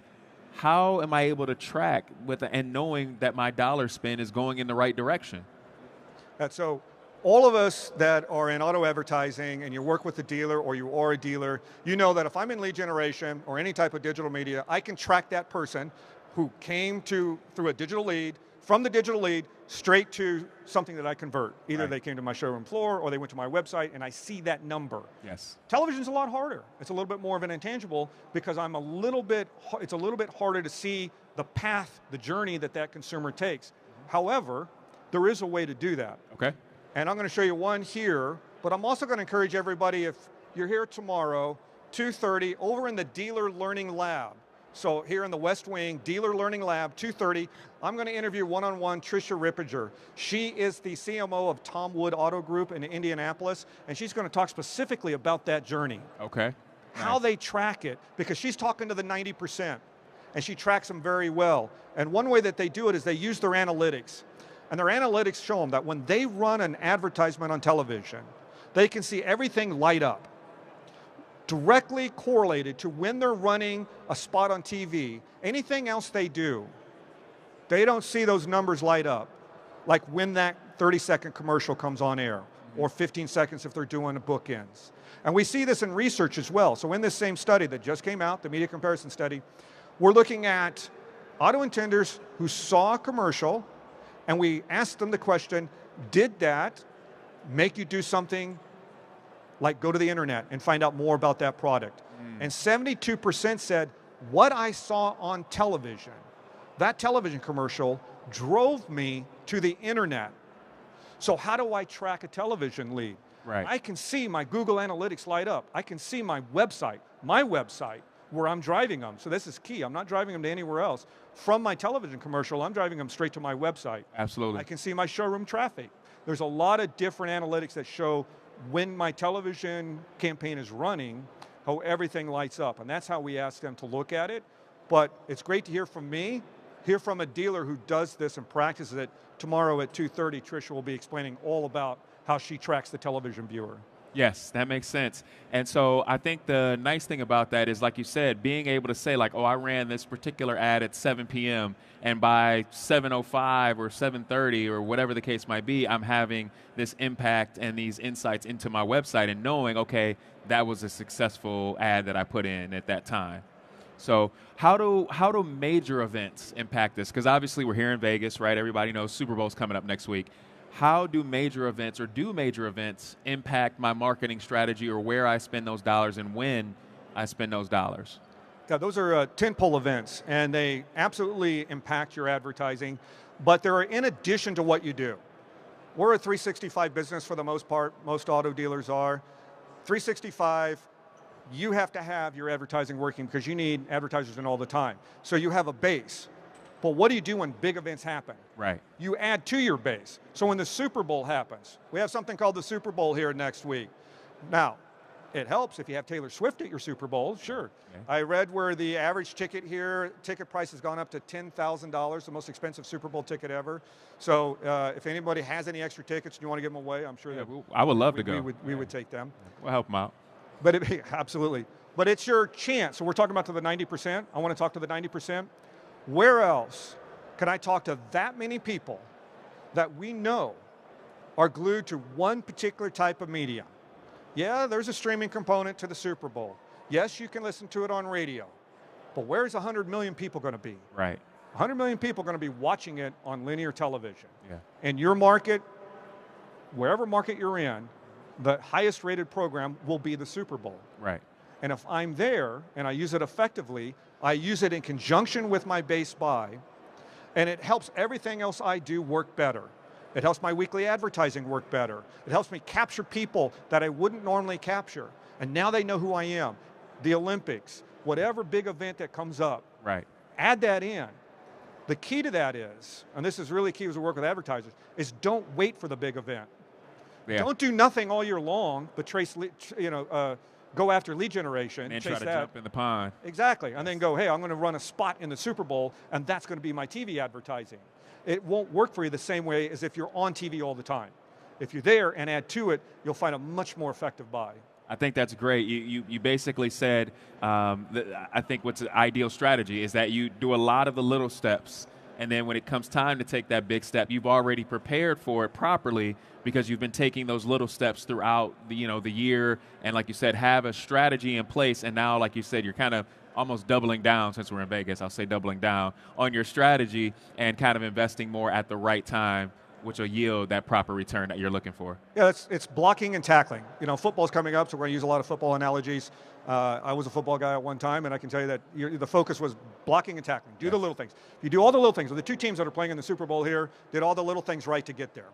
You do the same thing in advertising. Advertising is blocking and tackling. If you do it right, and you pay attention to the detail, and you have a sound strategy, you're talking to the consumers where they spend the most time. I'm talking to them in the shows that they watch, where my consumer, the 80% of my customer, the 45 plus, the 40 plus, where they're at. If I do all that right, then when I'm adding in the other forms of media, when I add in streaming TV, when I send out something on, via direct mail or whatever other form of media I'm using, my billboard, all those other forms of media tie in to that base buy that I'm doing. My blocking and tackling is sound. Yes. And I'm going to have a good year. Tricia's going to talk about that tomorrow. Absolutely. How important it is to have all your fundamentals sound. That's great. Well, Brad, tell them one more time before we wrap up and get out of here. Tell them one more time where they can find you at tomorrow and where they're going to get more information from a dealer perspective about what we just talked about. Thanks, Errol. So tomorrow I will be at 2:30 West Hall, Dealer Learning Lab. 2:30 tomorrow, Dealer Learning Lab. Hope to see everybody there. We're going to have open Q&A with Tricia as well. So we'll talk to her one-on-one, and there'll be plenty of time for questions from you. Ask Tricia. She'll tell you. There you go. Well, thank you again. It's always a pleasure, and hopefully I'll see you again next year. You got it. All right. Thanks. Bye. I got that. Thank you, sir. Appreciate it. All right. Well, again, if you are questioning where Brad will be tomorrow, what am I going to tell you to do? Download the app. That's right. There's a map in there. It'll help you easily navigate to anywhere that you want to go while you're here spending time at NADA. Also, again, as you share your socials and are doing anything with social media, connect with us on LinkedIn, but also make sure you're utilizing the hashtag, which is NADA Show, and of course, Driving the Future. We're excited because we're going to continue having great content here at the live stage. We'll also have some time tomorrow where we'll be streaming from the general stage. So we want to make sure that you stay fully connected and fully involved. There's a lot to take in and a lot to take home during your time that you're spending here at NADA, and we don't want you to miss any part of it. And so with that, we are going to continue moving forward as well. And what I'd like to do as we get the stage set is we're going to take some time and we're going to talk a little bit and have a roundtable with our African-American dealer principals. And so I'm excited to hear about that and learn more about that roundtable. It's one of the things that we do at the live stage is have a various amount of content. And so, again, I'm excited that you guys are hanging out in the living room, and I know you're going to enjoy this next segment. So sit right here and prepare for our roundtable coming up next.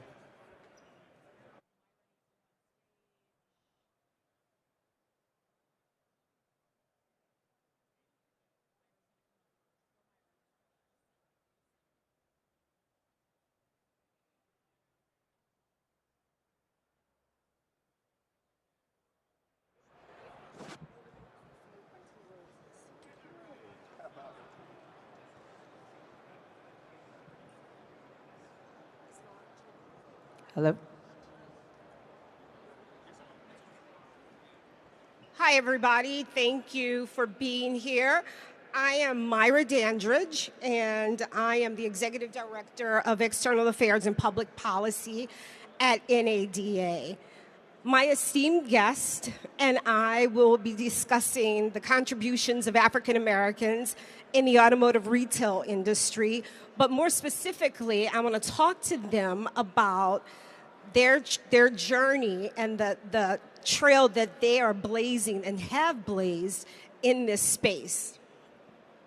So I'd like to introduce Janelle Ross, who is the president of the Bob Ross Auto Group, which has locations in Centerville, Ohio, and 3 franchises, Buick, GMC, and the Mercedes-Benz dealership.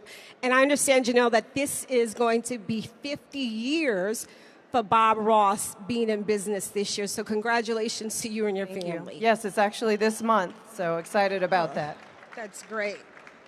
Also joining me is Nate Sutton, and Nate is the president of Sutton Auto Group. Sutton is located in Wisconsin, Minnesota, Illinois, and Florida. You have 4 dealerships, 2 Honda and 2 Ford dealerships, correct? Correct. We are, yes, thank you. Great. So let's get into this. My first question goes to you, Nate. You are an engineer by trade. In fact, you graduated from Michigan State University and got your undergraduate in engineering. Tell us, how do you go from being an engineer to buying car dealerships? So engineering is a heavy math curriculum, as you know, and it really trains you how to problem solve. And I always knew that I really had an interest in sales, so after a short stint as an engineer, I became a engineering specialist in sales for IBM, and that sparked my interest in sales, and I left IBM and went into retail car business. Just we were looking for a business to buy. We narrowed it down to purchasing of a franchise, and we looked at fast food and automotive and chose automotive, and here we are, 34 years later. That's great. Congratulations. So I'm going to direct the same question at Janelle, and I know that your history in the automotive retail industry is a little different than Nate's because you unfortunately were unexpectedly thrust into being a dealer principal. Can you tell us a little bit about that? Yeah, so I've had the opportunity to grow up in the industry. My dad became an auto dealer when I was 4. So I've lived the environment, had the opportunity to work with him, but unfortunately he passed away at an early age of 62, and I took over the day-to-day operations when I was 27. And so young. And actually, it's 27 years later. We're still here and kicking. So very fortunate to have the time that I did to work with him, but extremely fortunate for the team that he had in place, that had the trust and the wherewithal to know that by staying with us, it was still going to be a great environment for them and their families and an opportunity, and continue to work at it, and still working at it every day. That's great. Congratulations again. So both of you are very successful business people. And being successful and being able to build a successful enterprise takes a certain level and a certain type of grit, persistence, and tenacity.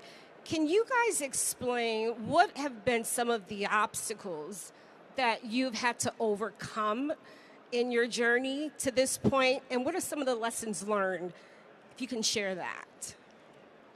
Oh, Nate's throwing it to me. Okay.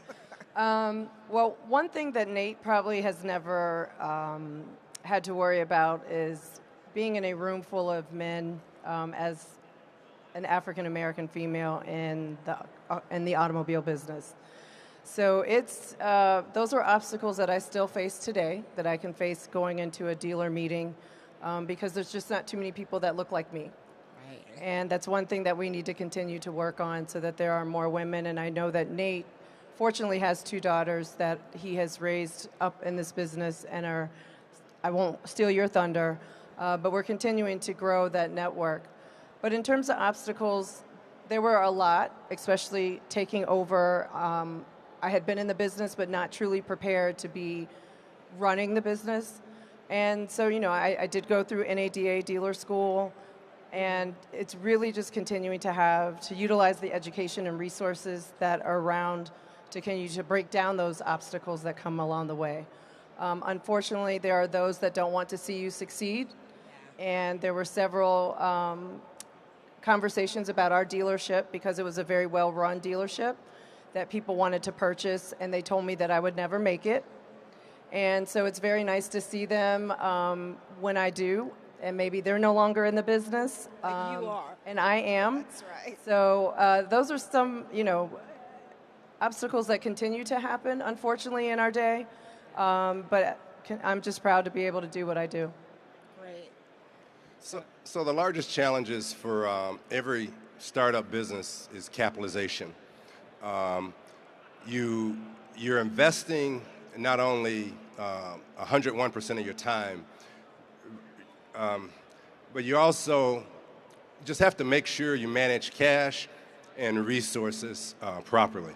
So our largest obstacle, I remember back when we had a second and third mortgage on our house, and that was really the largest challenge. So we operate on a 40-30-30, where we retain 40% of profit as retained earnings. Operator bonus is 30, and the other 30% is for taxes.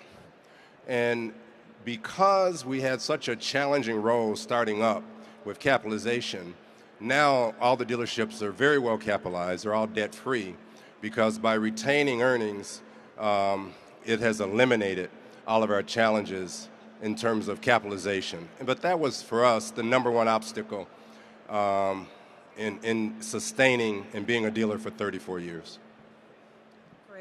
Janelle, I wanted to go back to you for a second and I guess build on what you said about some of the obstacles in terms of being a woman. Do you see that things have changed just a little bit where people are a little bit more accepting because there are more women in the industry and more women that are running businesses?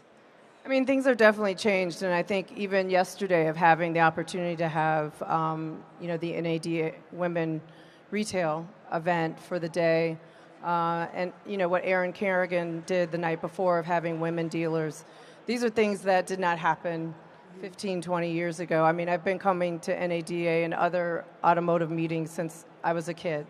So it is very nice to see and a breath of fresh air, nothing against my male counterparts, to have those opportunities to really embrace women and let them know that there's a lot of opportunity in our business for them. And that's one thing that I like to do is go into schools and let not just young people know in general the opportunities that we have in our industry, but specifically for women. So we do have a long way to go. Our numbers are not looking stellar in terms of ownership of automobile dealerships, but I know there's women out there that really are striving to take that leap. Well, that's really good because I'm hoping every day that things change and that there are bigger numbers and better numbers for women as we move forward.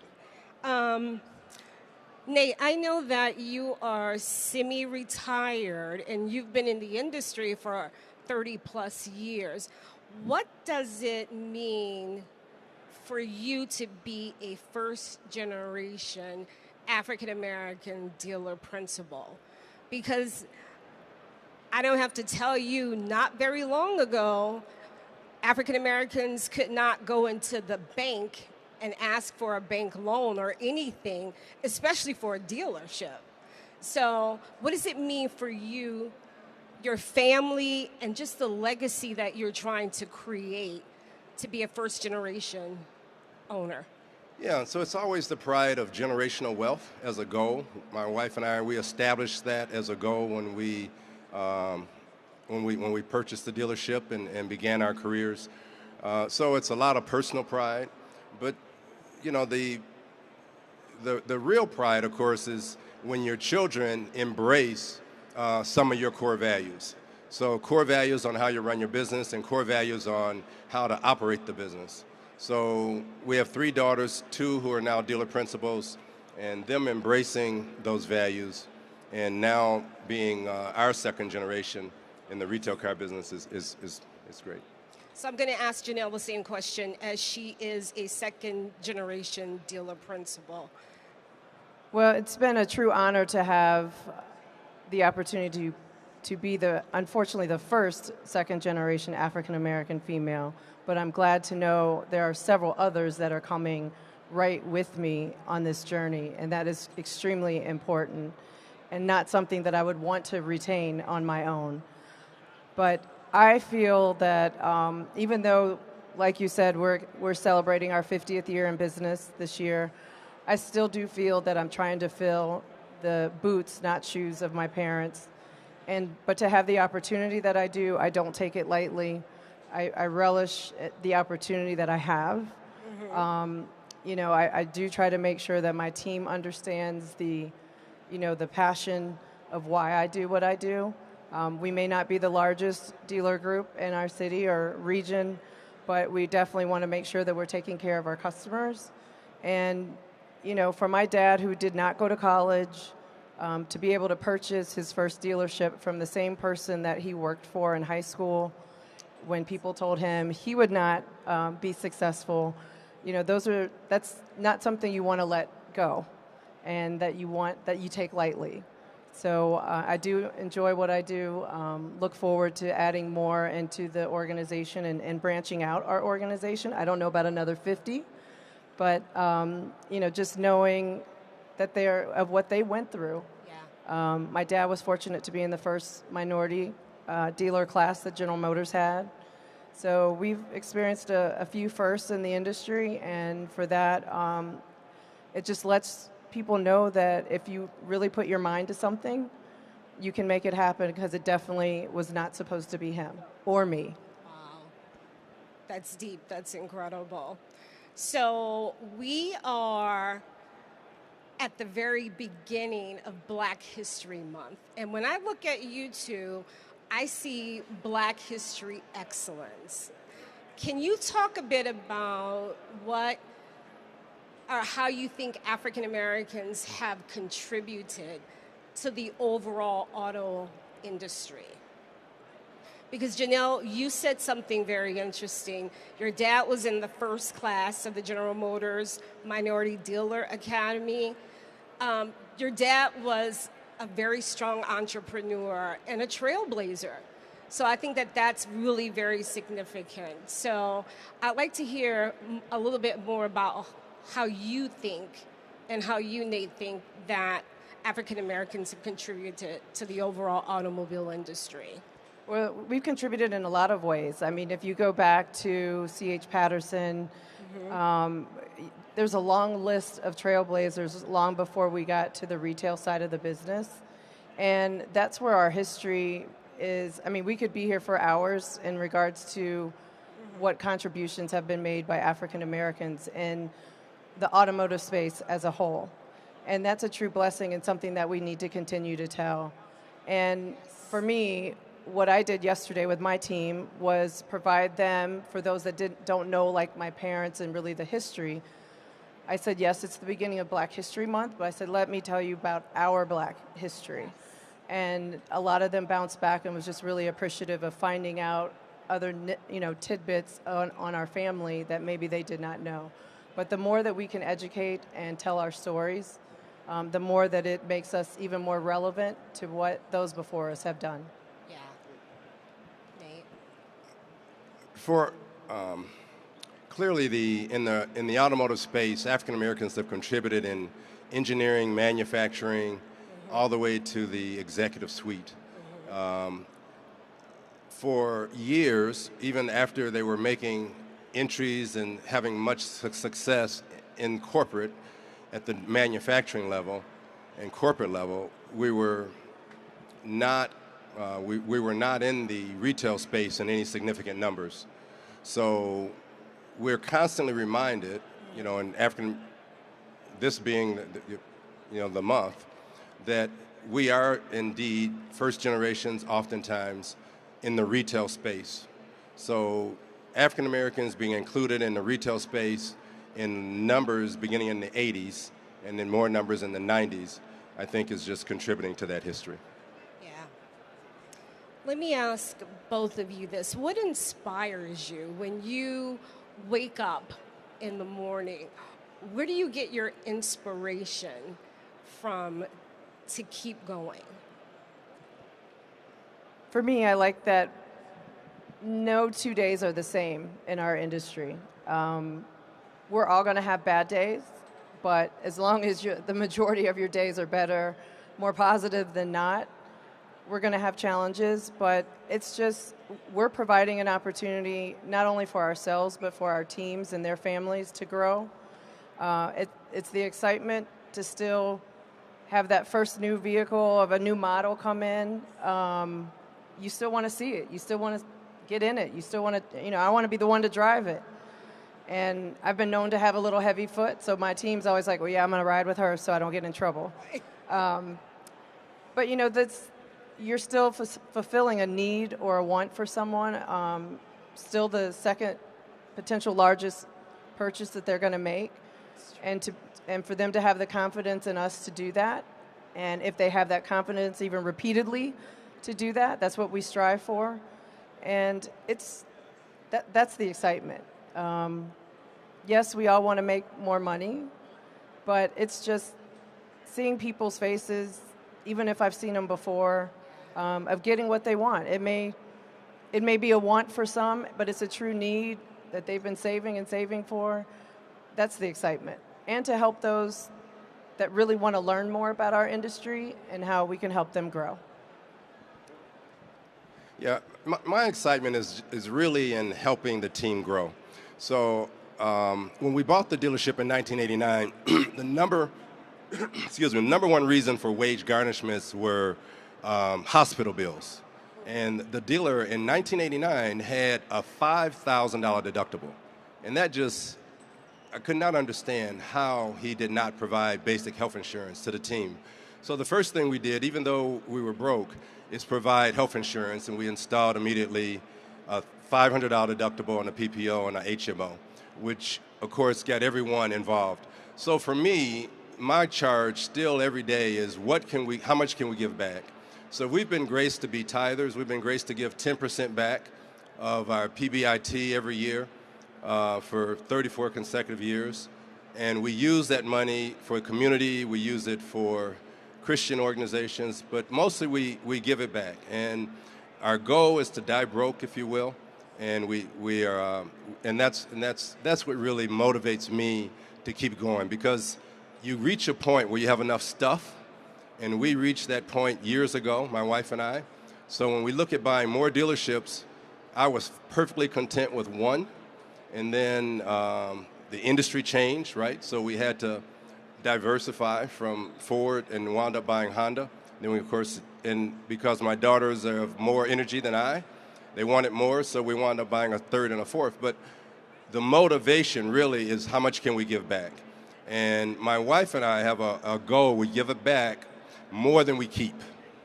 So whatever we pay ourselves, we will, well, first we tied off the company, but on a personal level, we give back more than we keep. And that motivates me. That is truly inspiring. I'm trying to get to that point.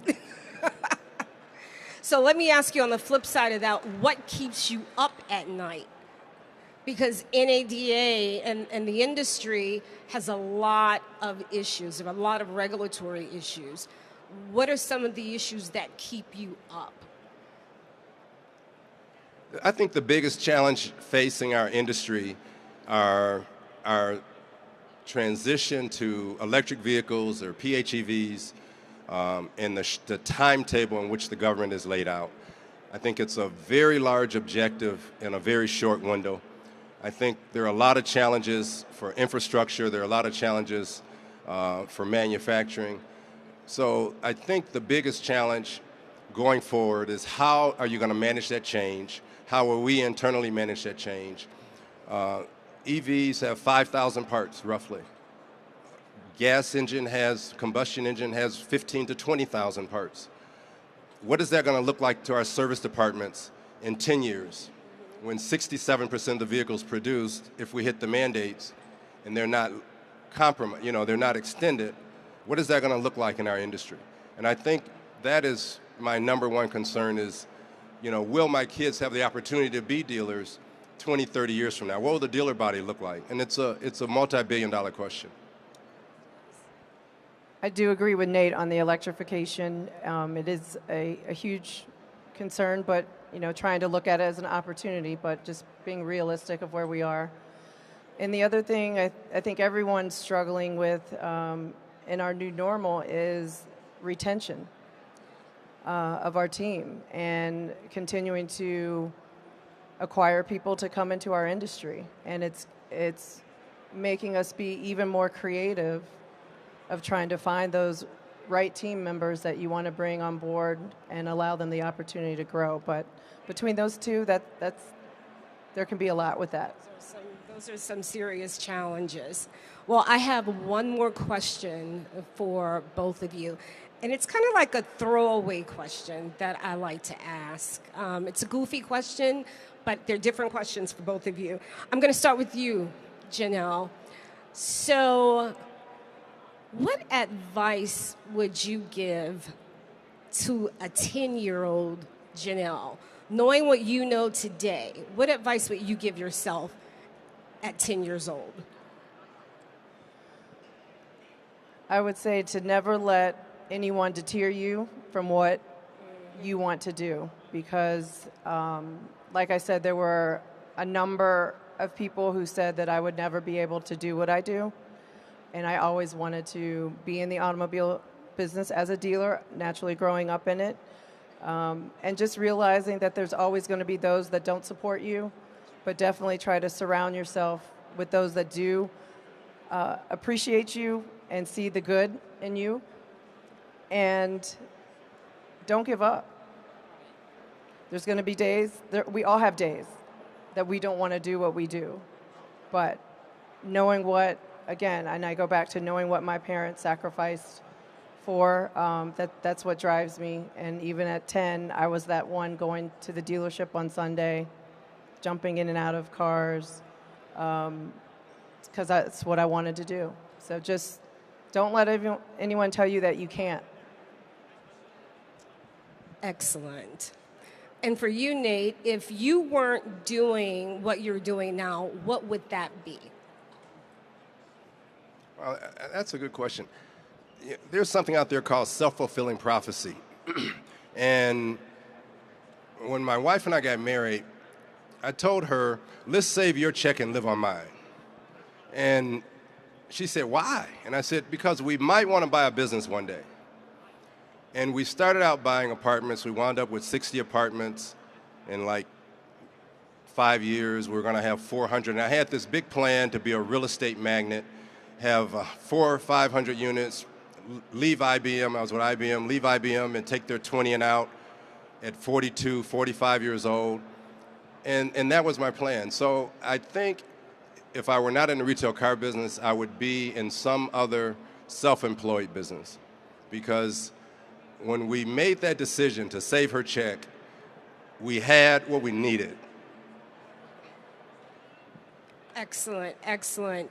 I want to thank both of you for joining us today. Hopefully, we all have inspired someone out there who is watching and listening to this. And again, happy Black History Month. And I would be remiss if I did not say happy birthday to you, Janelle, as you will be celebrating the birthday on Monday. Thank you. Thank you. Good job.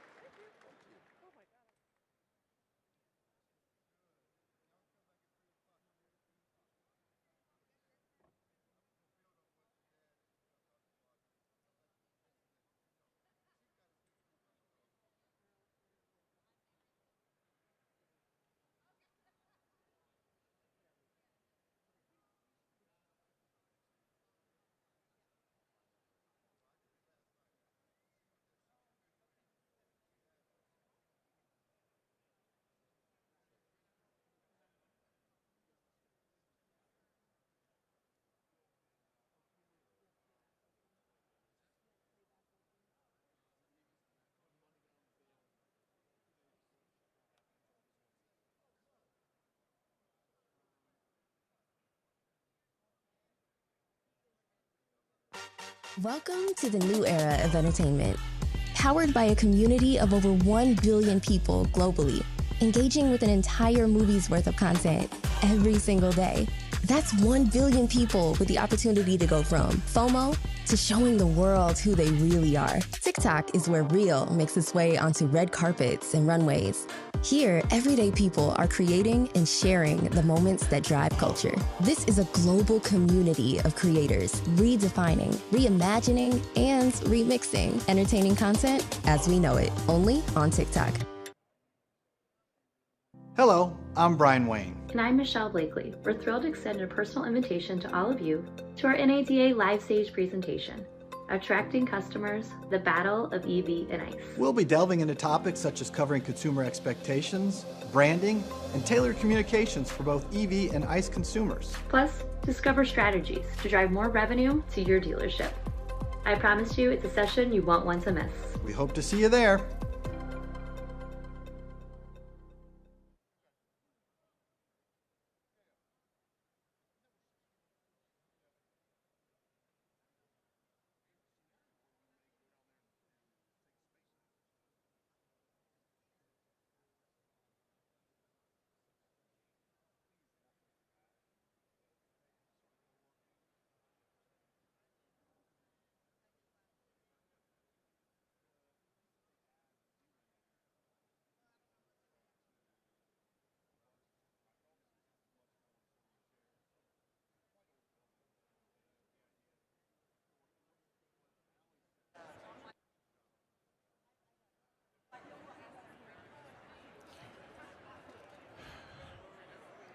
All right, I tell you what, I have one backstage. Thank you both for all of your hard work.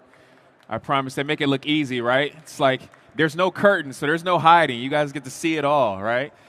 So we thank them because, like I said, day in, day out, whatever the accommodations are, tall chairs, low chairs, no mics, hand mics, over-the-ear mics, they got you covered, and I appreciate them.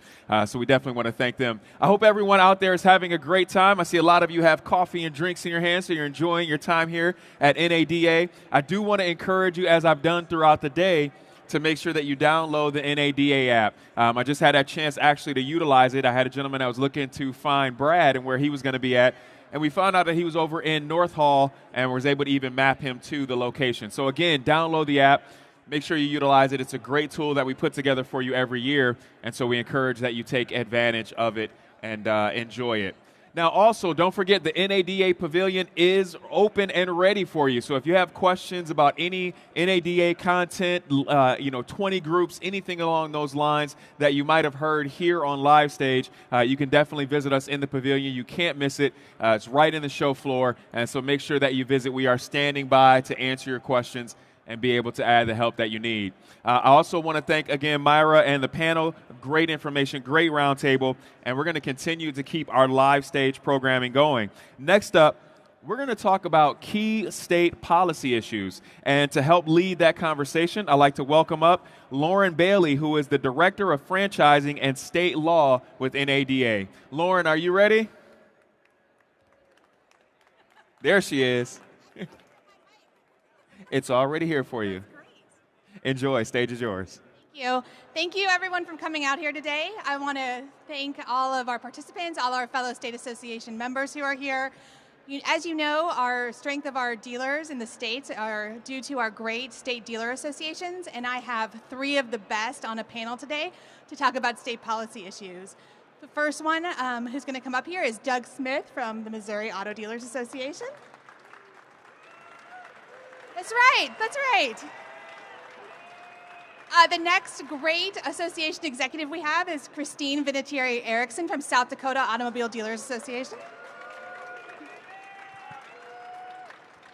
And last but certainly not least, we have Ted Smith from Florida Auto Dealers Association.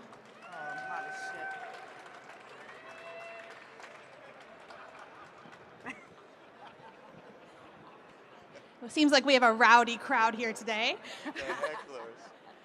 So I want to thank you all for being here today. I'm going to start with Doug, and we're going to talk about how, dealers usually have great relationship with their policymakers at the state level, and that's really a strength of the State Dealers Association. The Missouri legislature is now overwhelmingly conservative, and more than just conservative, they're free market believers.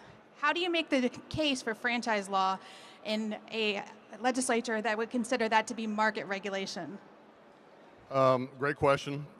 In order for me to kind of expand on where we are now, I kind of have to go back into the past and where we were. I had recently come back to the auto industry in 2013, and my board, during the interview process said, we have a problem with direct sales potentially. That was really kind of an understatement. There's a car maker in California who sells direct who had really done a masterful job of creating a narrative that auto dealers were not only out of touch with reality, but we were stealing money from our customers, basically. So we had to do a lot of grassroots stuff at the beginning. I can remember a lot of conversations with key legislators. We had probably not done a great job of promoting what we do as an industry in the state. So we really went back to that. I went back to my board about 6 months after all this had started and said, we have a real problem here. We have a real perception problem here. And everybody was kind of like, well, how do we fix it? We hired some consultants to help us with it, and we really went back to the grassroots level of stuff. Having dealers contact our local legislators, having dealers at the Capitol. We came up with a lot of stuff that talked about how dealers are involved in their communities. Most of our membership is 80 to 85% family-owned generational businesses. They've been around for decades. Probably got 40% of my guys have been in business for 75 years or more. The other 60% or so, have, maybe even 50 years. So these are family-owned, multi-generational people that have set up shop in these communities and been part of these communities. So, so we did that, and that was having an impact. And then we really went to the economics of it. What is the economic impact of an auto dealer in your individual state? And when we started doing that, well, that's when the light bulbs kind of went on to the people that we were talking to. We had 22,000 direct employees. We got 385 dealers in the state, new car dealers in the state of Missouri. 99% of them are members of our association. When they saw the economic footprint and the economic impact our industry had on the state's economy, particularly like payroll tax, when they saw that payroll tax number, it really, you could see their face kind of light up, and like I had no idea. So we really hammered that. I won't say hammer. We just kind of pushed and kept pushing on that and made that our message. And that really had an impact on us being a viable, viewed as a viable, impactful industry in the state on the overall economy. We're a very ag-centric state. We're agricultural environment, manufacturing second, healthcare's third. We fall in that top 7 as far as an industry impact on the state's economy. So that was huge. We also identified people in the legislature that we knew we could take our message to and they would understand it. They would promote it on the House floor or Senate floor during a debate. We had really good hearings when we tried to keep expanding our message. And the thing we noticed is that when we were having all this success and getting our message across, we also started getting a lot of stuff passed that we had been trying for decades to get passed, because they understood how important it was to our business model. They understood how important it was and to our industry, and there was a direct effect on the state's economy. So I remember having I won't say it was a heated debate with a senator, but it was definitely, it got intense. And he basically told me back in 2013 that your business model is obsolete. And he said, the business model I remember exactly what he said, the business model you represent is obsolete. I said, I don't represent a business model. I represent small business people who have been around this state for hundreds of years, serving their communities and serving the state's economy. And he kind of was taken aback by that response, but it did have an impact on it. So we've come full circle. I think we've created a very nice environment for small business to operate in. We have a very pro-free market red legislature, but also views us as a very important part of the economy. So talking about our business model, the way people and manufacturers are selling vehicles is evolving. Last session, you guys did a bill to allow some of the direct sellers to remain in the state, but taking the other OEMs to task for having spin-off brands. Can you talk about your legislation from the last session? Sure. Yeah, we basically modified our laws a little bit. They're pretty strong anyway, but we need to tweak a little bit of our franchise law to prevent a OEM from doing a spin-off brand and saying, well, this is basically the same as that automaker in California. We should have the right to sell direct. It was basically circumventing the law, and we wanted to close that loophole, and we did a pretty good job on it. I remember the hearings that we had. I remember somebody asked me a question, why would a manufacturer want to do this? And I said, well, I think some of these decisions are made, and I love this line. I can't believe I thought of it top of my head. But I said, some of these decisions are made in the best interest of Wall Street, not necessarily Main Street. And I thought that was a pretty good response, and it seemed to have a really good impact. Great. I'll turn to Christine now. Now, Christine, I promised I would bring this up. The Super Bowl is coming to Las Vegas next week. Do you have any connection to a football player or a Super Bowl? Well, thank you. Myself, I've been to a handful of those. So my brother played for 24 years with 2 phenomenal teams, being the Colts and the Patriots. Has 4 Super Bowl rings himself, and got to attend all of those. And what an incredible environment. So Las Vegas is going to blow up. It's going to be amazing. So for those of you sticking around, enjoy the time and take in all the sights. It's certainly a good time. So, Christine, your brother is famous and a great rock star, but you are also a rock star. You have been a public official. You've served in the state government. Is there something you can talk about your public service that maybe dealers would like to know from the other side? So thank you for the question. Oftentimes when I'm in front of others, I like to identify myself as a recovering politician. I served for 10 years, a couple of years in our state house, and then 8 years in our largest city at large on the city council. And so that unique perspective has helped me be able to lobby, also talk to our dealerships about letting them know, obviously, they're the backbone of the communities. They're the Little League baseball sponsors. They're the high school football teams. They have those connections in every single one of those districts, and those relationships matter. Without those relationships, it makes my job that much harder to get across the whole entire state, and I rely on my dealerships to say, hey, we have them coming into our dealership, we'll take some photos, we'll promote it online, just making sure that they are in the dealerships, understanding what's going on in our market and how really, truly our franchise model is being attacked right now. So in South Dakota, after Ford rolled out their Model E program, South Dakota dealers stepped up and were one of the first dealers to file a protest against this program. Can you talk a little bit about why the dealers decided to protest it, what the EV market is like in South Dakota, and what the status of the protest is going forward? Sure. So I am only in my job about 2.5 years right now, and so 1 year in, all hell breaks loose, really. I mean, we had major concerns and issues. Our Ford dealers felt, and many of our regular dealers that are not Ford brands, thought that this change was a fundamental change to the existing franchise laws and their agreements. And so they decided to put their names on the line and file protest. And so that's exactly what we did. This is the first time that we've done this in our state. I learned a lot about the process. We're still in that appeal process. And truly why we thought it was so important and why these dealerships thought it was so important is, picture this, we're in Las Vegas right now, huge city, population's huge. There was no scalability to that program at all. So my Ford dealer in Groton, South Dakota, population 1,400. How long is it going to take him to recoup that investment that Las Vegas has a different market, a different group? And so we had a real problem with that. And let's be honest, we're not early adopters in South Dakota. My kids didn't have school 3 or 4 days in the last 2 weeks because it was -40. So that makes it very challenging to charge these vehicles and get the drive range that is being talked about. The other thing that is really, really important is when we decided to move forward with this protest, this is when Ford had said that they're going 100% EV by said date. That has pivoted, and we've seen that change. And in South Dakota, that's important for us to recognize because we're just not early adopters. We don't have the infrastructure there. And frankly, we are selling some, but we're probably one of the lowest markets for EV adoption. And so for those reasons, we wanted to make sure that our dealerships could sell all products and that it was scalable. We're still in the appeal process. We should know something within the next 5-6 months, I would say. So stay tuned to that. South Dakota's paving the way and hopefully making some good change for all states when it comes to the franchise system. And Christine, I would be remiss if I didn't mention that NADA has supported your protest, and we support the small dealers who are trying to enforce their franchise laws. That is correct, and we're super grateful for that.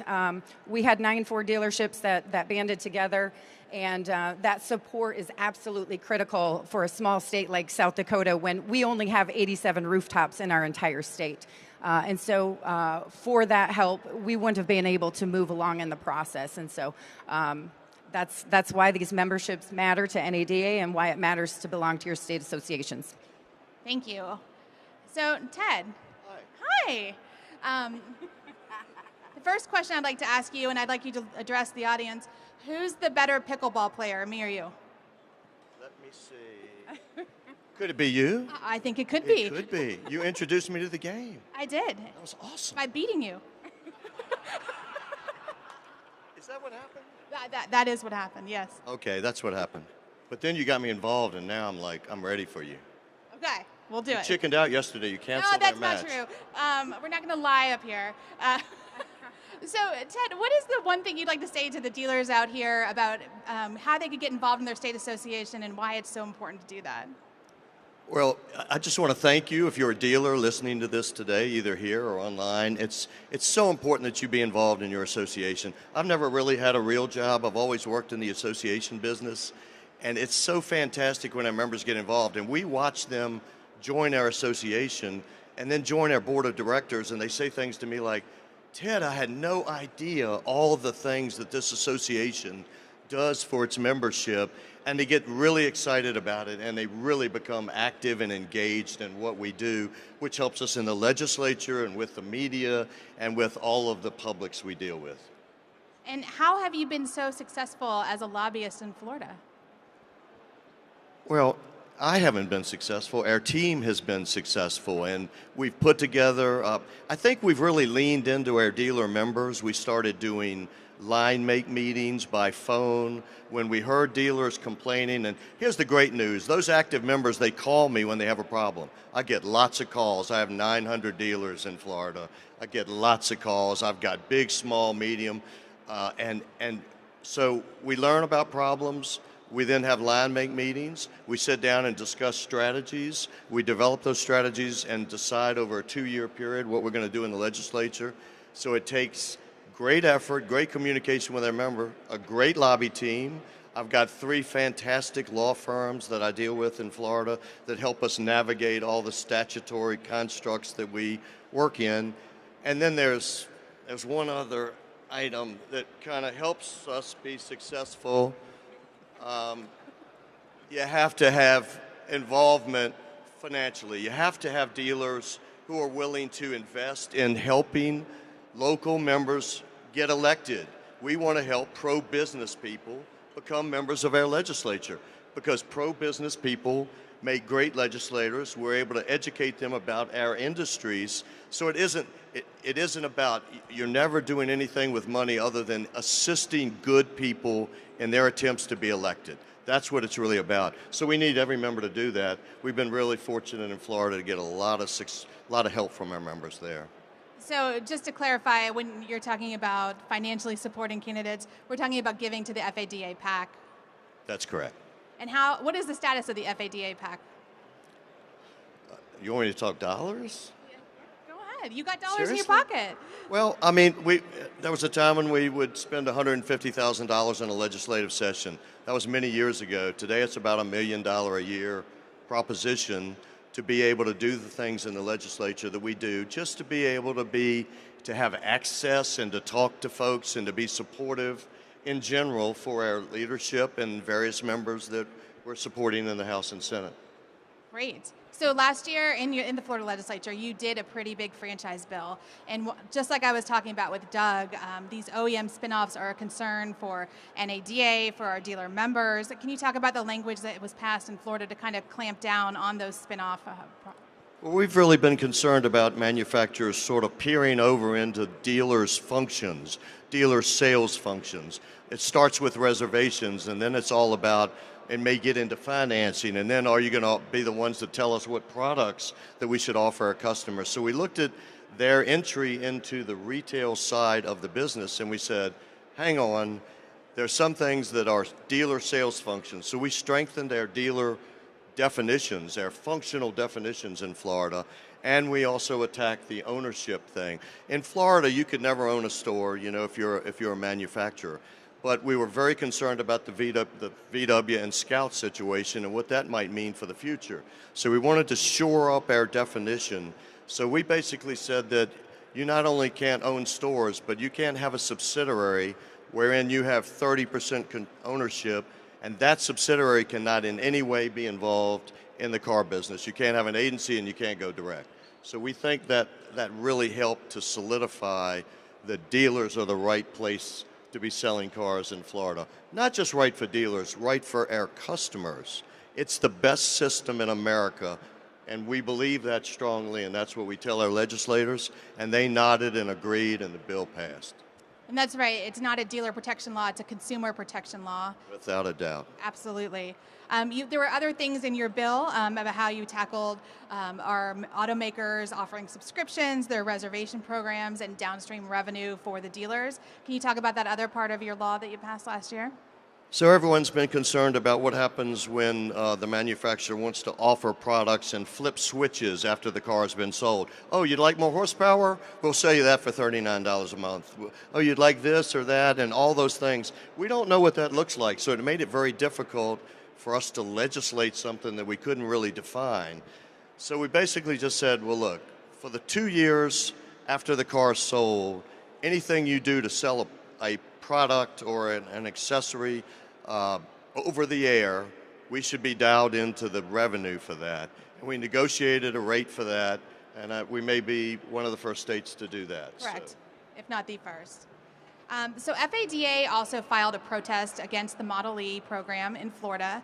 And different from what the protest that was filed in South Dakota, it wasn't the dealers themselves that filed the protest, but it was actually the association who stepped in for the dealers. Can you talk a little bit about why FADA stepped in to file the protest instead of the dealers and what the status is of the protest? Well, if you're a dealer in the room, would you like to put your name on a lawsuit against your manufacturer? Raise your hand. There won't be any hands. So we talked to our dealers, and they basically said, we believe this is the time to act. We believe that FADA carrying this legislation to the federal court is the way to do it. We said, okay, show us that you will lead this charge and help us do that, and we'll take that initiative. Unfortunately, last week, the case was dismissed in federal court in Florida.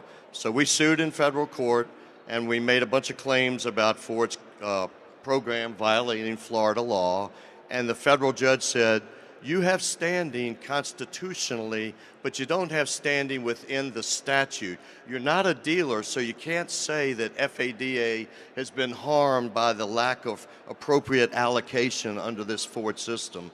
So your case is bye-bye. They dismissed the case. So obviously we're very disappointed. But it gets to the root issue in every state in America.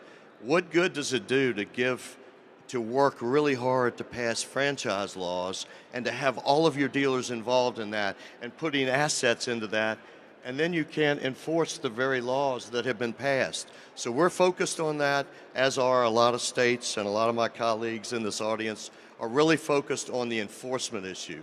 It doesn't do any good to have franchise laws if someone can't ensure that dealers are protected and that those laws are enforced.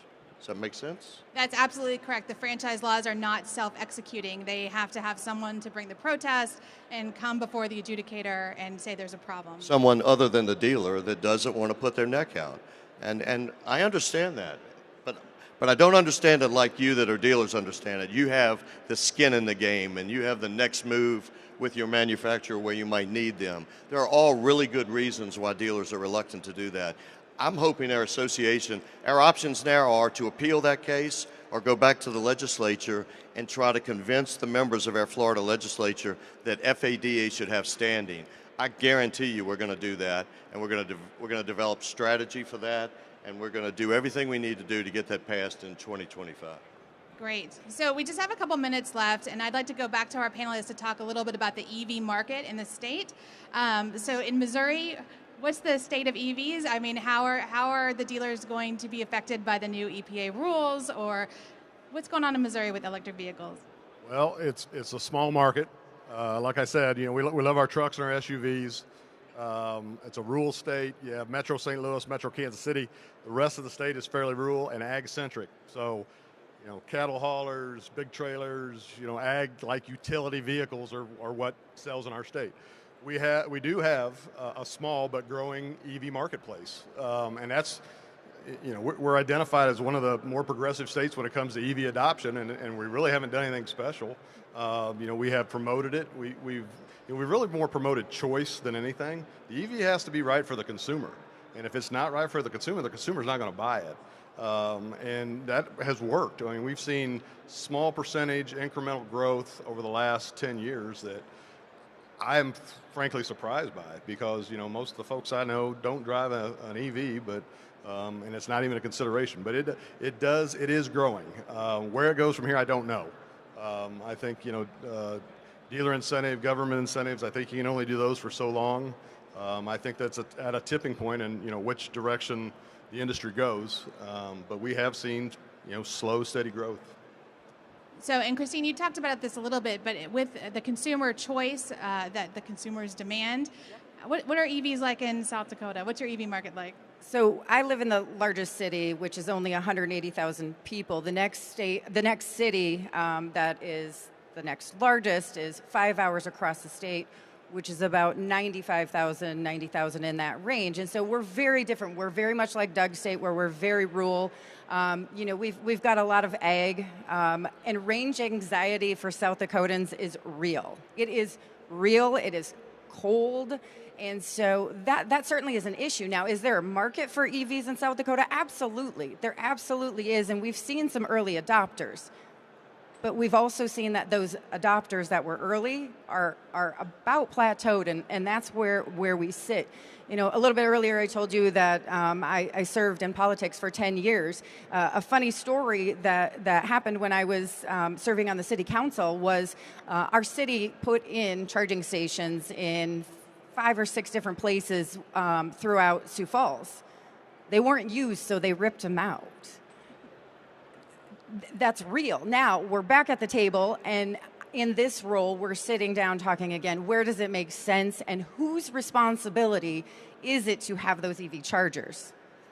I would argue, I don't believe that it's the dealership's responsibility to create the infrastructure throughout the United States and beyond, but whose responsibility is that? And in a rural state, we obviously need those charging stations to get from A to B. We haul a lot of stuff, whether it's boats, campers, trailers, things of that nature. That also creates some range anxiety also, because you don't have the ability to move like you should. So we're seeing some adoption. I think that what the consumer wants is what the dealerships provide, right? It's consumer choice. And the consumers truly dictate the market, not the government. Absolutely. No, there's no one-size-fits-all for EV adoption across the country. And Ted, do you want to talk about the EV market in Florida? You don't have the cold that Christine has, but do you have some heat down there? Well, I'm happy to say I see my chairman in the back of the room, and he's one of the biggest EV vehicle sellers in Florida, in St. Pete, Florida. He does a wonderful job. Look, the issue with EVs is it's just another car, right? And it's a car that we ought to be selling as dealers. So that's issue number one. Issue number two is the consumer should get to choose, not the federal government telling us through mandates what vehicles should be purchased by consumers. I want to give a shout out to Toyota.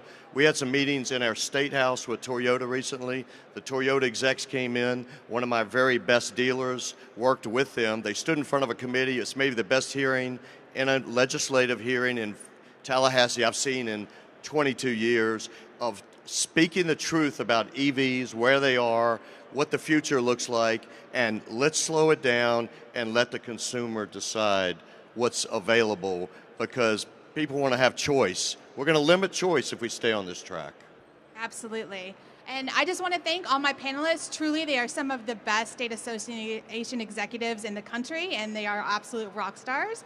And I also want to thank all of you for coming, everyone who's watching on the live stream, including my mom. So hi, Mom. Hi, Mom. Thank you. Thank you so much for coming, guys. Let's give a round of applause to our panel.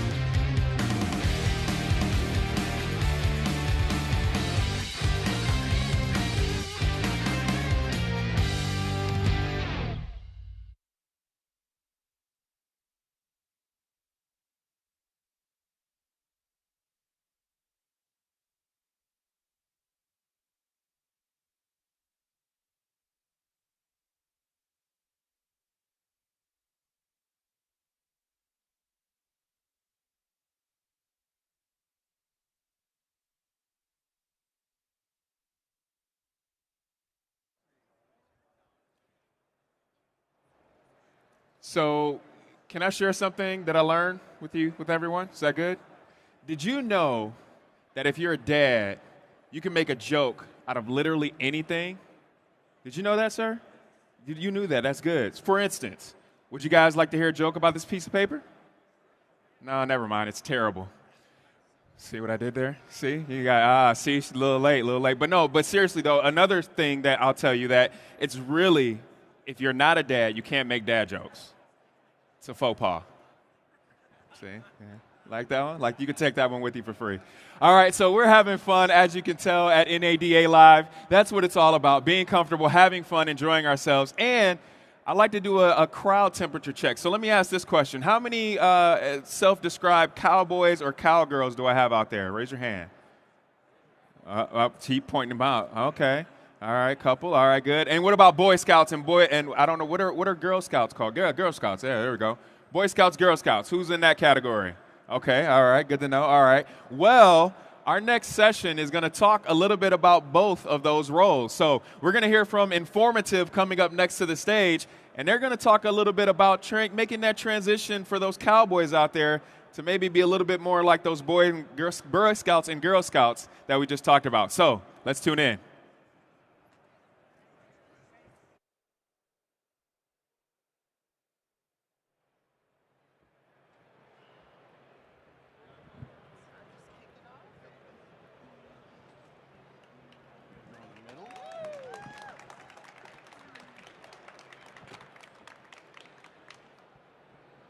Good afternoon, everybody. My name is Tammy Richter, and I'm with Informative. We are a lead generation, leading credit and compliance lead enrichment technology company, Credit Bureau Connection, Dealer Safeguard Solutions, and Credit Driver. We launched our new platform last year at NADA, but we've been working with dealers for decades, bringing all of our platforms together into one. So the thing about our platform is different is we are the only proactive credit and compliance company from lead to sale. I talk with my hands, so we gotta be careful here. So I've been with Informative for 5 years, and I've played in different roles, implementations, I've done compliance reviews, sales, and customer retention. So what I'd like to do is introduce our guest today. So Jesse, if you would tell us, you're with Parks Automotive Group, and how many locations where you guys are located, how many rooftops, and what your responsibilities are. Thank you, Tammy. So we are Parks Automotive Group. We're based out of, we're based out of Charlotte, North Carolina. We do have some stores in South Carolina as well, in Virginia. We have 11 stores, 14 brands, mostly domestic, with some luxury brands in there as well, but mostly out of the Carolinas. Very nice, great. And Chris, you are with Nelson Auto Group. If you could tell us also where you guys are located and how many rooftops and your responsibilities. We are Nielsen Automotive Group. We are out of New Jersey. We are a total of 12 rooftops, mostly domestic, but we have some foreign as well. And at the dealership, I oversee a couple of our stores, our Hyundai store and our Kia store. Okay, great, thank you. Jimmy, welcome. Likewise for you with Pohanka Automotive Group. And how many rooftops do you have? What your role is with the company? My name's Jimmy Robinson. I'm the CFO for Pohanka Automotive Group. Our chairman is the outgoing chairman, Jeff Pohanka of NADA. We have 21 stores. We're based out of Northern Virginia, the Washington, D.C. area, Maryland, and one in Houston, Texas. Great. And we have Doug. Doug, you founded Dealer Safeguard.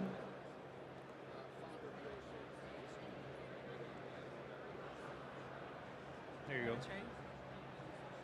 I founded Dealer Safeguard Solutions in 2009 to solve a pretty general problem across the industry, which is the disconnect between what dealers want, which is sell more cars, make more money, and save more money, take care of customers, and what the FTC mandates, which is lots of compliance laws. And in 2009, it was 2 pages. In June of this year, it grew to 145 pages. And in spite of training, in spite of compliance audits, the disconnect still exists today. And we built a platform to eliminate that gap. I'll start with the first question because we've been around since 2009. All of these organizations were in existence long before they contracted to do business with us. So I'd like to ask each of the panelists if they could share their experiences because they had compliance programs and training and audits before we arrived, and just kind of do a before and after comparison on before Informative got in, what was the world of compliance like and what's it like today?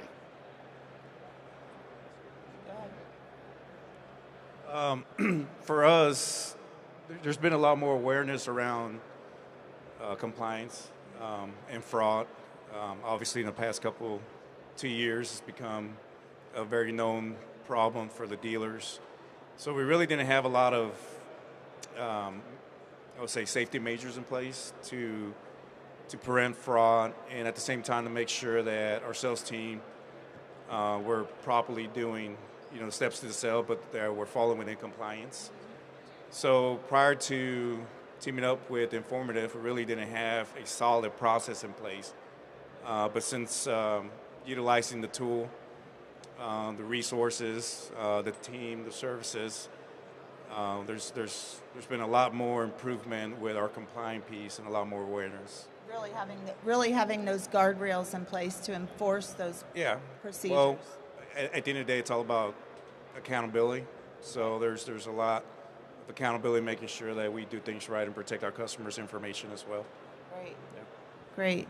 And Chris? Our group has always been big on compliance. Our dealer principal sits on the board for NJ Car, which oversees compliance and how we do business, but it could always be inconsistent, and that was something that we had issues with in the past. We would do everything that we knew we could do, but we didn't have those things that could, the extra safety net to help make sure that we were doing things properly. And then since we've implemented, our employees, we have a seamless process. They come in, they're trained, this is how we do everything, it's paperless. We don't have any inconsistencies anymore, and business just goes very well. And also with several stores, we can take an employee from one store, move them to the other store, and it's a seamless transition. Perfect. I'd like to add to that. Since implementing Informative, it's actually helping improve the amount of time the customers are at the store, because it's helped our sales process. Because now our sales team is trained, and they're using the tool to make sure that we have all the right information prior to walking up to the desk and getting figures. But it also helps with, when you scan the driver license, we get a lot of that information right off the bat. Right up front. Yeah. Great. So having that enforced compliance in place that you have to have has not slowed your process, it's actually speeded up the process. Great. Jimmy? And from the CFO standpoint, of course, I'm the guy that's always over the compliance. The consistency is what we're all striving for. We all want to get better. We all want to be consistent. The software has helped us tremendously with that, which streamlines funding, streamlines deal costing, everything in accounting. It also helps when you're consistent on, I'm over insurance, I'm over, risk management, all of that, the audits, external and internal audits. So it's brought a consistency to a deal package. It's complete. It's really saved us a lot of time and money. So I think everybody in this room understands when the world changed with the pandemic and the transactions became much more extended and virtual than they were before, right? So simple things like how we collected paperwork when the consumer was in the showroom every time, to how we gather information from the customer that's no longer in front of us. So I'd like to ask the crew, what have you seen as an impact as far as collecting things like STIPs, validating driver's licenses remotely, and how's that done in a secure way today versus how it might have been done previously? Well, for us, it's, you really don't realize how many fraud issues you have until you have a technology in place. We like to think that we do our best to prevent that kind of information, but there's so much activity these days that it's overwhelming to the dealers that we're just not that smart to figure out these kind of frauds that are happening. So our software helps you So the there, software right? helps. I mean, just 2 weeks ago, we had a customer walk in the dealership, had a driver license, and to us, it was a perfect driver license. There's no way. I mean, you could never tell that it was a fake ID or a fake driver license. But luckily for us, we ran it through the informative, scanned it, and everything on the driver license was accurate. Okay, driver license number, date of birth, address, his blood type, you name it. And the only thing that was wrong with that was the picture. It wasn't him. So it kind of helped us not deliver a demon. Right, right. Which, we all know what kind of money that Right. car brings. But just having that fraud protection is bringing a lot more accountability, making sure that we deliver cars. Helps you sleep a little better at Yeah, night, it does. right? Absolutely. Right.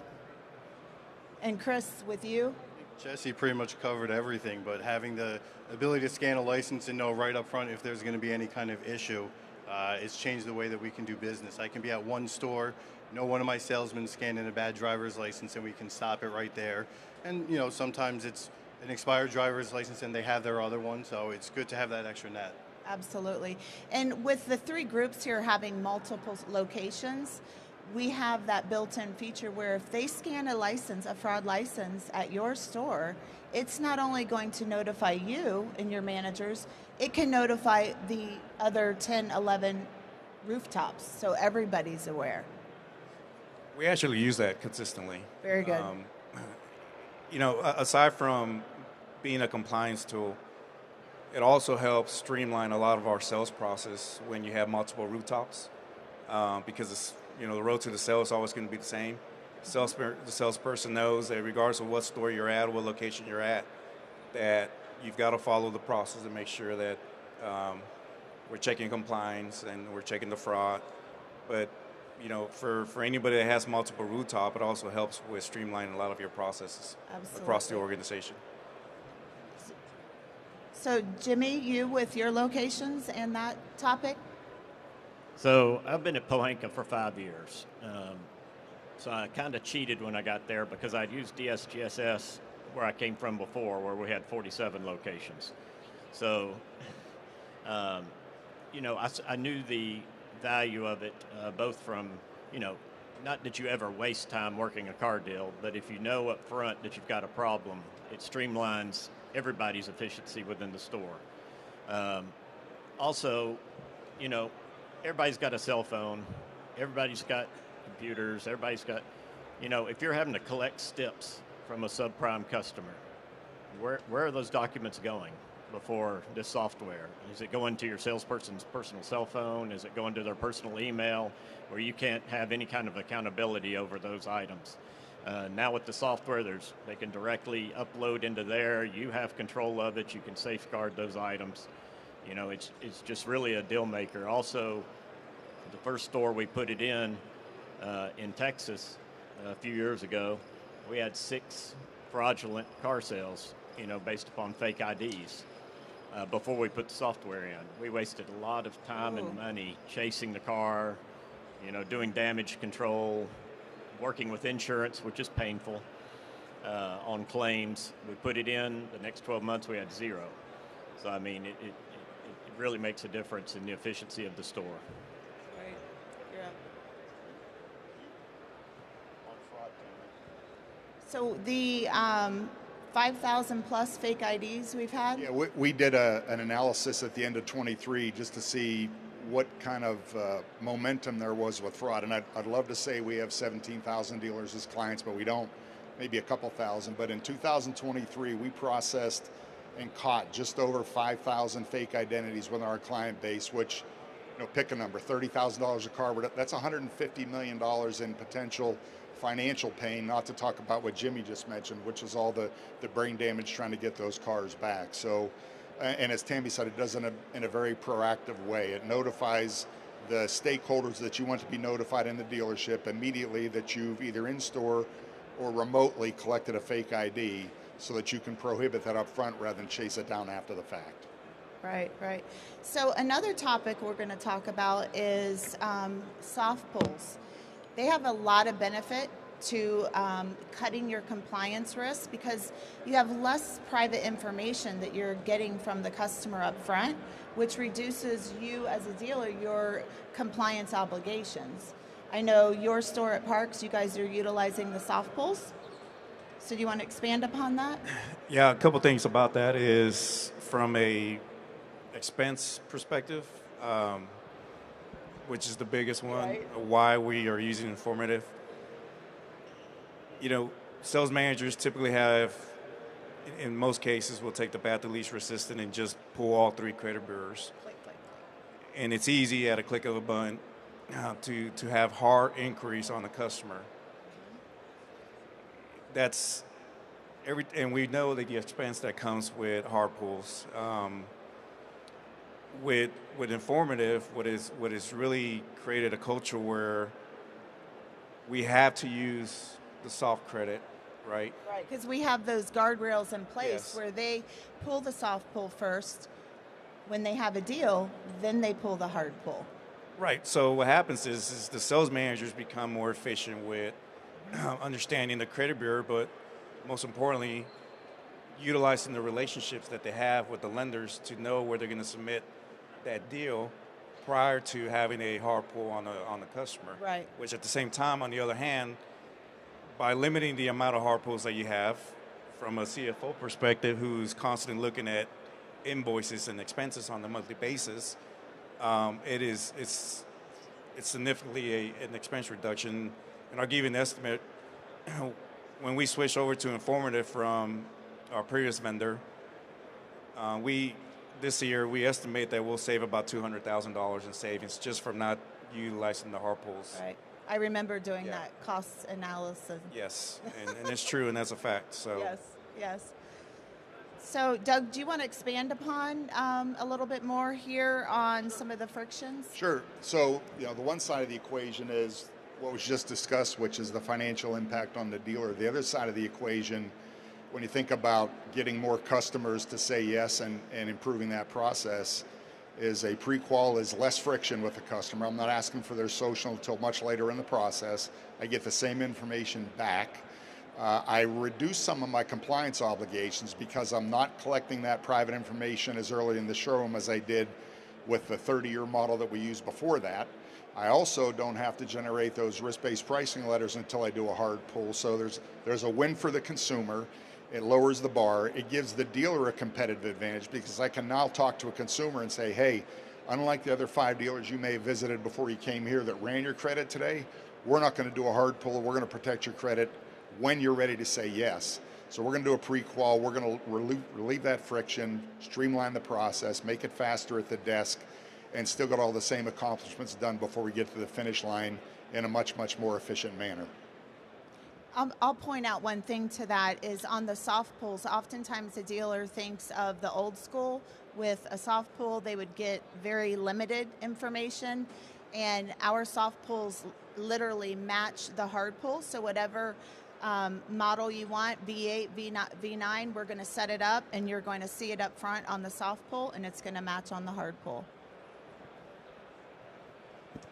So now let's talk about training. So training is temporary. We have some turnover every now and again, right, in the dealership?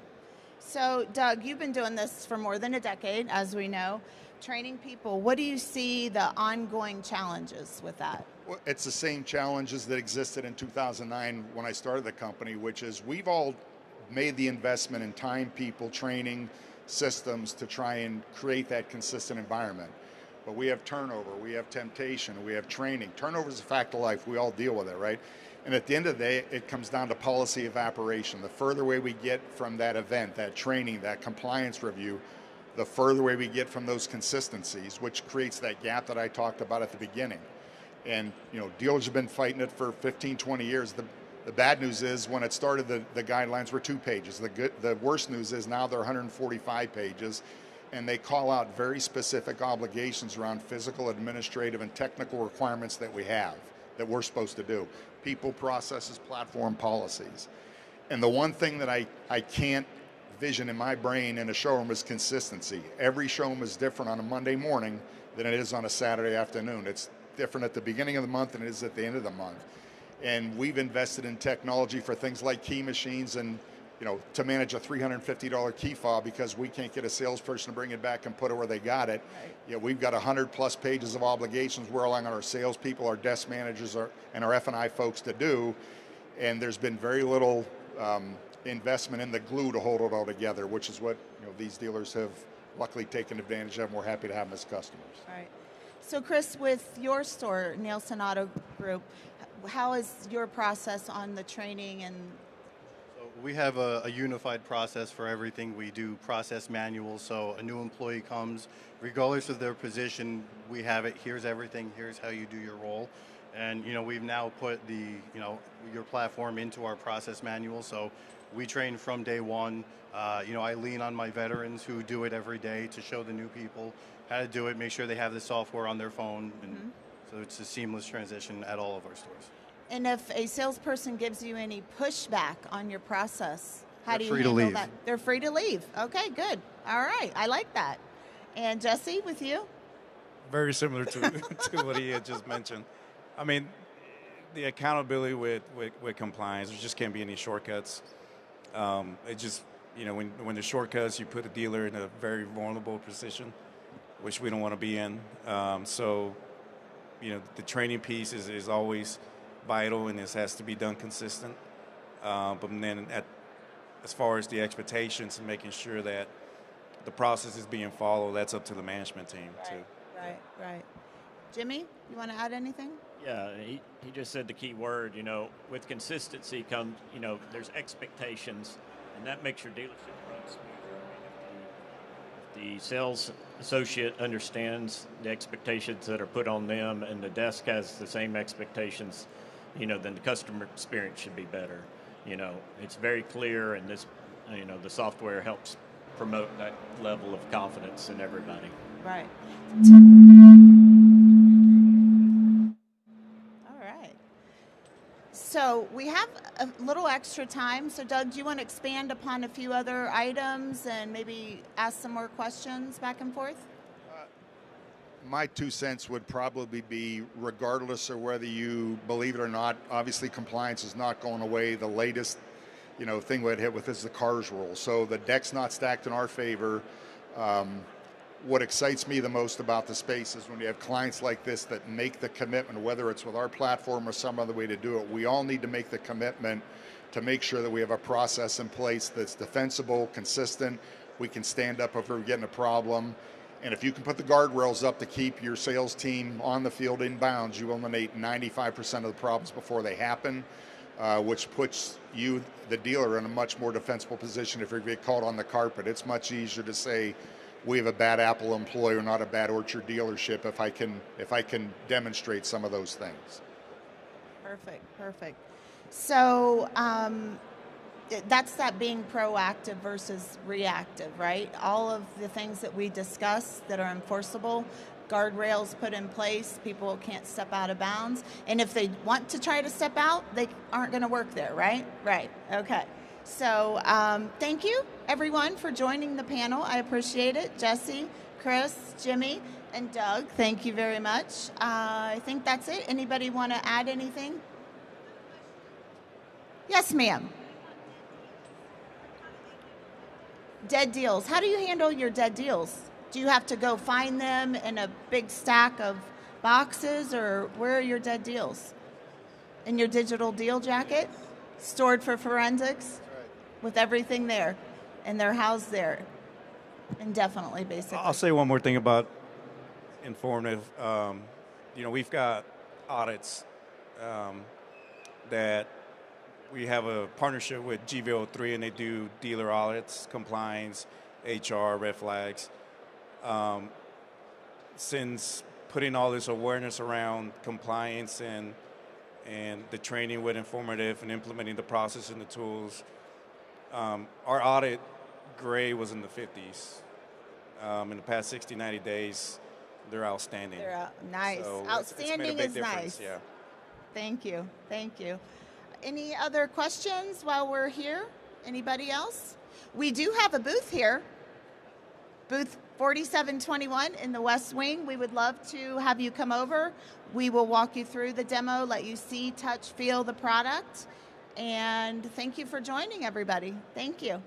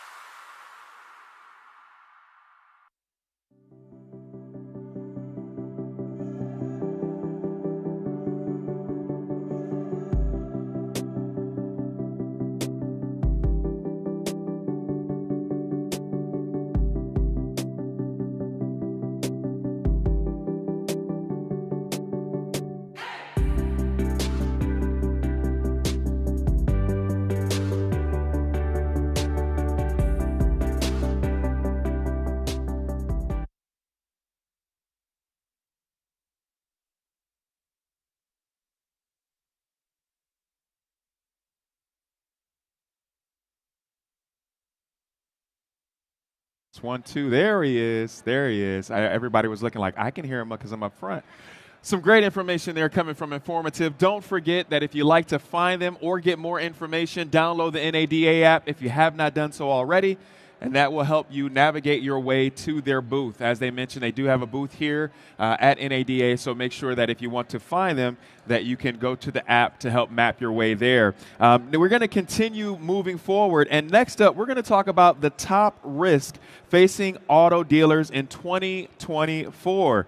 And the subtitle for that is the auto inventory loss, large losses, talent, and more. So that's a lot of good information there. To help us do that and to lead that conversation, I'd like to welcome up to the stage, make sure you give her a big round of applause, Marie Knight. Marie, are you ready? All right, stage is yours. Enjoy. Thank you. Hi, everyone. So I would like to bring some great panelists up to join me. If you would please welcome Phil Rasu, Zurich Direct Market Head of Sales. Rob Smith from the Fitzgerald Auto Mall, headquartered in Rockville, Maryland. And Oliver Broadleib from East Hills Auto Group in Greenvale, New York. So have a seat, gentlemen.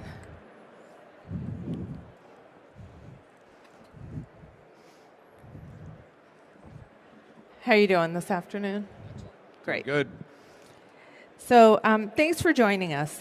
Yesterday, I was fortunate enough to attend the Auto Team America Dealer Forum, where I was really happy to hear that the economic outlook for our industry is still pretty positive.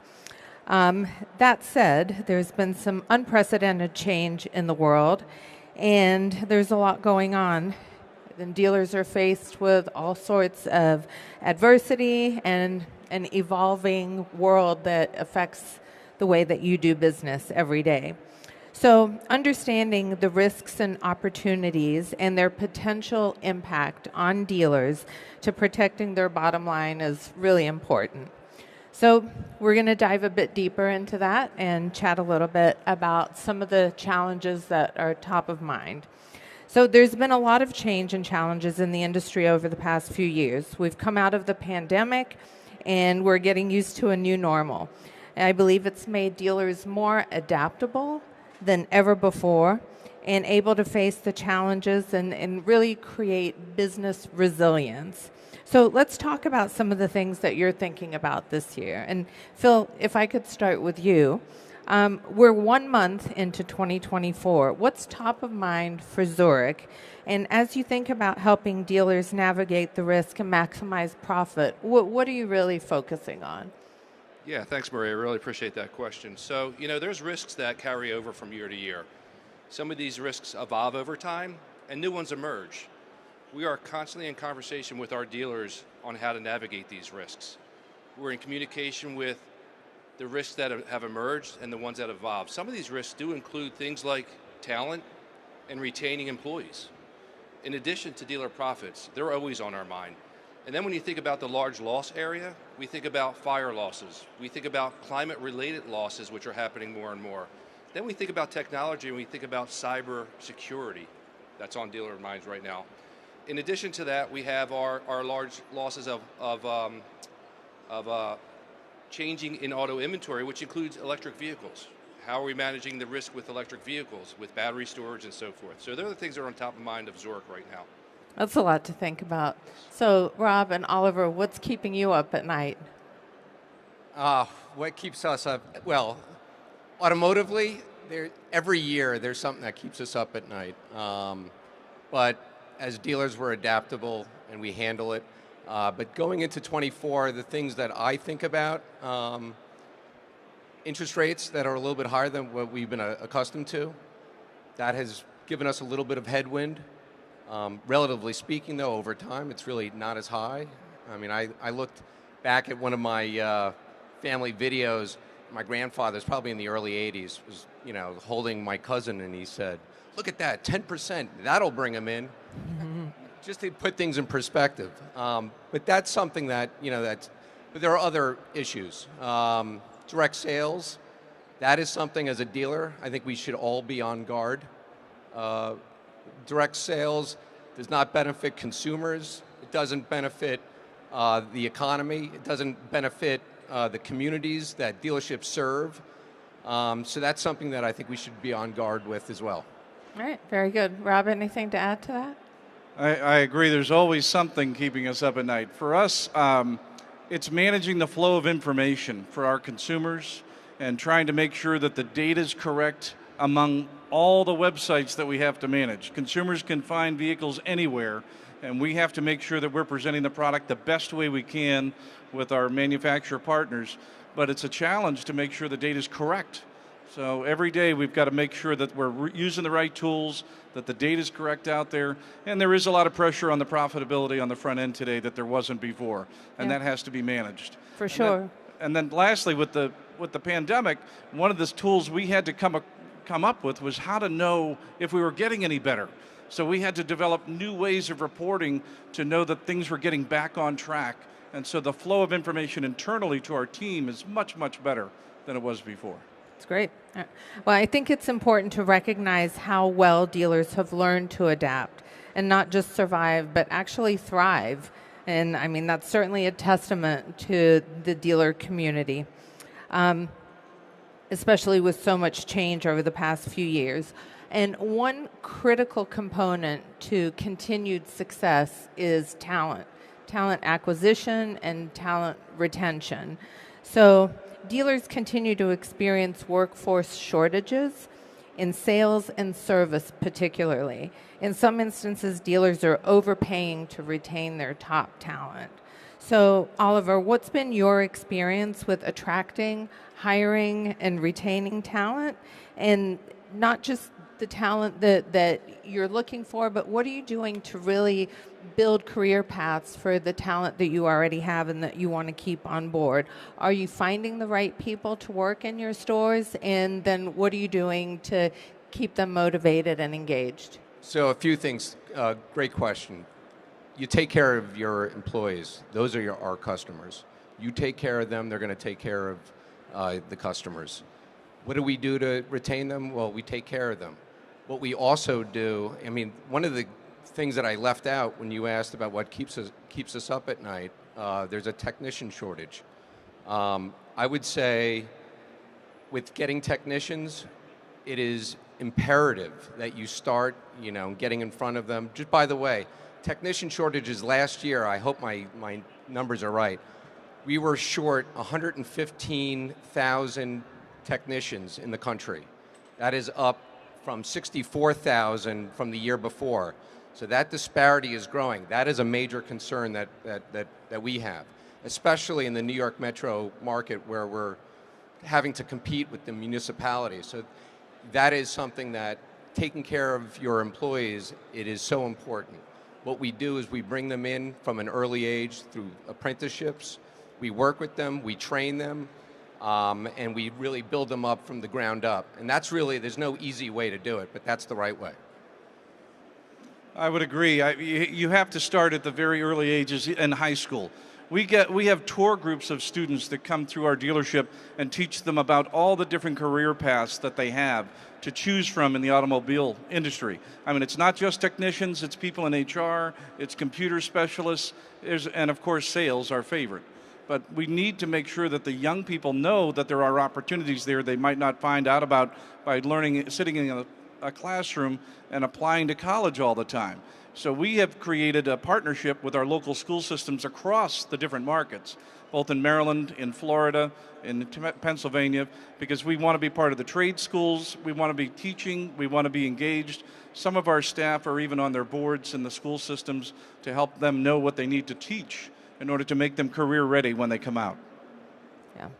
Well, certainly people are a huge part of the industry and really what keeps it going and can certainly impact the profitability of the dealership as well as the customer experience. So it's good that you're making that a top priority. And I think Zurich has the same approach to talent acquisition and retention.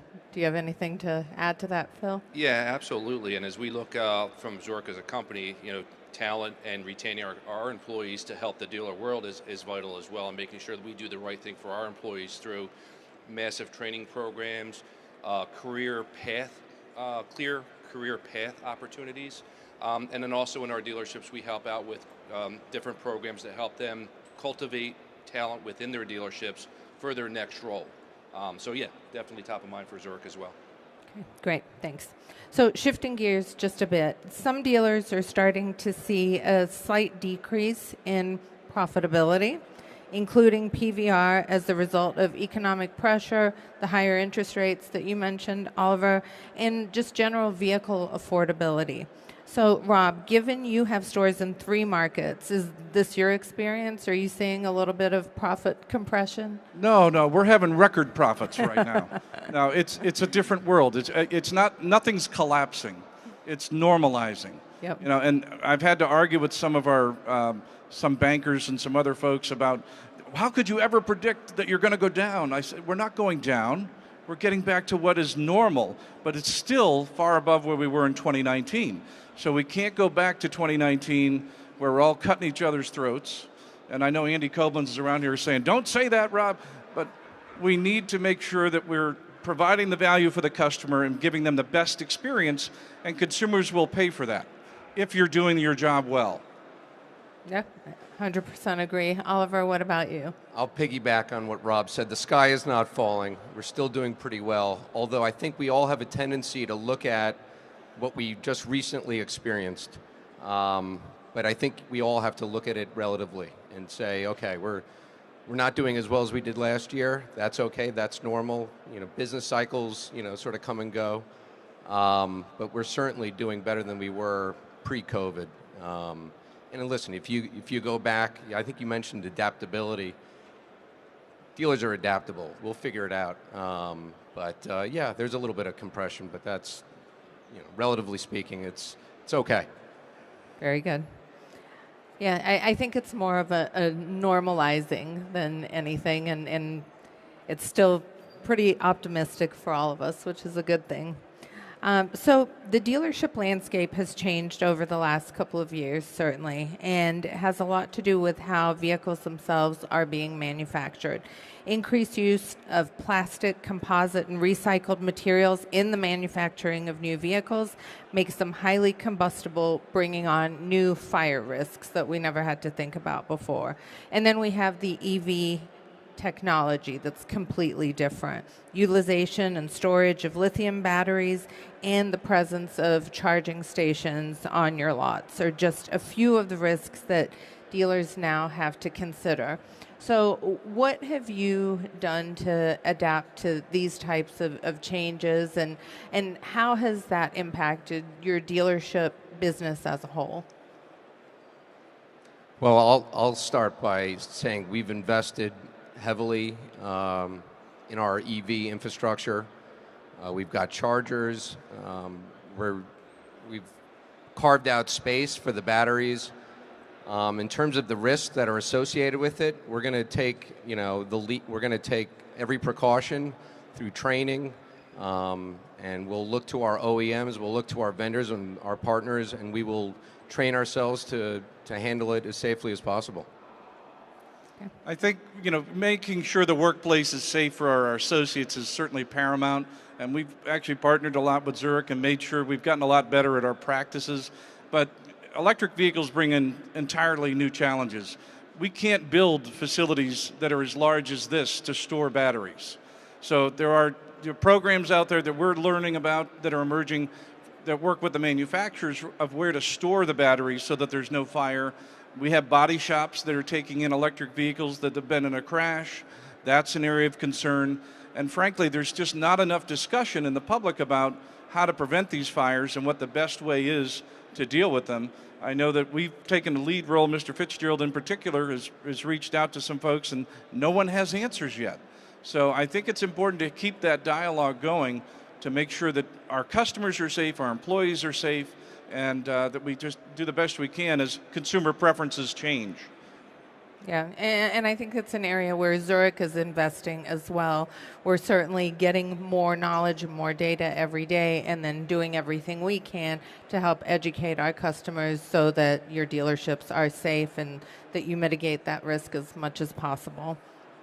So we know that dealers are impacted by large losses due to some of the things that Phil mentioned earlier, including cybersecurity breaches, distracted driving, auto theft, climate impact, and the current regulatory environment.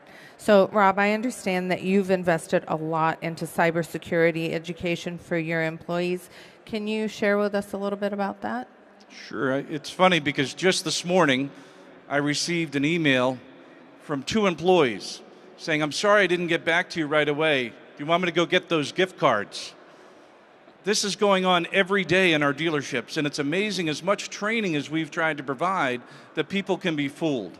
We hear about it in the senior community, my parents, for example, but in the workplace, there's a real danger of somebody sending a wire to someone or sending your license plates to the wrong person. So we have got to protect the privacy of the consumer. And we've certainly used one of the vendors that's here at the show to help provide more education, ongoing training, phishing training to prevent our employees from making that terrible mistake. And it's not a matter of if you're going to get hacked, you're going to get hacked. I mean, I grew up with a father that worked for the government that told me all my calls are being listened to.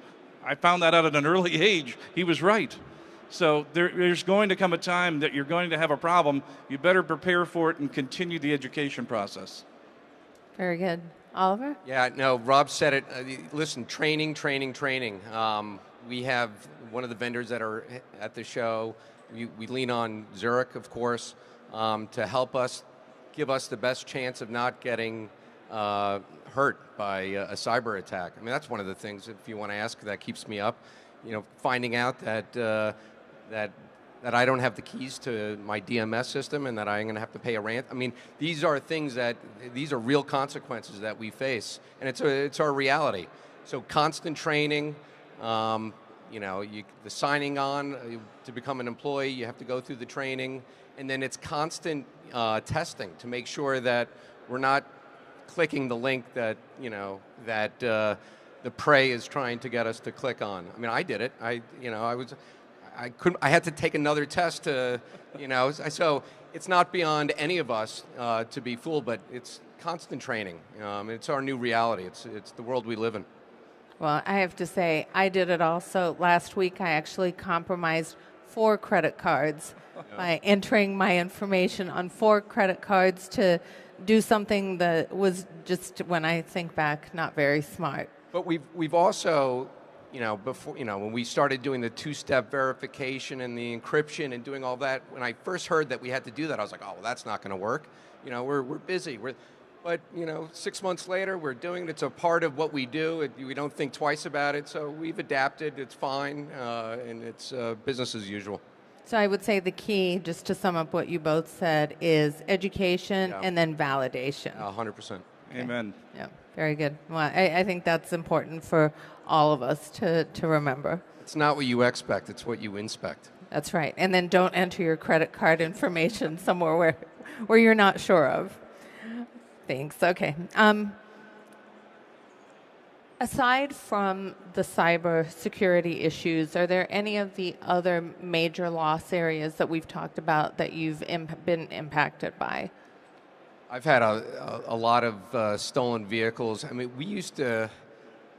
our security was literally used to be locking the door and then coming in the next morning and saying, okay. Now it has become we have to get AI, we've got to have 24-hour surveillance. Any movement on the property, there's someone speaking from another state saying you got to get off the property. But this is our reality. This is what we have to do to best protect the inventory. We want to keep our insurance premiums as low as possible, obviously.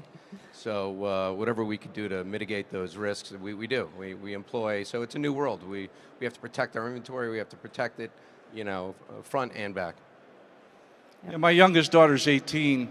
I found out she had the most impressive fake ID I had ever seen in my life. This is an 18-year-old. So you can imagine what's going on in our showrooms when we get these folks that come in. And thankfully, our trade association has created a way of communicating with everyone about potential theft and fraud and ID theft. It's rampant. We can't go a week without several examples of people pretending to be someone else trying to buy a vehicle.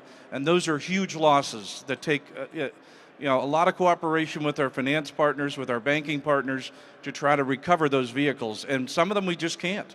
I mean, they are very good. They're very organized. So we need to take steps to continue the education and invest in the technology to scan the licenses to make sure that they're valid and make sure that people are who they say they are. And it's a challenge because the customer just wants great service. They want a good experience. But at the same time, we have to teach them we're here to protect your identity. So if they're getting upset about it, maybe there's something that they need to tell us about. That's a good point. Yeah, and I do think everyone's job is to be vigilant and really double check and make sure that people are who they say they are and that all their documentation is accurate and authentic. All right, very good. Any thoughts on distracted driving and any precautions that you're taking there to make sure you don't have any losses with dealership personnel and distracted driving? Phil, you could take that. Phil, do you want to talk about? I'll just mention we have improved we have a very large wholesale parts operation, and we installed the first time we ever put cameras in vehicles. We were shocked at what we discovered. And we realized that we really did have risk with some of the drivers out there. And to protect them and protect the people on the road and our own reputation, it was important to make sure that was installed in all of them. So that's our biggest challenge, of course, is to make sure that our own delivery drivers are not distracted. But then even with support staff that move cars from lot to lot, if they're on their phone or they're texting, that's an education and an enforcement issue. But that is a concern. Yeah, when I think about distracted driving, there's two parts, and Rob just touched on it. It's obviously us being out on the roads with other people and getting in accidents, but it's also on your dealership lots, the jockeying cars around, the distraction. So I would highly recommend that you're working with your insurance experts to come up with plans to make sure distracted driving isn't happening. If you have large parts delivery programs, or you're doing remote deliveries, cameras, it's causing such a disruption in the insurance world because it's harming individuals. But it's also, when you think about the cost to repair cars today, whether it's a windshield or whether it's a side mirror, these aren't inexpensive repairs anymore. These are very, very costly repairs. So it's working with your insurance experts to make sure that there's a program in place and there's consequences. So I would highly recommend that you do that. Great, thank you. So the latest development has moved the FTC CARS rule off the front burner, thankfully. I think we were all in a bit of a panic about that until last week or the week prior. We'd like to hear from you. Is this something that you remain concerned about? What changes do you think need to be made so that you are prepared when it goes into effect, if it goes into effect? Am I concerned? I wouldn't say I'm concerned. First of all, this is a perfect example to show just how important organizations like NADA, your local ATAEs, in my case, the Greater New York Automobile Dealers, it is those organizations that push back and educate legislators that this overregulation, while I think it's important to weed out bad actors, and no one wants that for the industry, I think there's a way to do it where it does not put such an overburden on the process. We've learned that consumers want a seamless transaction, a digital, touchless transaction, and from what I've learned, this car rule would just throw that into a tailspin. So, I mean, it's like practice and theory. Theoretically, it makes tons of sense. I think it's great, because the industry wants dealers that work in transparency, and transparency is a good thing, not a bad thing. But it has to be done practically, so it can actually work in the real world, in our showrooms, and to allow customers to come in seamlessly, buy a car, and be able to leave. So, frankly, I'm in the DC metro area, and the folks that write these laws are my customers. And it's very disappointing, because we actually knew some of the folks and invited them to go to a dealership and go through the shopping experience. By the way, some of the folks who are writing these laws have never bought a car. That should frighten you a little bit. So they've never shopped for a car. Yet they went through the process and they still came back with some of the same crazy ideas about the disclosures that are going to need to be required. My big concern is it's going to get so crazy, it's going to be like showing them the back of the contract, and consumers are going to get numb to it. It's not going to mean anything. Before, the privacy notice was a big deal to give to someone. Now it's just everyone gives a privacy notice. It's no big deal. So I'm not sure how it's really going to help consumers when we already have laws on the books to stop the kind of practices if the states want to enforce the right laws. That's my opinion about it. So you think that the UDAP laws and all the laws that GLB, all of those already cover what the CARS rule is trying to impose? Deceptive practices and no car dealer does that, honestly. We are pillars in the community, and our reputation is what matters most. If we don't take care of the customer, we go out of business. So I think that there are bad actors, I don't disagree, and they have to be weeded out, but I think there's sufficient statute out there to put the enforcement actions in place to make a difference. It is interesting to me when you compare the automotive industry to any other type of retail. I don't know if anybody's bought any furniture lately, but I was shopping for a couch.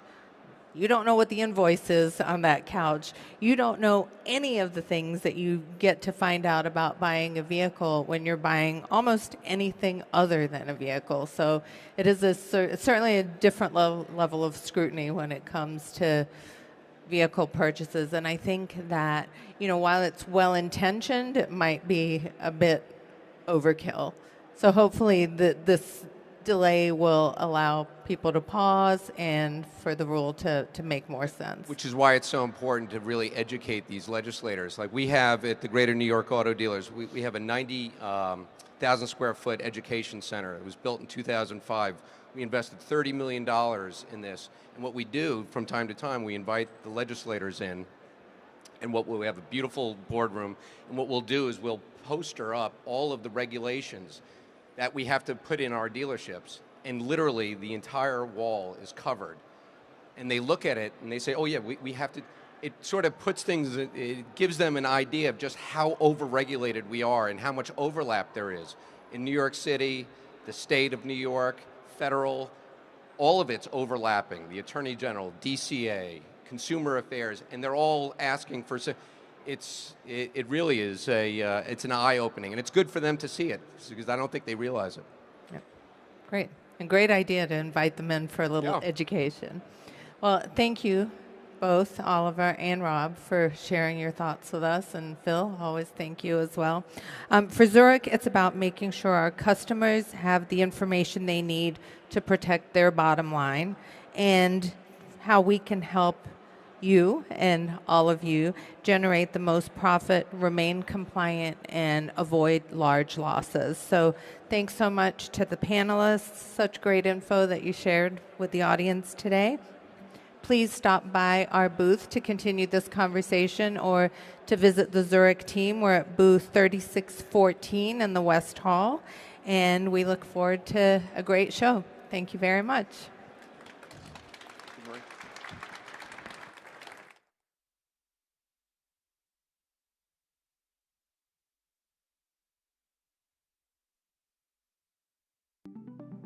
My name is Colin Morikawa. Billy Horschel. Alban Valenzuela. Sahith Thigala. As Zurich Golf Ambassadors, we put the focus on achieving a better tomorrow, both on and off the course. That's why we're proud to work with Zurich, a global insurer aspiring to be one of the most responsible and impactful businesses in the world. Together with Zurich, we're always building towards a brighter future. Why does Sam Pack send his team to NADA? You ever wonder how to take your dealership from what the heck are we doing to wow, we got this? What are we going to do about this used car shortage? Can we keep a copy of their driver's license? Hey boss, this client has a 550 credit score. Is it even worth my time? All of those questions and more will be answered at NADA. The National Automobile Dealer Association Show, where you learn A to Z of the car world. Remember 1917 when cars were considered a luxury?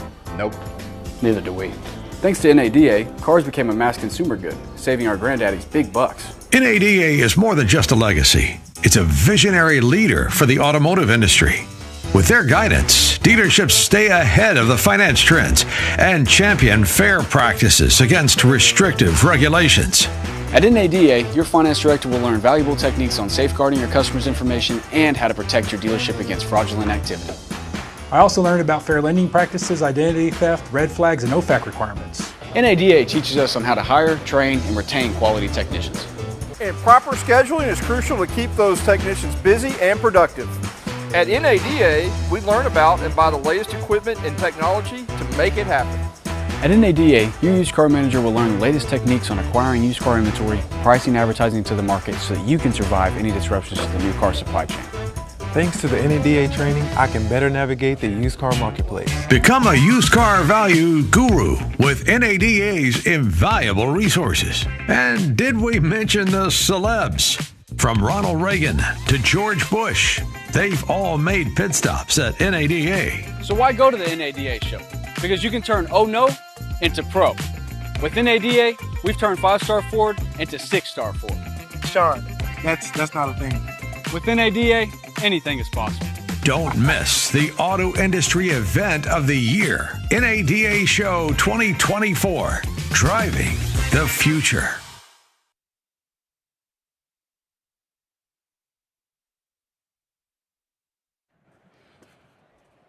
All right, so our next speaker is the Chief Diversity Officer for S&P Global. Now, he's responsible for the development and enhancement of S&P Global's business opportunities within the growing and diverse automotive market.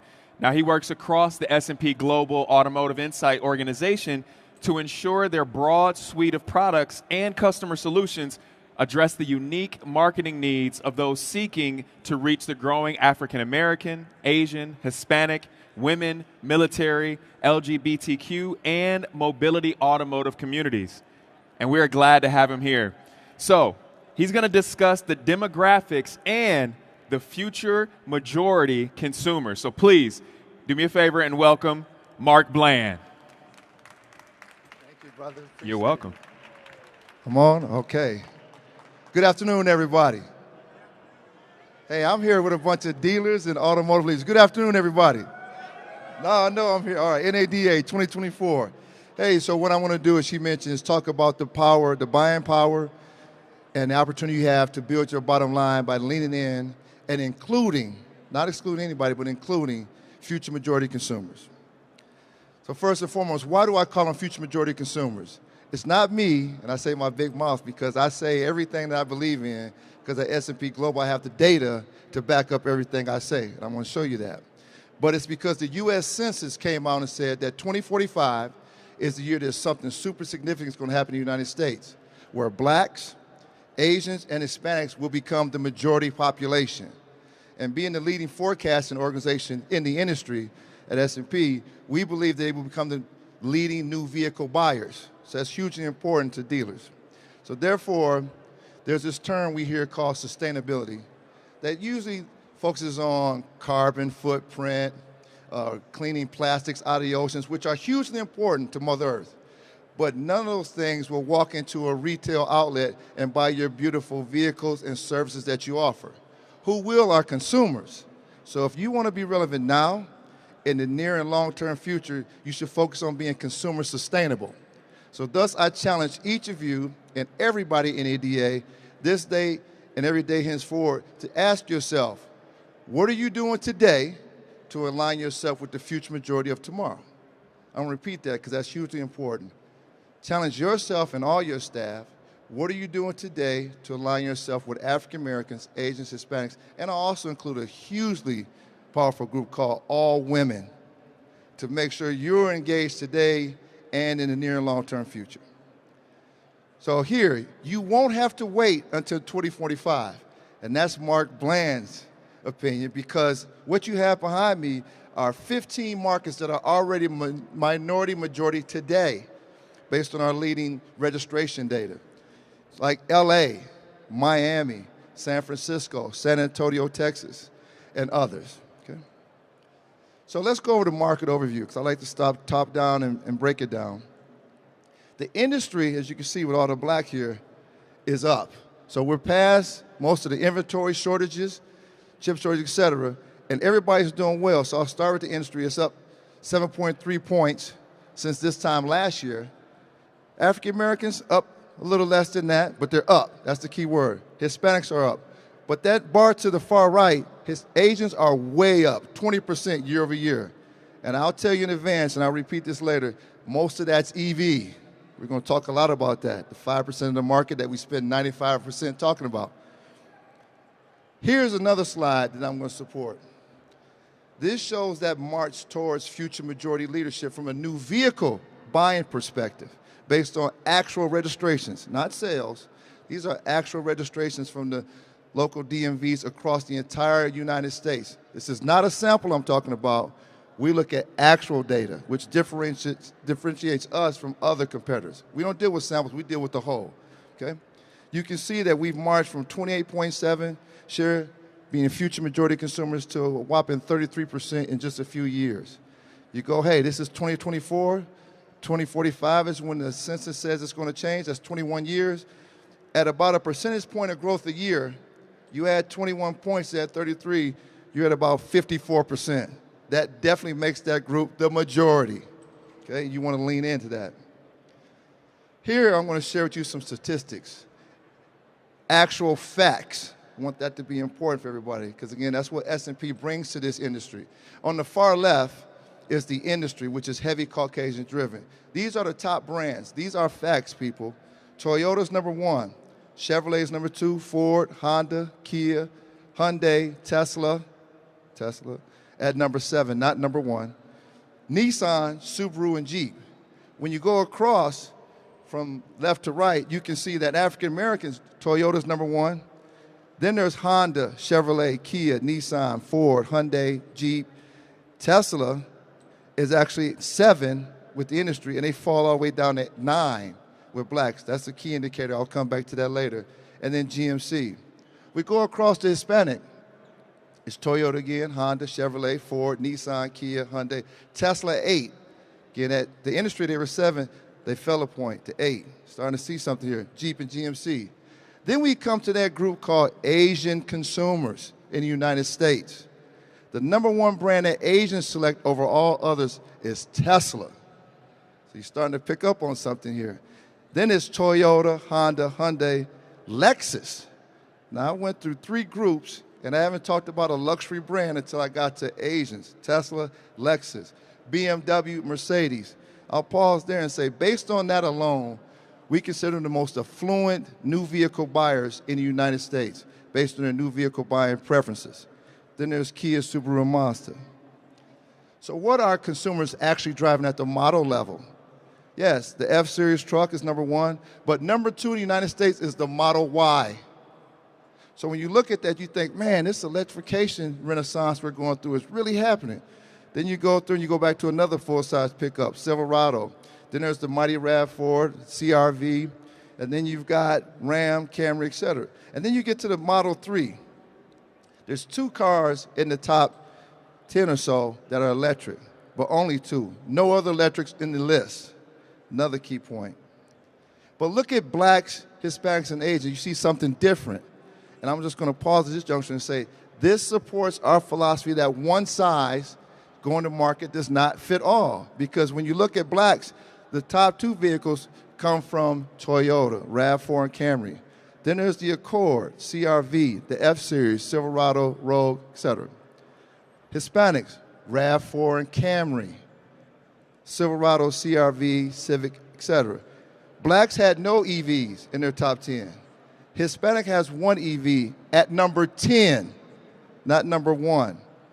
Then you get to Asians. Totally different story. Out of all the vehicles that you all produce and sell, their number 1 choice nationwide is the Model Y, followed by another Tesla model, the Model 3. Then what you can see then is RAV4, CR-V, Camry, the RX, Accord, Corolla, CX-5, and Civic. What you also see is cars. I'm going back to all 3. When you look at blacks, there's 40% cars with blacks and Hispanics, and 50% cars. Half of the top 10 volume vehicles choices are cars. So if somebody ever tells you from this point forward that cars are dead, that is not true. Cars are key for the future majority, okay? So now let's talk about women. And I'm going to say this before I even put the slide up, and I'll repeat later. I believe 2024 and beyond, women will be the key to winning in the new vehicle industry. And I'm going to support that with some facts. Here, when you look at the top brands, it's Toyota across the board, followed by Honda, right? And then, except for Asians, it's Tesla, then Toyota and Honda. Then we'll keep going here, and you can see that from a model perspective, it's small CUVs, RAV4 and CR-V. Then it's the Model Y. Then you go back to Camry, Rogue, etc. Okay? Women are influential. I'm going to tell you why. This slide supports it. On the left, the purple, women represent, go in to your dealerships, they do the test drive, they sit down on F&I, and they put their name on the registration 42% of the time, 4 out of 10. Let's bypass the red for now and go to the gray. Hispanic women actually outperform that by a few more points, almost 44%. And even more so, Asian women are almost 46% of Asian new vehicle buying. But when you go back to the red, black women actually outmuscle their male counterparts and actually register 51% of all black new vehicle buying. So the point here, based on actual data, is you want to reach black consumers, you got to go through the hearts and minds of black women. But all women are hugely important and hugely influential, because what's not on this slide is women influence 85% of all household buys, especially that of a car, truck, SUV, CUV, okay? 85%. So now let's talk about luxury, because what I'm trying to do is give you your business case for why diversity, marketing, efforts, DEI within your dealership, your business are important. Luxury, what I've heard from so many individuals, and I'll protect the innocent, is, Mark, we're a luxury automaker. Why would we focus on Hispanics or blacks? They don't have any money. That's all I'm going to say.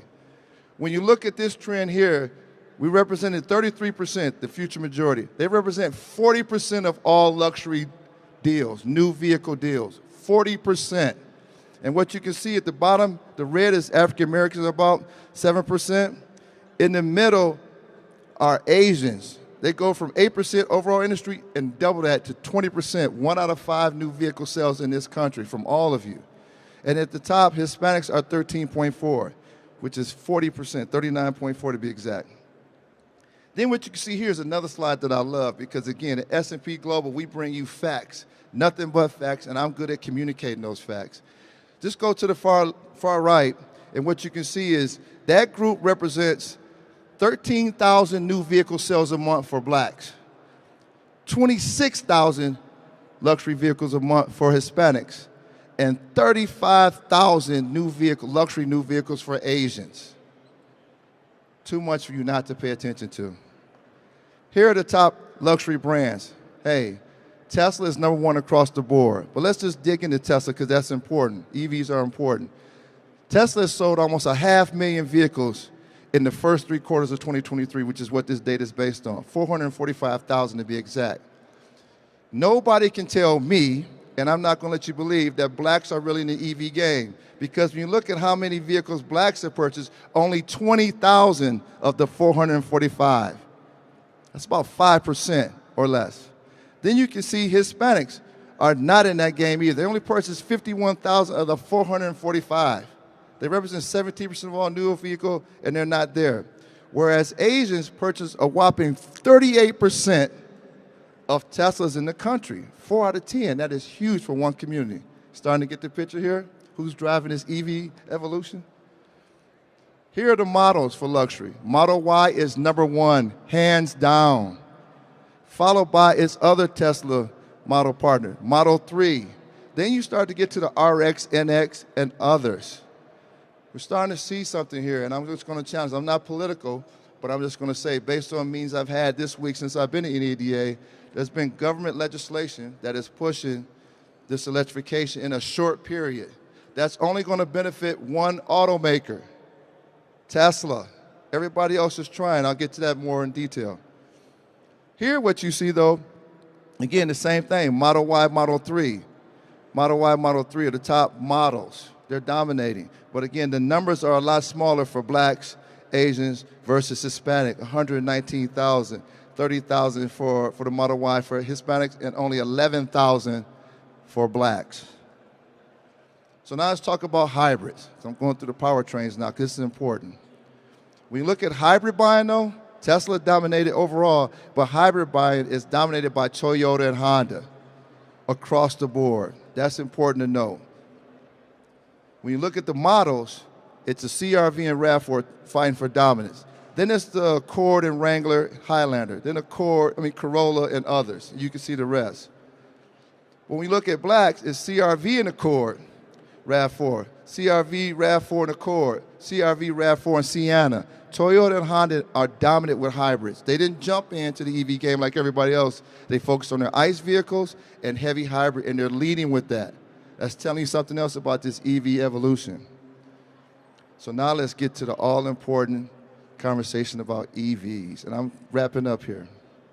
But I want to put to bed some false information that may have been shared by others. With S&P, we deal with only facts. This breaks down future majority consumer vehicle buying by powertrain. The far left is the industry. Repeat, blacks at the bottom, the red. I'll do them first. They represent just shy of 8% of all new vehicle. They over-index more than 8% with ICE or gasoline vehicles. So if they over-index there, they got to come short somewhere else. They fall short with hybrids by 2 points. And they're not in the EV game. They're only 4.8% of this all-important EV evolution.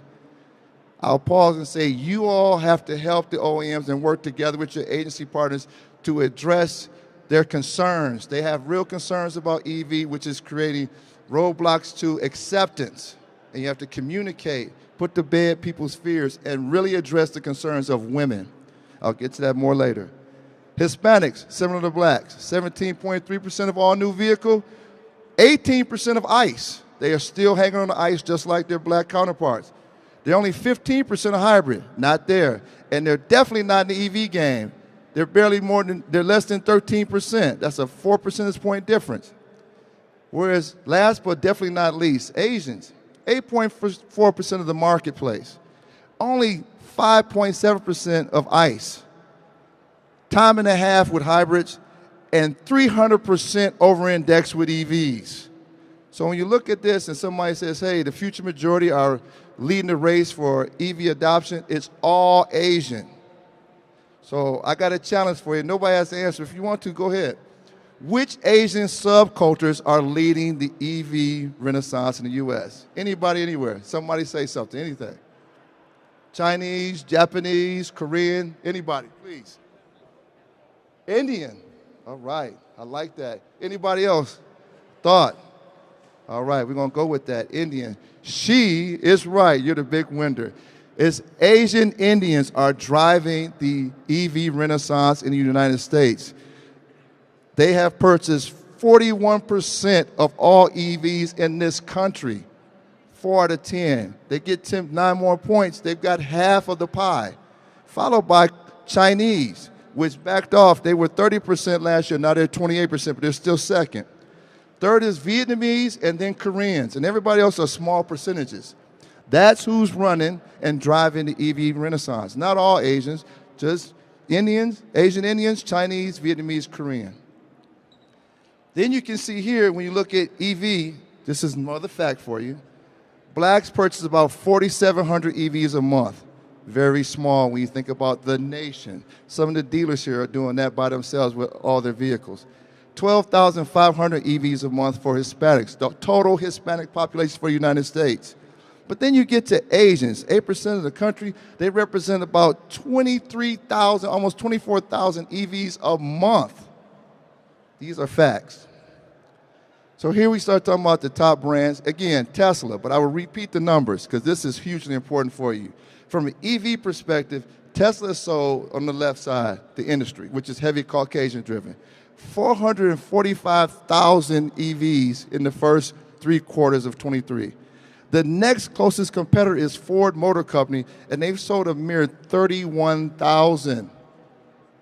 I think we're moving too fast, people. We're moving too fast. We didn't take everything into consideration. We have to work on that. When you look at blacks, it's Tesla. Of the 445, only 20,000. And then the next close competitor is Ford with 1,700. Some of these dealer groups sell more than 1,700 vehicles themselves, individually. Hispanics, 58,000 for Tesla and 4,500 for Ford, who's number 2. And last but not least, Asians. Of the 445, they purchased 170,000 of that 445, almost half. Then you have BMW, is the next close competitor, which is only 5,700. I think we need to slow down. When we talk about the EV renaissance, we're talking about one brand. And we need to figure out a way to get everybody up. So here are the models. Model Y, you can see the high peak there, followed by the Model 3. And then everybody else is just trying to get into the game. The number 3 EV provider is the Chevy Bolt at a model level at 30,000 total units. Okay, these are facts. This one I love. There's a lady named Cheryl Woodworth Dressel who supports me and does a wonderful job. She put this together, and this is a clear depiction because I like visuals. This is EV buying in the United States. The green represents EV buying. So you got some up in the upper northeast, Seattle, Oregon. You've heavy in northern and southern California. The middle of California, nothing. Then you go across, and there's some activity in Texas. Then you go further across, there's a little bit in Atlanta. You go up the coast a little bit, you go up the coast a little bit in the Carolinas, et cetera, and then it gets heavy in the New Jersey, New York area. And back where I'm from, Detroit, Michigan, go Lions, we'll be back there next year. There's a little bit between us, Chicago, and Indiana. The rest of Middle America and the rest of the United States is void. So anybody telling you that EVs are in mass adoption or acceptance is not telling you the full truth. But as S&P, we're here to bring you the facts. I'm wrapping up. Women, I start out by saying most important consumer, focus on, don't neglect us men, but make sure you lean to those women based on their influence. When you look on the left, women represent 42% of all new vehicle buying. They over-index and lead the renaissance with hybrids, but they're not in the EV game. I'm here to tell you as one individual, there's many here, that women, we need to address their concerns for the simple fact that if women don't believe in it, they're not going to buy it themselves. And if they don't buy it themselves, there's no way to convince me or any of their male counterparts to buy. Once me, one analyst representing S&P Global, when I see the number for EV get up to about 40%, that's when I'm going to get excited about it. I think the rest of the industry should as well, because now we're looking at mass adoption for EV. Until that time, we're still working on it. We're working on it. So last but not least, that Model Y, so dominant. And that's what I love about S&P. They give us the freedom to really be true analysts and dig in and give you answers. So who's buying the Model Y? I'm not going to give you everything. I'm going to give you some. From a money perspective, from a household income perspective, I've highlighted in the green. Let's go with the first one, all others. 14.8% of Model Ys are being purchased with people who have household income of $20,000 to $29,000. Now, let's be clear. I'm not kidding myself, and I don't want to kid you. Those are young adults that are tied to affluent parents that have bought the EV for them, but they live in an apartment by themselves, because we look at that and analyze that at S&P Global. So let's discount that. Let's go down further, and you start to see in that first line, all others. It gets real heavy at the 100 to 124. It gets super heavy with 1/3 of their purchases coming with 125 to 150 income. When they make their mark, they're buying.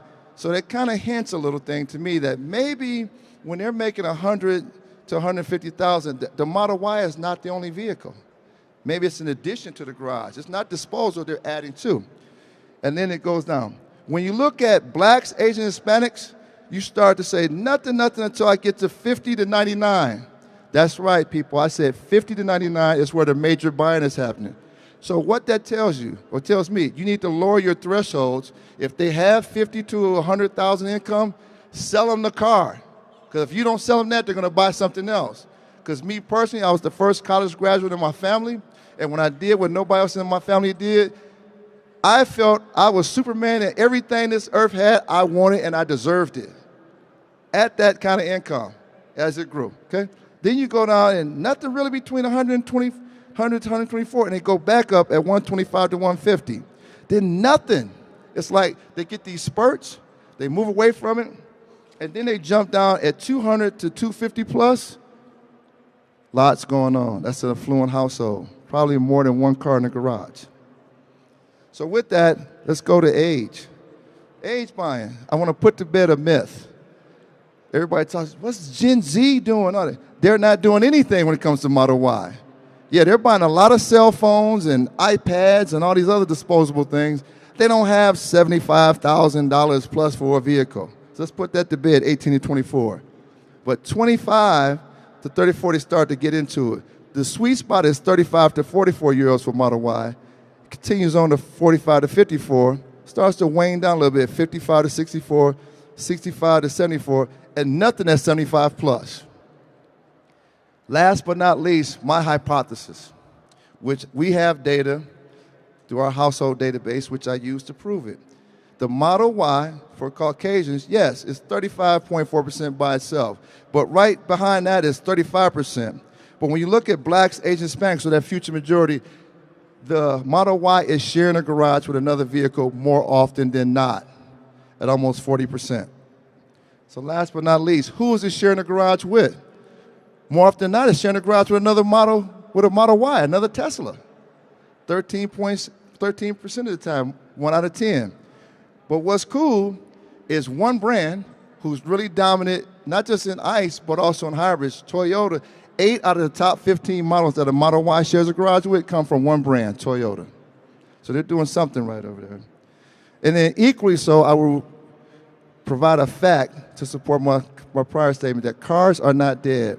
7 out of the top 15 vehicles that a Tesla Model Y shares the garage with are cars. Cars, because the future majority love cars. So with that, I am Mark Bland. I represent S&P Global Mobility. We're at booth 3131. Thank you.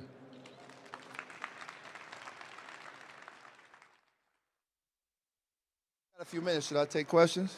Does anybody have any questions before I'm done? Can you get the presentation? Go to booth 3131. Ask for Kristen Belasia. She'll help you out. Thank you so much back there, and thanks for your comment, your question earlier. Anything else? All right, thank you. It's been a pleasure. God bless. Thank you.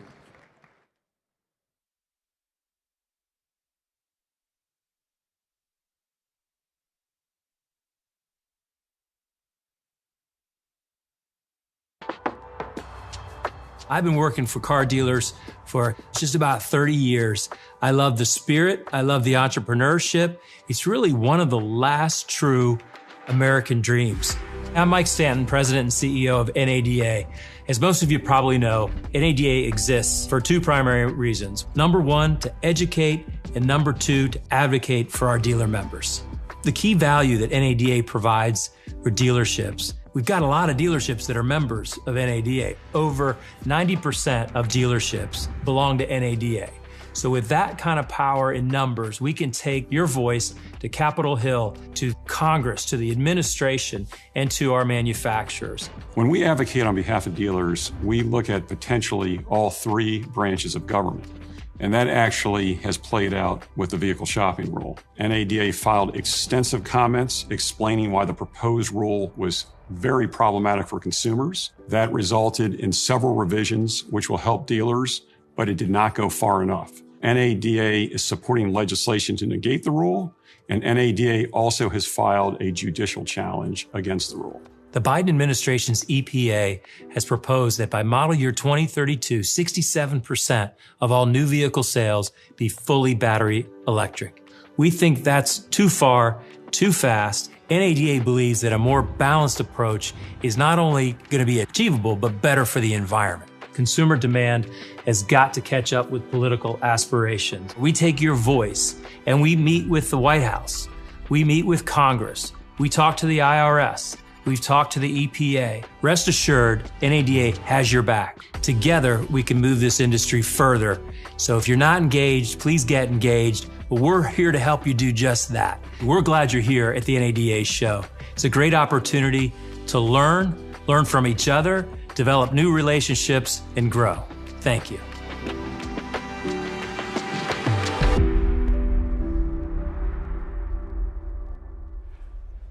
That is absolutely the key. Learn, foster new relationships, and grow. That's the whole point of NADA. And here at the NADA live stage, we're going to continue in that tradition as well. So we heard some great information from Mark. And next up, you're also in for another treat. We're going to actually hear from the CEO of Fisker. So we have Henrik Fisker, and we're going to do a little bit of couple things. So you're going to see a quick video, and then you're going to hear from Henrik himself. And then after that, you're going to have a chance to have a Q&A session with him and Jonathan Coligio. So make sure that you stay tuned, enjoy, hang out, because we're going to have some great information and follow those tenets that we just talked about, which is learn, foster those new relationships, and then all continue to grow. So tune into the screen. Fisker is driven by people like you, the innovators, who know that the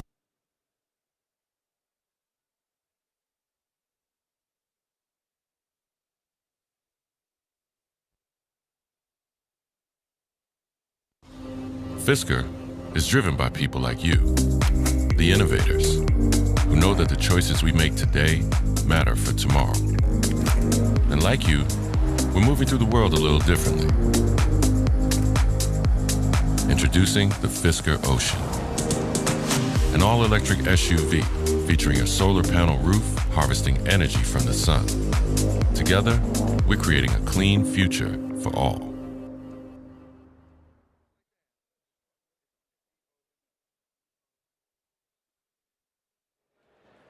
Hi, how are you? It's great to be here at the National Dealer Convention. Thank you for coming. So I thought I'd tell you a little bit about Fisker Inc. We just launched our first vehicle last year, a fully electric vehicle. We are an American company based in California in Manhattan Beach. And what I thought is really, really interesting is that the entire dealer groups in the US really haven't had a vehicle to sell from an independent American EV company because everybody's going direct to consumer.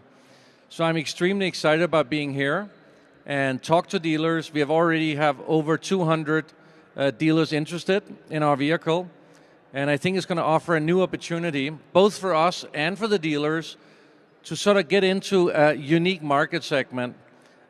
We have created a vehicle that actually have the longest range in the world of any electric SUV in our segment. And that's kind of unique because, you know, there is another company, a big company out there, which is the best-selling EV in the world, which is direct-to-consumer. So I think that gives a whole new perspective for dealers to have a competitor in the showroom that they haven't been able to have before. I'm especially excited with our new, what we call dealer partnership model, which is what we call a triple win. It's a win for the customer with transparent, no hackle pricing, and of course also to get great customer service from the dealers and test drives, etc., nearby. And then of course a win for the dealer because we are offering our dealers a larger territory so they don't have the competitor from Fisker just down the street. And I think that's very important because we want our dealers to have a sustainable, steady margin so they can focus on giving our customers the best possible customer service. And then it's, of course, a win for us because we actually get great customer service close to where the customers are. And the no-hackle pricing also means that our customers are happy because that's what they like. And finally, I think that for us it means we can get out in the market quicker. Right now we have so many reservation holders all over the US that unfortunately we can't reach. They're hours away, they can't get a test drive. You only have 2 facilities, one in LA and one in New York, where they can come and visit us. So obviously that's going to be huge difference when we suddenly start signing up 50 or 75 dealers across the US. So that's something that we are very, very excited about. And finally, I have never, by the way, been at this conference. It's great to meet people that I actually knew from 10 years ago when I worked at Aston Martin and BMW, etc. So I'm kind of excited to get back in and see what's happening in the dealer community and how is our dealer partnership model going to be, you know, looked at. And the first feedback has been really amazing. I think we're doing something really innovative. And of course, we're also coming up with new models that's already in the works. We're coming up with an electric pickup truck that's going to be not a full size, where everybody else is going. It's going to be a mid-size and starting at a very affordable price, around $45,000. Of course, our Ocean starts at $39,000. So I think affordability and profitability in the EV segment is going to be extremely important in the future. I love, like anyone else, a really cool $100,000 electric car, but very few people can afford that. I think the next big movement in EVs is going to be affordability and, of course, profitability. So we have to come up with some exciting vehicles that people want, that they can afford.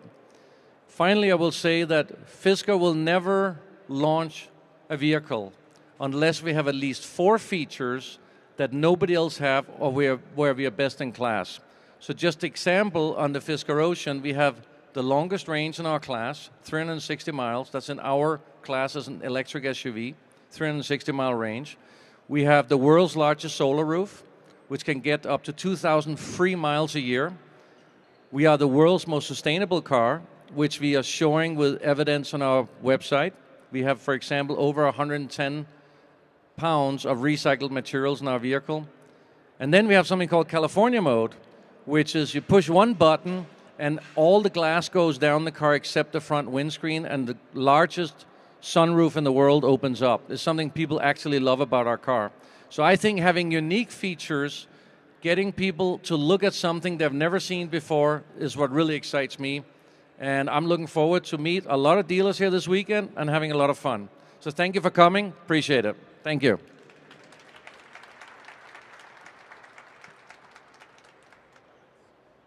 And now we'll go ahead and move into our Q&A. Very, very good. I'm Jonathan Colleggio with NADA. Super excited to have you here, Henrik.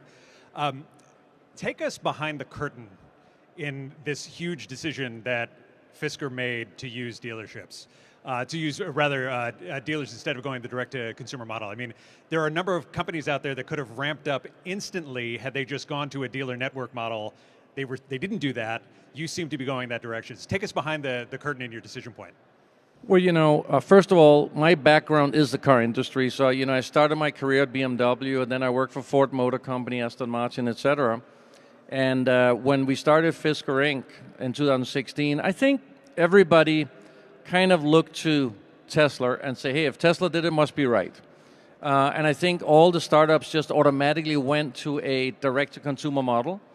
However, as we started looking at it, it was a different time 10 years ago. There was zero interest rate. There was no competitors. There was maybe 5 years to get things done. Now we're in a time with high interest rates.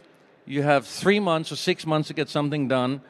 There's less capital available. There's more competitors.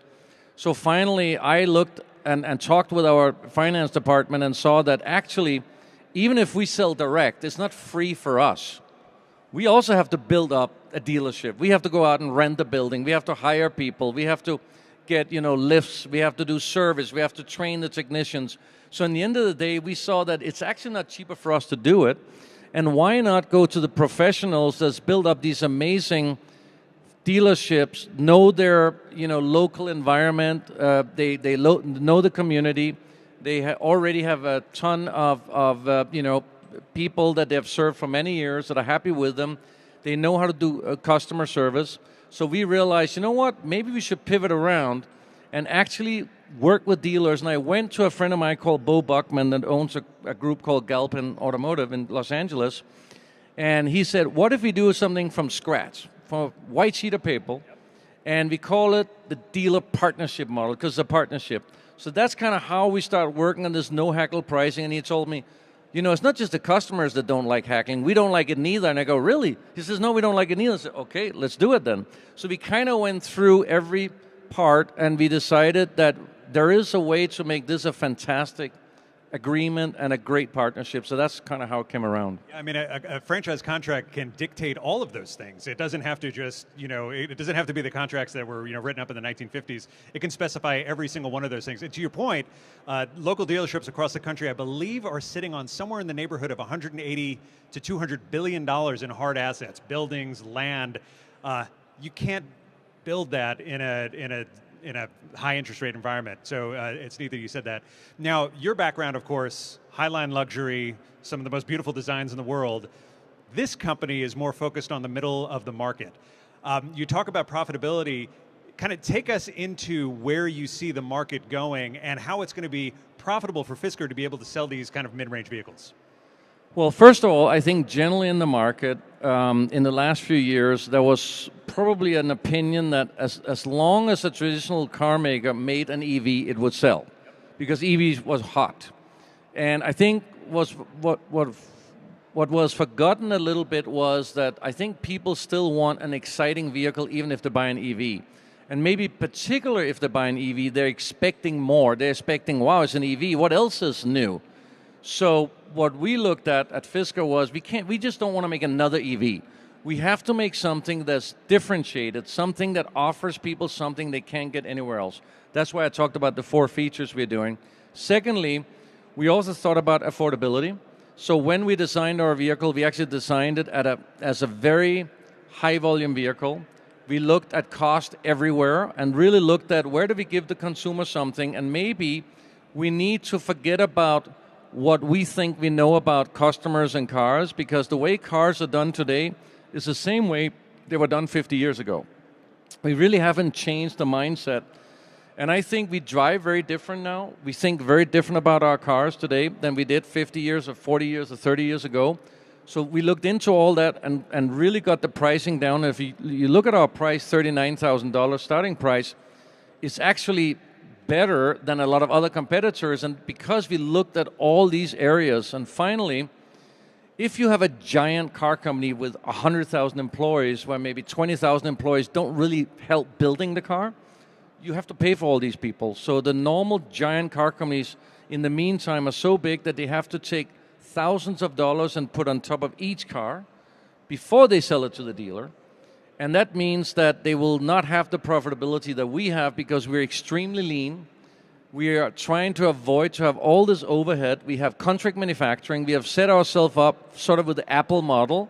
As you know, many of you probably have an iPhone. Well, they designed this iPhone. They sell it. They market it. They own the IP, but they don't build it. Magna is doing your manufacturing. Magna is building our vehicles, and they built Japanese cars, they build German cars, so they have to be very competitive. So we're paying a very competitive price for assembly, and that's how we make money, because we have low price for assembly, we have low overhead cost, and we have a very low bill of materials for our vehicle. Now, you made news last week. You signed Damian Mills, the Mills Auto Group based out of North Carolina, as your first dealership group. I know that you're here. You're looking for dealers to sell your vehicles.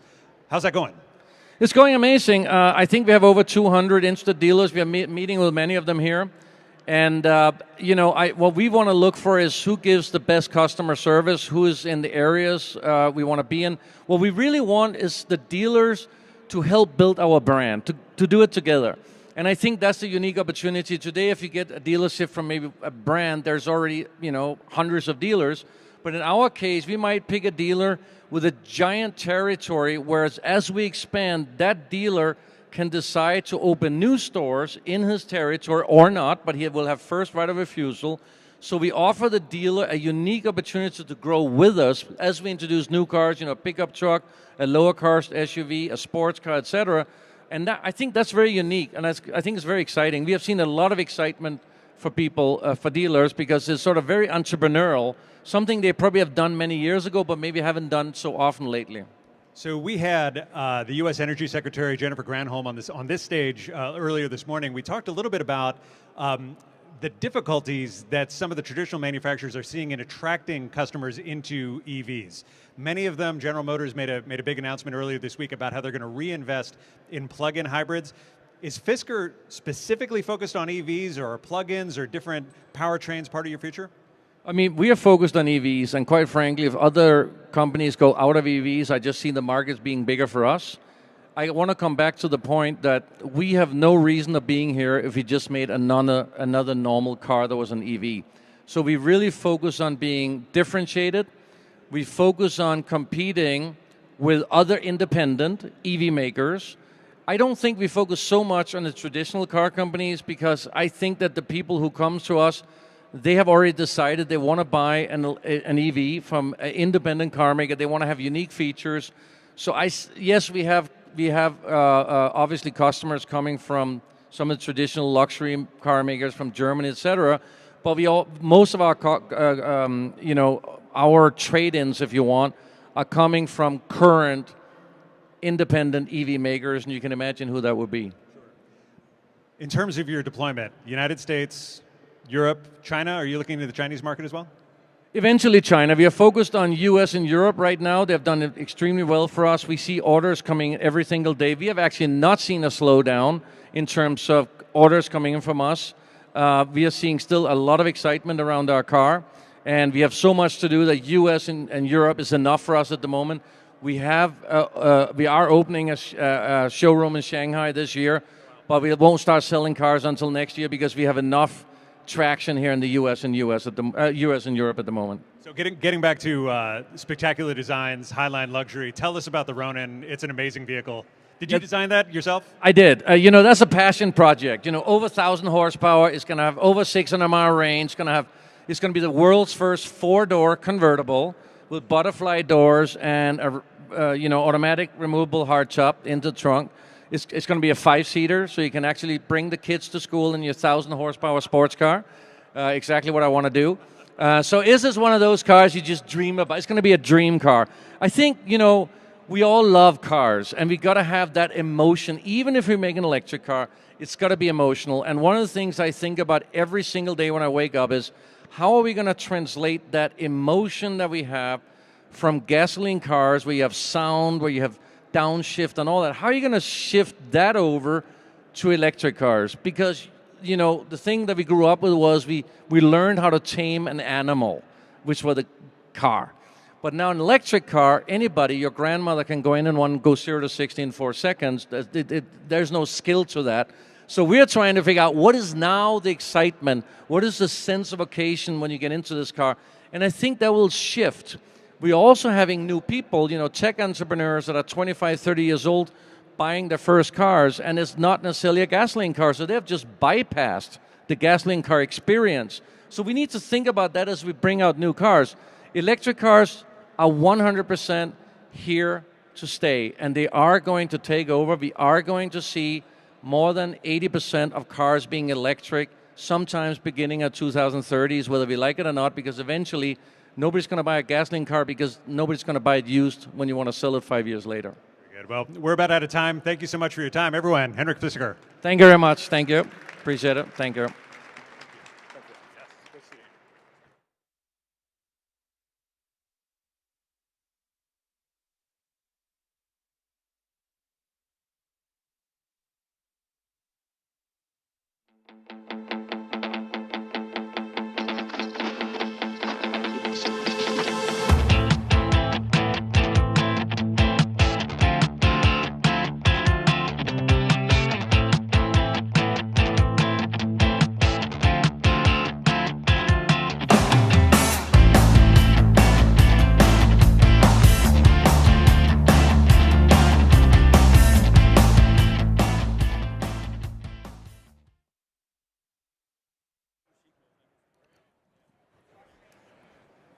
All right, as I promised, great information, right? And so if you do have more questions or things that you like more information on, I think Mr. Fisker is going to be hanging out on the side over here for just a little while. So feel free to go over, grab a picture, ask questions, all that fun stuff. We are going to continue the live stage programming, and as most of you have known, it's all about giving back, looking forward towards the future, and really having an impact on those that are going to come after us, right? I think that's one of the key pillars of NADA, and you've seen it throughout the weekend so far. And so we want to keep that momentum going and continue to do that. And so next up, NADA is going to donate to the Junior Achievement League of Las Vegas. And to help us with that donation, I'd like to welcome back to the stage Jonathan Coligio, and we will go ahead and make that donation presentation. Jonathan, where are you at? No, there he is. Ready? Yeah.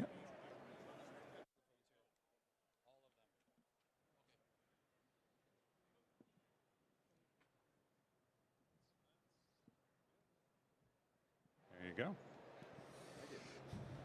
I'd like to welcome onto the stage Jeff Pohanka, 2023 NADA Chairman, Bobby Sight, of course, the NADA Show Chairman, and Michelle Jackson from Junior Achievement.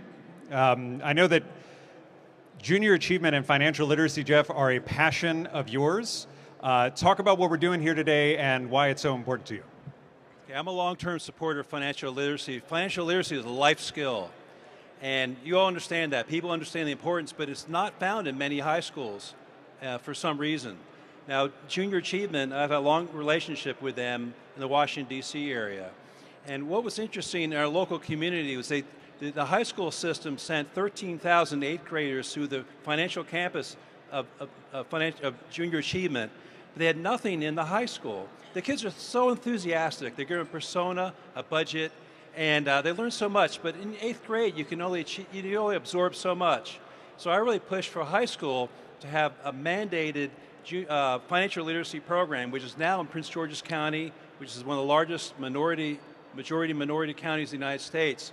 And it's a requirement to pass financial literacy class to graduate, which I think is a model. One of the barriers to financial literacy is that it really has to be required to spread. There are 22 states where financial literacy is required, and the others don't. And if it's not required, pretty much put out to the side. We all know dealers particularly, the importance of having good credit. And I was talking to Junior Achievement, you know, what's your motto? And I forget what their motto was. I said, why didn't you make it a positive affirmation? Protect your credit so you can buy more and pay less. And you know, it's really a great program. Now, Junior Achievement's over 100 years old.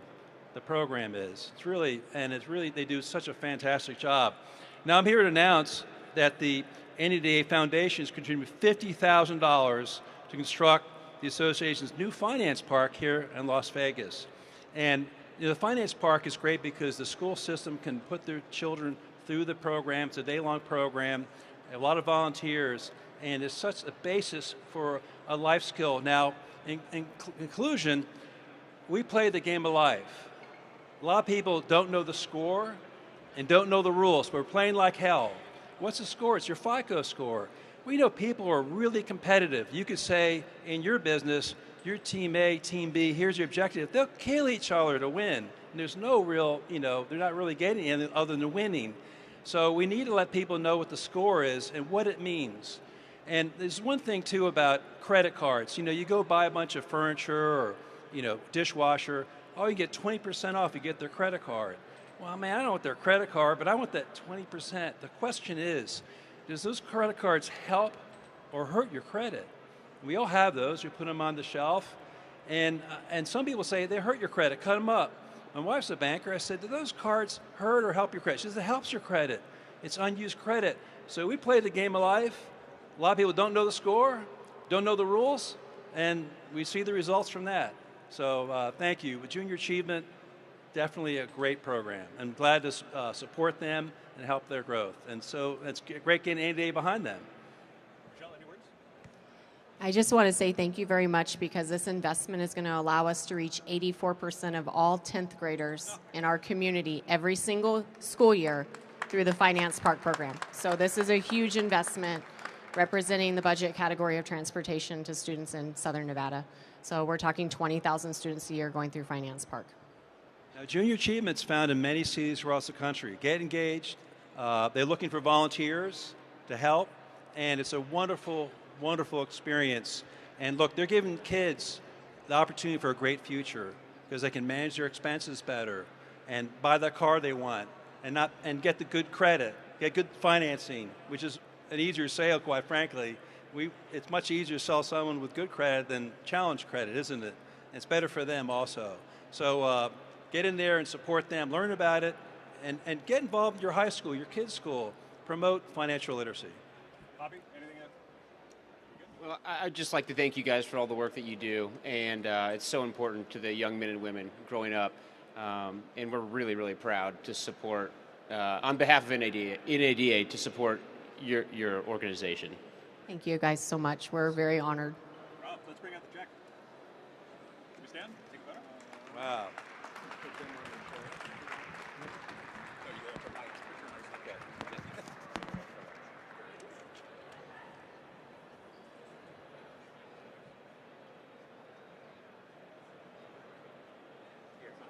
Thank you very much.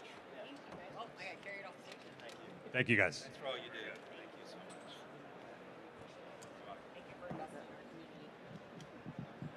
And this would be a friendly reminder to remind everybody that the Expo Hall happy hour starts from 4 to 6 p.m. and go ahead and indulge, and drinks are on me.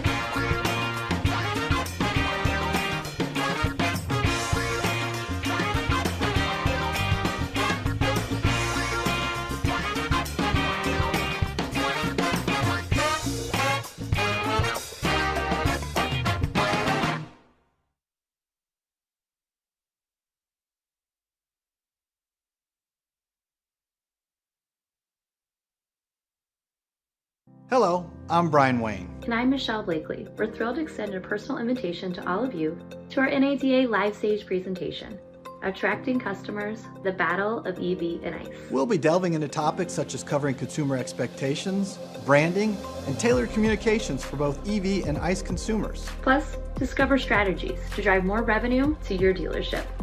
I promise you it's a session you won't want to miss. We hope to see you there. Welcome to the new era of entertainment. Powered by a community of over 1 billion people globally, engaging with an entire movie's worth of content every single day. That's 1 billion people with the opportunity to go from FOMO to showing the world who they really are. TikTok is where real makes its way onto red carpets and runways. Here, everyday people are creating and sharing the moments that drive culture. This is a global community of creators redefining, reimagining, and remixing entertaining content as we know it, only on TikTok.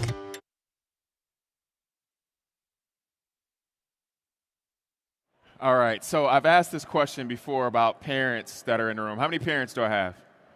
Okay, good, all right. How many parents have been forced to do a random TikTok dance from their teenage child? Yes, it's weird, right? Yeah, definitely. I have an 18-year-old, so I have an 18-year-old, 16-year-old, and so, yes, it's one of those things. And you're like, we're cool, but they try to test the coolness. I don't understand that, right? Yeah, it's like they don't get it. Like, we've been cool for a long time. I can let my cool retire every now and again, right? My cool's relaxing. But speaking of TikTok, we're going to hear from Turnkey, and specifically what Turnkey is going to focus on is reaching the modern automotive shopper. So to help us do that, I'd like to welcome up Lauren Driver and Drake of course, just because I practiced the name. I haven't done it all weekend. Berenson. So please welcome them to the stage with a big round of applause. It's all your fault, Drake. It's all your fault. We did go over this, right? It's all your fault. I blame you. It's okay. I can't even pronounce my own last name. Thank you to NADA so much for having us. As he mentioned, my name is Lauren Driver. I'm bound to work in auto at some point in my life with that last name, right? And joined here by my partner, Drake, at Turnkey Marketing. I am the head of industry for dining, auto, and travel for TikTok, based out of the Austin office. We got shout out to the crew in the back after this, if you want to meet with any of the TikTok crew. But Drake, I'd love for you to kick off and just kind of talk a little bit more about what Turnkey Marketing is, just to ground the audience in that. Well, excellent. Well, first of all, I'd just say, how cool is it that TikTok is being discussed at NADA? Who would have thought this would have been a topic a few years ago? I mean, it's amazing, isn't it? So for me, NADA is something really special, and for Turnkey Marketing, my brother and I had actually founded the company back in 2002, and this marks our 21st NADA that we've been to and exhibited at. So thank you to the NADA team for always doing a terrific job. That's insane. It's crazy. This is my first one, and your 21st one. It's nuts, isn't it? But really with Turnkey Marketing and with TikTok, we're really positioned as an operational marketing firm helping dealerships overcome challenges, not just from an advertising side, but also operationally and how all of those items flow together. So it's nice to see TikTok continuing to innovate along with NADA and making things like this available. That's awesome. So talk a little bit more about the challenges you're trying to solve for dealerships. Ooh, challenges. Just quick question by show of hands. Anybody have any challenges at their dealership right now? Everything's perfect? Oh, I see some hands. Right. Also, just the slides aren't working, just FYI. So, I think there's a lot of challenges we're having to face right now. Obviously, affordability is a big challenge right now. Floor plan costs is a big challenge. People and process, getting back to the basics, right? Marketing, that's a big challenge too. There's all these issues that are going on right now in the automotive space that dealers are having to fight for, manufacturers, their partners, and so on. But none of these challenges are things that we haven't seen or experienced before as an industry. And to quote a dear friend of mine, I hope he's watching or here right now, we've all seen these things happen in the automotive industry before. We've all lived through them. We just may not have seen them all happening at the exact same time, right? So, one of the big challenges that we're really trying to help dealers work on is I believe firmly that there's 3 things that are required for a dealership operation to be successful. There's a lot of other micro items, but you have 3 really big items. You got to have exceptional people and process. number one, right? You have to have exceptional marketing. You have to have exceptional inventory. And especially a lot of the dealers that are here at the session, it's a wild ride right now. It's a wild ride in the used car market. Some of you have franchises that have maybe more inventory than what you'd like to be flooring right now. Some of you are in a situation where you'd like to have a little bit more. So I think a lot of this that's happening right now is everybody has to kind of get out of their swim lane a little bit. And what I mean by that is really rolling up the sleeves. That's what we're trying to do, is really roll up the sleeves and get into the other areas, not just to advertise, but to help the partners, because it may not be our fault, but it will be our problem if they're not successful. I think that's a great summary and kind of brings us to the next point of how can TikTok help, right? So as you're working with your partners, how are you thinking about integrating TikTok into your marketing mix, and maybe how that's evolved over the past few years, especially knowing that TikTok as a platform hasn't been around for that long, and even as a sales organization, we've only been around for give or take 4 years. Yeah, absolutely. So for us, we've been working with TikTok for 5 years now, which makes us ancient in the TikTok world, okay? But TikTok should be an item in your media mix that is a must-have.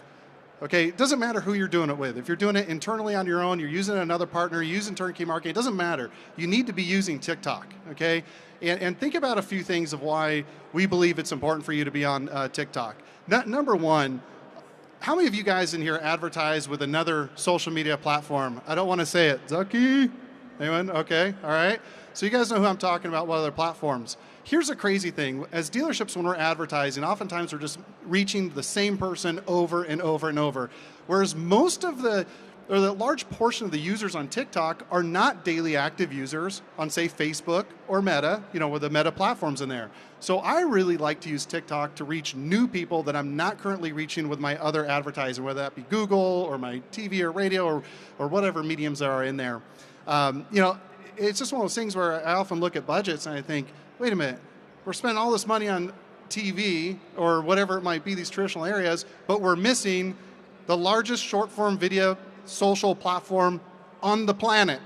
Like, why would we not want to be there, I mean, you take a look at the slide that's displayed behind me right now. You're talking, take a look at this. The average TikTok user spends 90 minutes. That's an hour and a half. That's longer than the average length of a movie. I was going to say, just show of hands, are you that user? Anyone in the room? Because, I see some in the back. We've got over 90 minutes. Yes, that's just the average watch time. So, to your point, there is a new audience for dealers on TikTok that is mostly untapped at this point. So absolutely.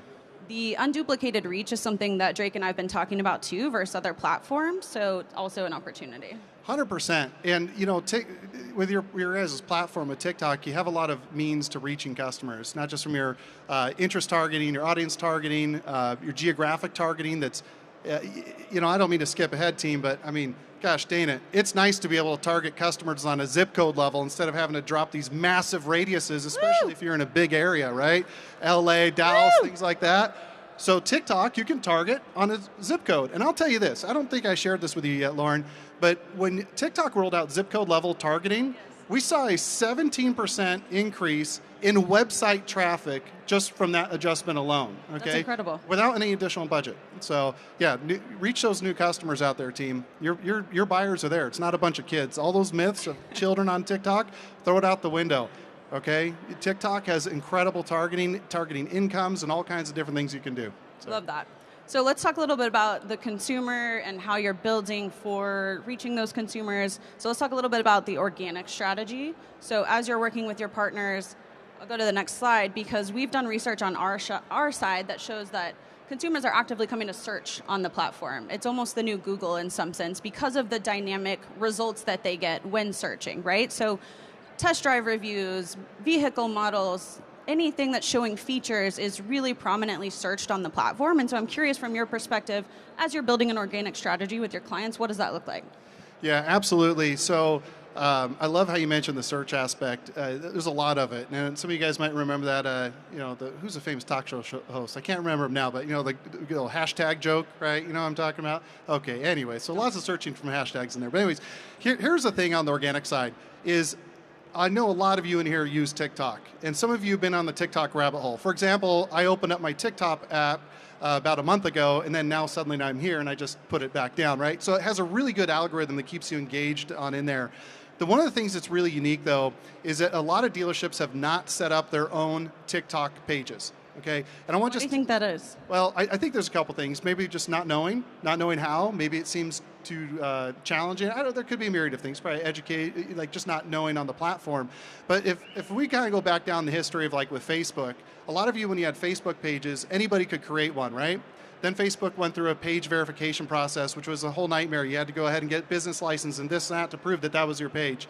You know, with TikTok, it's important you have your own organic page created in there because you have employees at your dealership, all of you, right?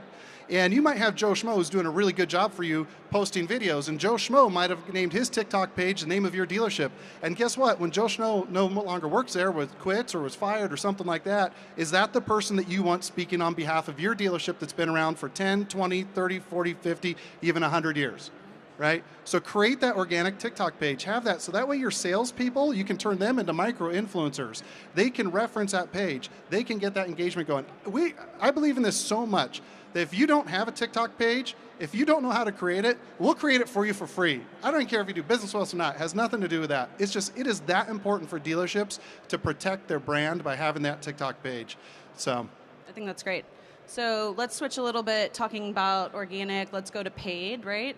So again, we've done research on our side that shows what consumers are looking for from brands. So behind us, there's just a few examples of that. I know your team has done their own research and has been testing a lot. So talk about the paid strategy from an upper and lower funnel perspective. Yeah, so TikTok really transcends all places of the funnel. You get a great myriad of people who are from the early interest stages, early brand awareness stages, all the way down to people that are looking to go ahead and make that vehicle purchase or service. Don't just think variable operations, you got to think fixed operations as well too. And so, you know, when you're creating content on a organic level, I want to just hit on that one more time, don't try to overthink it, okay? Just put something up there. Done is better than perfect. Because I want to put a little point out there, and this ties into the paid advertising side as well. We see a big hindrance, or challenge, I should say, for a lot of dealerships where they just don't know what type of content to put up. And they look at all the TikTok videos, and they say, oh, you got to make your videos just like this, and a TikTok customer's like this, and they make all these premonitions of what a TikTok customer is. Well, guess what happens if all your content looks just like a TikTok customer? It looks like everybody else's, right? You don't stand out. So in a lot of our research that we've done, we've found that honestly, as silly as it seems, and it surprised us as an organization, but good old car ads actually work, okay? You know, of course you want good message. Of course you want creative that stands out. Of course it's a short form video platform, so you want to be able to get your message across the moment somebody goes out and hits that video on their scroll, on in there.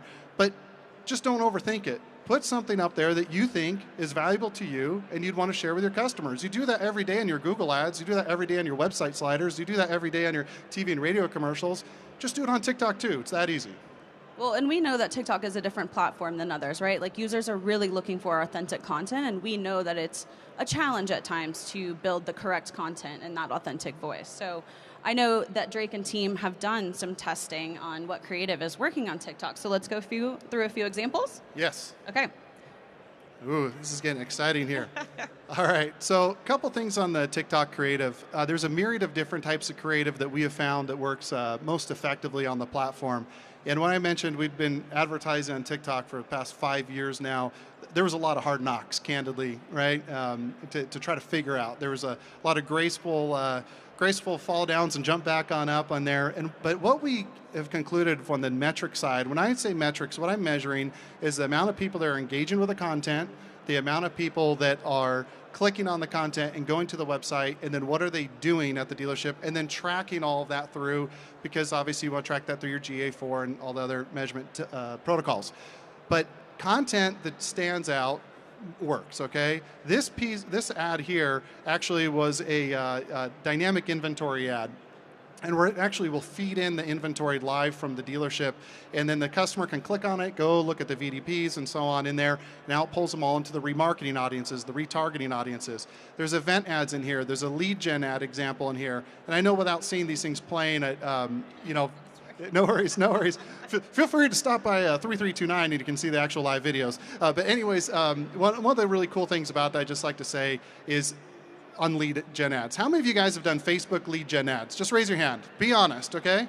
Okay, now raise your hand if the Facebook leads that you get from Facebook lead gen ads are absolutely awesome and close at a high rate. Raise your hands. Okay, exactly, right? So I want to point this out on TikTok. On the the TikTok lead gen ads, we ran a case study on this because what we found is that the leads that are generated on TikTok, because it does require more user effort on in there, actually have a contact rate that is 6.3 times higher than that of Facebook and have a close rate that's even higher than that. So again, I'm just trying to dispel some myths here. TikTok is not a bunch of kids. It's buyers and people that want to do business with your dealership. Get on there. Love that. So let's focus on creative a little bit more because we know how important it is to the platform. So you've got a whole slew of people in here, right? Probably some OEMs as well. Talk about what they can do to help dealers in this journey to get to short form video. Yeah, so we've been taught and conditioned for years and years and years that the way to take a picture, I'm going to pull out my giant iPhone 13 mini because I love tiny phones. Okay, we've been taught forever that this is how we take photos, right? In the landscape format. Well, in the TikTok world, it's all about the vertical format. So, an area that we'd love to see, we really appreciate everything the OEMs do from their ad planners and asset portals, where they really invest in a very significant amount of money for great content that's becoming of the brand, and we'd love to see more dealers using that. To help foster that, it would be great to have those same exact wonderful pieces in vertical format, okay? That's all we're requesting, just vertical format so the dealers can use this more effectively on in there. I think that'll be a big aspect. But challenge yourself on TikTok, right? Try different things, try different ads. And you said a great thing earlier, Lauren, of authenticity. Authentic content, right? It doesn't have to be scripted or anything, just get out there and do it, So one thing that makes TikTok so unique versus other platforms is the sound element, right? It is a full bleed, full screen sound on platform. So that's one thing we haven't touched on that much. Have you and your team played around with sound at all? Yeah, so this is a really fun one. TikTok, there's a lot of tools available where you can see what the latest trending audio is. All of us that use TikTok, when we're scrolling through, you start hearing these similar pieces of audio that are going in there, and maybe you're like me and you go to iTunes and you're like, oh, I want to download the TikTok playlist so I can seem like a cool old uncle to my nieces, okay?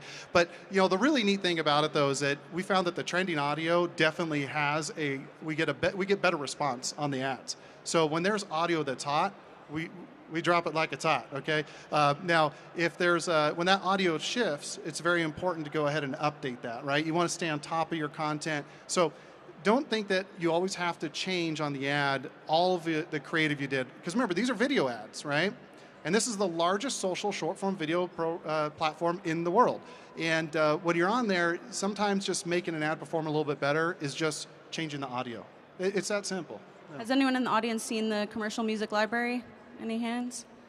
Not that many. Check it out because that's what Drake's mentioning is the trending sounds that are happening. You can always find that in the commercial music library. And there's ones that are already approved for brands to use versus others that are more for organic use. So I think that's an important point. So creative, like we've mentioned, is a huge, huge element of success on the platform. And we together have tools that you can use to be successful. So Drake, we're so excited to see all the success you've had thus far because I'll just say it here, but TikTok hasn't even built yet for auto, and we'll talk a little bit more about that, but I want to make sure the audience hears about ROI.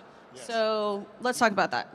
All right, so this is an interesting item. You'll see on the slide here, this is just comparing TikTok performance to Facebook performance in there. And we're not saying, don't do a certain platform. What we are saying is that you need to add TikTok. We really believe in that, and we have the data that proves that TikTok's and I just want to put the record, I don't work for TikTok, just so everybody knows. I work for car dealers, okay? So the only thing I'm interested in is ROI for our dealers. If it doesn't make you money, if it doesn't bring you the money, we're not going to do it, right? So that's why we recommend it. And I can tell you, I can remember, because I'm a little bit aged now, trying to convince dealers they needed to advertise on these things that they thought was a fad called websites. It was crazy. Then this thing called Google came around, and God forbid they'd pay 25 cents for a click, but now they'll pay $4, $5, $6. Then this thing called Facebook came around. That was just a bunch of kids. We don't want to advertise on Facebook. It's all kids. Well, now it's all the old people, right? don't make the same mistake with TikTok, because you'll look at the metrics here in TikTok. It's, first of all, the cost per click is cheaper. You reach the people at a third of the cost that Facebook costs, so TikTok is much more economical. The video views, you get far more. I mean, you're getting over twice as many video views on in there, and that's the really neat thing. And a lot of you spend money on TV, and a lot of you spend money on video. I'm not knocking that. What I'm saying is that the main reason you probably do that is because video allows you to create what? An emotional connection. Allows you to put everything there. See it, touch it, feel it, right? Think about that way with TikTok. Don't think about so much as a social platform. Think about more of just another distribution place you're putting your videos, okay? So yeah, economically, rock star level on TikTok. Love to see it. So I mentioned this a little bit, but we're so excited about the success that you've seen thus far, and also just sharing a few highlights recently in the past few months from the news cycle. But we haven't even started to build yet for auto specifically when it comes to TikTok products. So 2024 for us is the year of building more customized products for this vertical. So get excited about that. We are really excited to have Drake and his team as one of our alpha partners for what we're calling our auto inventory ads products that's launching this quarter. So you'll continue to see our team iterate on that over the coming quarters, but I want you to talk a little bit more about that and elaborate on what a game changer that is for Tier 3 for you. Yeah, this is going to be a big game changer for the whole industry, especially for Tier 3. So we started playing around with automotive inventory ads, a version that wasn't officially through TikTok. It was a way that, for lack of a better word, we figured a workaround around it. And when we started running that in there, number one, we saw a 32% increase in impressions, okay?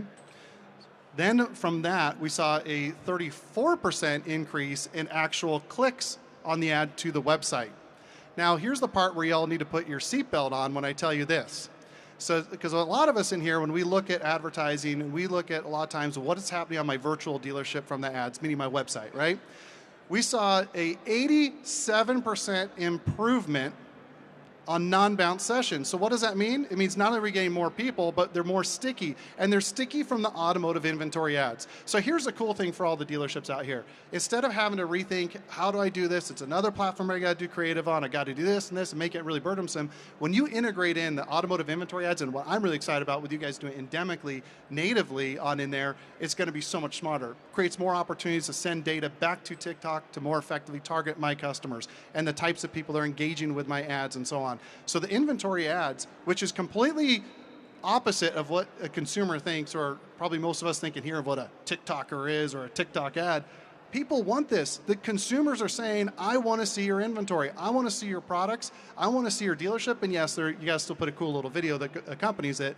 But this is going to be game changing for everybody. Yeah, I love that. Can I just see a quick show of hands? Who's bought something from TikTok? Okay, a lot of hands. So TikTok already is endemic to categories such as beauty, apparel, right? Like you're buying clothing, you're buying health products, you're buying beauty. But like Drake's saying, for automotive, you've been having to hack that product on the back end with video shopping ads. So we are here to produce something more custom for auto. This is what I'm calling the year of auto on TikTok 2024. So more to come from us in that space. And your last name is Driver. So I'm here to drive things forward. So one last just kind of softball question for you, Drake. For anyone in the room who's struggling to kind of get started on the platform, what would be your recommendation to them? Yeah, I think just a few things. Number one, get on it.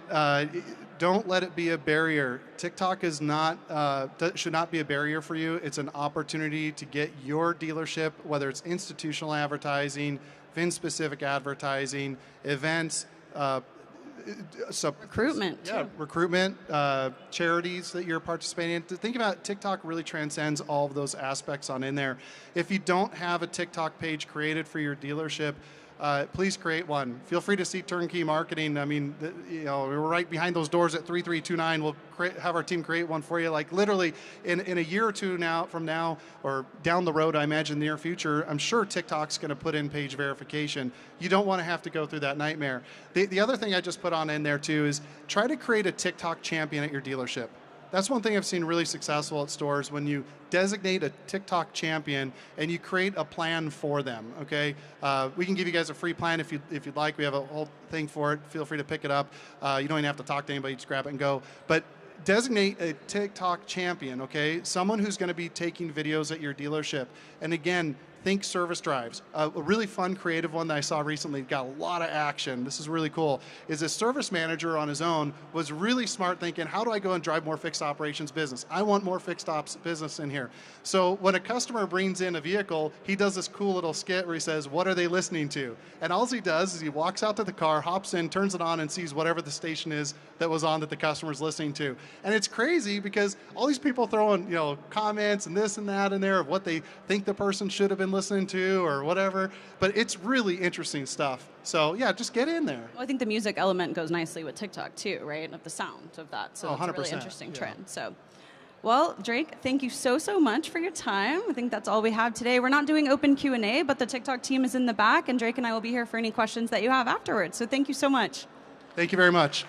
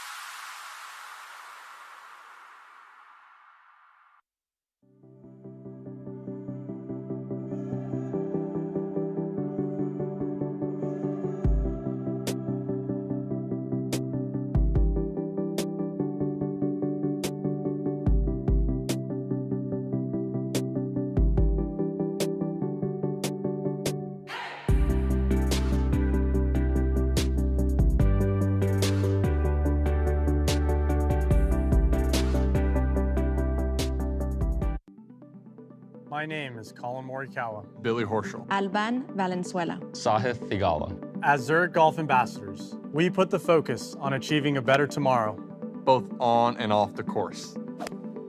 That's why we're proud to work with Zurich, a global insurer aspiring to be one of the most responsible and impactful businesses in the world. Together with Zurich, we're always building towards a brighter future.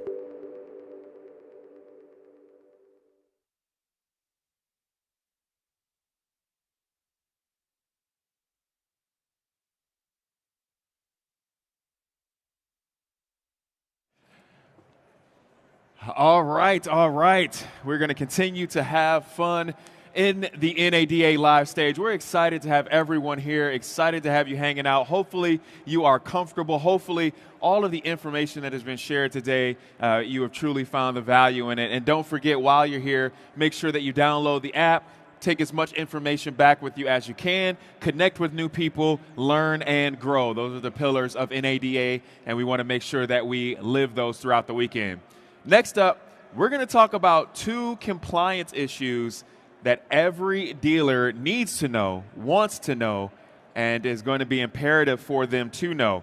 And to help me do that, I'm going to actually bring up my bearded brother. We had some good times last year. We're going to keep that going this year. Shannon Robertson. Are you ready, Shannon? Ready, let's go. All right, perfect. The stage is yours, Yes, sir. but I won't be Appreciate far it. behind. Appreciate it. All right. Thanks, everybody. I want to talk about 2 compliance policies that are very important to dealers and their organizations. But before I get into those policies, I want to kind of talk about why we have to have policies. Why do we have to be proactive instead of reactive in our industry? And if we look at what dealers are fined or what dealers are looked for in an audit, that's kind of my focus. Let's look at enforcement actions.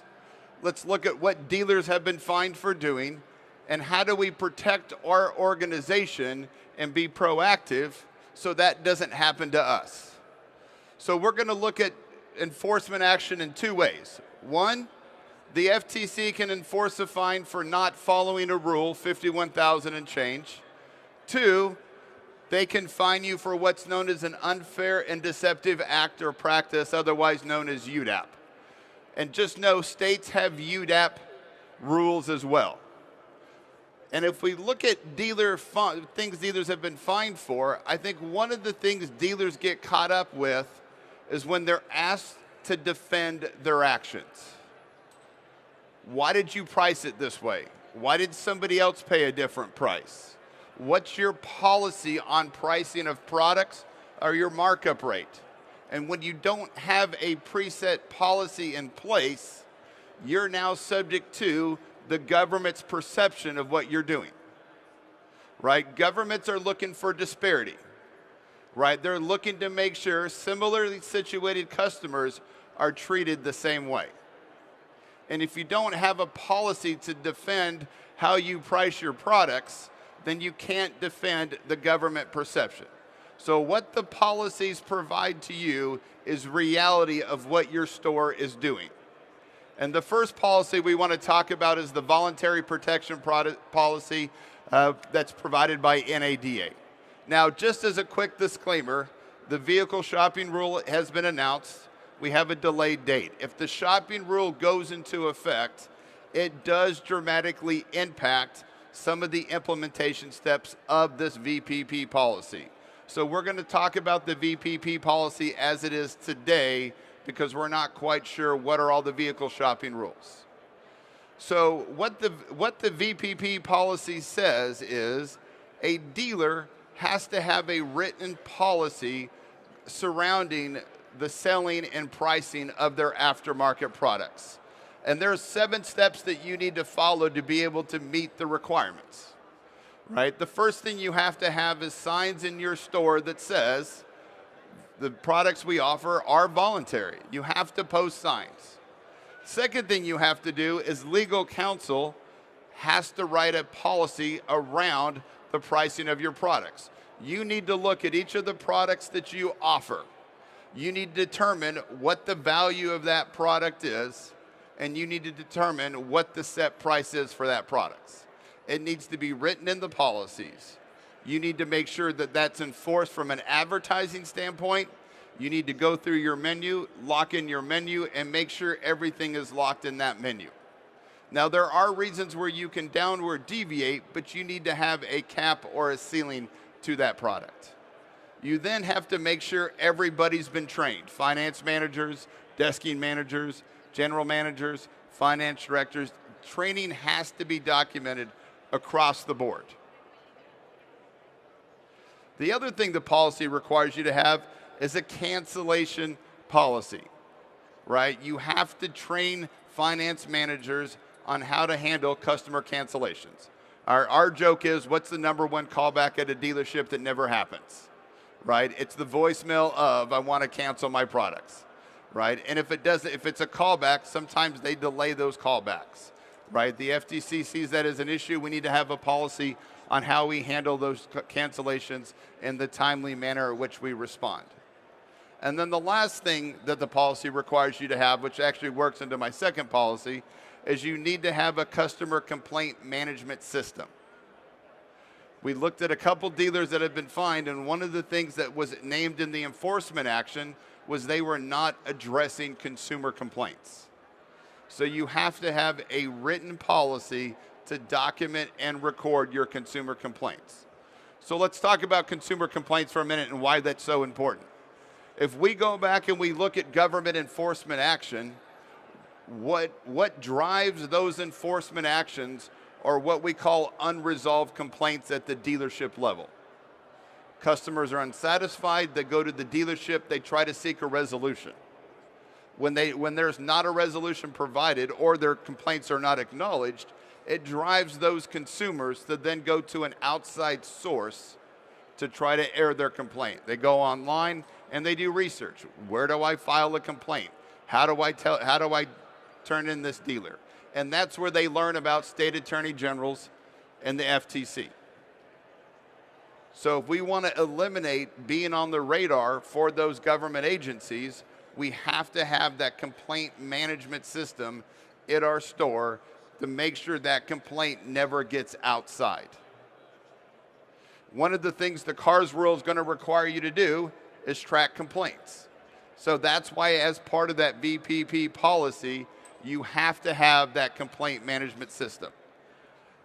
Once you have all that done and implemented, obviously now you have to follow the policy.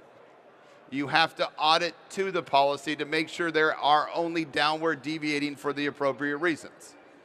Now, as we train and teach on these policies, we get some common areas of feedback or questions from the dealer.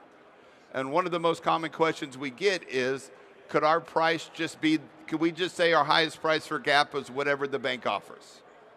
Right? And the answer to that is no. You need to have a preset price set within your store. Right? You don't want to be asked by an auditor, how do you choose which customers which go to which bank?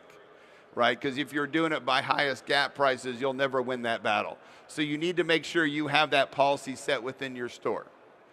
The advantage of the policy, because we've implemented this policy into dealerships, here's what we have seen from the advantage of this policy. One, we don't see dealers lose any profit, right? There's not a change in how much product they're selling in terms of profit. The biggest impact is we see an increase in the average number of products sold per customer, right? Because you're trying to meet back-end allowance as you set those products, and your prices are set. So I'm trying to determine how many of products of value can I sell to meet what that bank allows. So my average number of products go up. As my average number of products go up, several things happen. Your chargebacks go down, right? The more products that I can sell that have value, the less likely I am to see chargebacks from those customers as opposed to one product that I've dramatically increased the price on. The other thing it does, because you've capped those products, is they're focused on the value. Finance managers have to be trained how to sell the value of those products. They have to know those products, and they have to push to those values because that's the focus of the policy. All right, so as you know, Shannon, let's take a seat. Yeah. I have more questions, because I always have more questions, right? Because that's the fun part about this. So first off, your beard looks phenomenal. Thank you. Right back at you. Great job. You're doing wonderful. Whatever you're doing, keep it up. So let's talk about the questions that are important, because one of the things you mentioned was the non-voluntary or the voluntary policy that needs to be in place, right? So I have to, as a dealer, say, hey, I know I've upfitted this vehicle, but if you don't want these things on there, you don't have to take it that way. You're correct. So let's talk about best practices that, as a dealer, you can see that I need to maybe incorporate, or things I need to think about, because, of course, one of the things that helps me sell the vehicle is the fact that I can upfit it and make it appeasing to my marketplace. You're correct. So how do I then have that trade-off? So keep in mind, we're talking about two different types of products. We have hard add products that I put on the vehicle and I add to an addendum, like hard products that are on there. If the customer wants to buy the vehicle, they're on the addendum. These are hard adds, right? Yes. Window tint, those type of things. Mm-hmm. The secondary one are those voluntary products, right? The ones they don't have to have. They're not required to purchase to be able to have the vehicle or to have a financing contract. Yes. So you have to have a clear separation in that conversation. These are on the vehicle. These are hard adds. Now we want to get into what we consider voluntary products. right? These are products that are not required, but this is where that training comes into play, right? They are not required, but this is the value of those products. And a lot of the times it's good to have numbers, right? Run the numbers at your store. 80% of our customers that buy cars that maybe carry over some negative equity buy Gap. Let me explain to you what the advantage of Gap is, right? Percentage of our customers that tend to have longer term financing contracts tend to look into a vehicle service contract. Let's look at that advantage of the vehicle service contract. So I think what the policy does is it forces you to focus on the selling of the value, so the customer sees the advantage of those products. I think that's a great position to take, because you're absolutely right. What it does is it gives you that paradigm shift where now I'm not trying to sell you something per se, I'm educating you on the value of something that we can offer you. Because some people, what happens, especially when you talk about things like Gap or Road Hazard or all the other list of products that can fall under that umbrella, is that there is a common either anxiety or bad taste from previous experience. Correct. Or someone else, it's a third party story, well, so-and-so had, and then they don't really have the proper information. So if we do have something that's kind of like you mentioned, posted clearer on the wall or wherever we put it in our dealership, now I can reference that and say it's something right here that we stand behind and it's part of our dealer culture. 100%. And the key point is voluntary, right? Yes. Is that we have to sell the value. If the CARS rule or shopping rule does pass, one of the things you have to do in the shopping rule is document the value of that product to the customer, right? So that's one of the things the government's pushing for, because that's one of the complaints that they're receiving, right? Right. Dealers are forced, they're being told that this is something that I have to have, which you cannot state, but they're not focusing on the value of those products. It leaves a bad taste in the customer's mouth. When I come buy my second vehicle, why would I buy that again? I didn't really understand it the first time, and I never really used it because I didn't know it. Absolutely. And I think really, to your point, the thing that we have to get comfortable with from the dealer aspect is just making it part of the process. For example, a lot of people here maybe have came and rented a car, right? You rent a car at the car rental place, they're going to ask you, do you want the insurance every time? It's just part of what the service is, and you expect it because you understand it. If I take the insurance, this, or if I don't take the insurance, here's what it is. And then they're going to ask that follow-up question, well, will your insurance cover in the event of accident, loss, et cetera? So making it part of the everyday culture and conversation is going to make those policies much more comfortable. It is, and the thing I like with training is I think sometimes we get focused on, to your point, the selling aspect. Yes. And I think there's a difference between being a salesman, being just an expert, or being a master of your trade. Right, and somebody who's a master of their trade from a finance office, they understand how to match the value to each customer. Right. Right, and they're able to look at each customer before they come in, look at their trade-in, look at previous behaviors, previous history, and they're able to help determine what's the value that this customer is going to see. And I think of everything we talk about, obviously training's the key to it, but it's knowing the contracts and reading the contracts. So as we teach education classes throughout the country, one of the questions we ask finance managers is how many of you have actually read a retail contract? How many of you actually know your vehicle service or your Gap contracts, right? Are you just repeating a word track that you've been told, or do you know the contract? And I call it selling scared a little bit. If I don't know my contracts, I'm going to sell scared. I'm just going to repeat a word track, and I sure hope they don't ask me any questions as a follow-up. But if I've read my contract and I know them, then I'm confident to get into those conversations where I can truly sell the value of it and not just do my pitch and hopefully they buy it, and I hope they don't ask clarifying questions. Yeah, and I think what it also is going to force you to do, even from an F&I standpoint, is really you can take that advantage and get to know the customer even better. One of the things you mentioned is knowing not only A, your market, but even B, that customer, looking at the trade-in. But you can even take that a step further, and maybe if that customer has gotten service at your dealership, look at the service history. Absolutely. And be able to say, well, the last vehicle you bought from us, you spent X amount of dollars in our service center. Here's how this can offset you. And now you've put yourself in a value add position versus, like you said, that selling scared position. And that's the master of their trade right there. Somebody who takes that time, that makes them a master of their trade. Makes a big difference. So let's talk more about the cancellation policy but more importantly, the urgency that comes along with it, right? Because one of the things that you mentioned the spotlight is on is you've gotten this email or this phone call, and you can't just bury it and put it away. Now you have to respond in a timely manner. What do you recommend, or do you have a recommended time period that dealers should shoot for to make that part of the culture and policy? So I don't have a specific time frame, but the time frame I focus on has to do with what we see from customer behaviors. We've seen kind of in our reporting and the research we've done that the longer you wait to address that customer cancellation, the less chance you have to try to save it. Absolutely. Right? If a customer leaves me a voicemail because they bought a car yesterday, they got home, they realized I bought a couple products, I don't think I want them, I want to cancel it. If you immediately call that customer back and address it, hey, I got your voicemail, you seem concerned, I obviously would have never provided a product that didn't have a value, let's talk about it. You can have a really good conversation there. Yes. If I'm calling a customer back after second, third, fourth voicemail, 24 hours later, there's no conversation. All they want to know from you is, how do I cancel this product? Absolutely.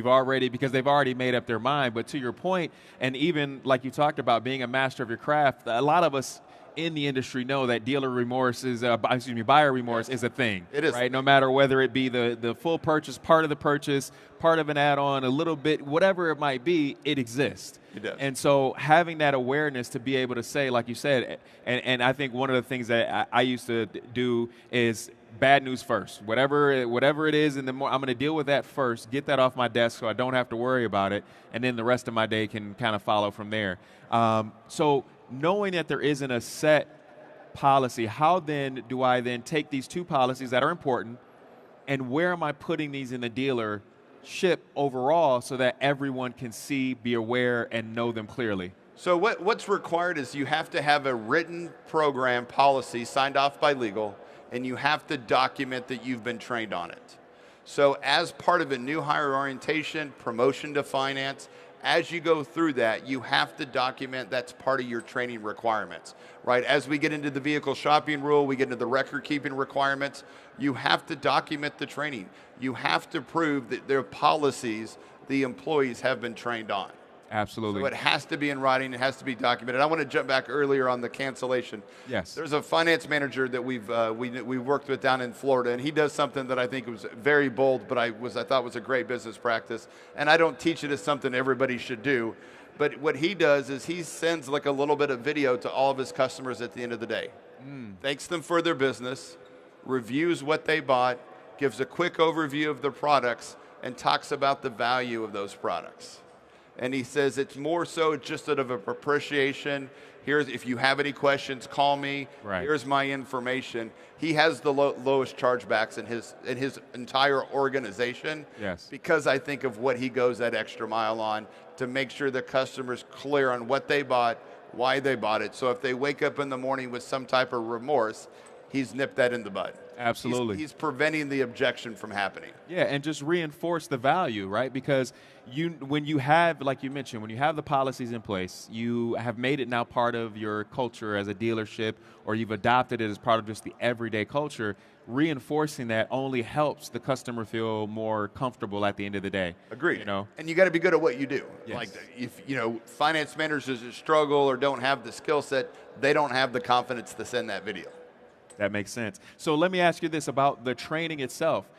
How do I, as a dealer, if I do know, like, okay, I want to get ahead of this, I want to have these two policies in place, but I'm just really, I don't know the exact training or where I need to go, how I need to put it together, things of that nature. What resources are there to help me in that vein? Excellent. Obviously, I wouldn't talk about something if I wasn't doing it myself, right?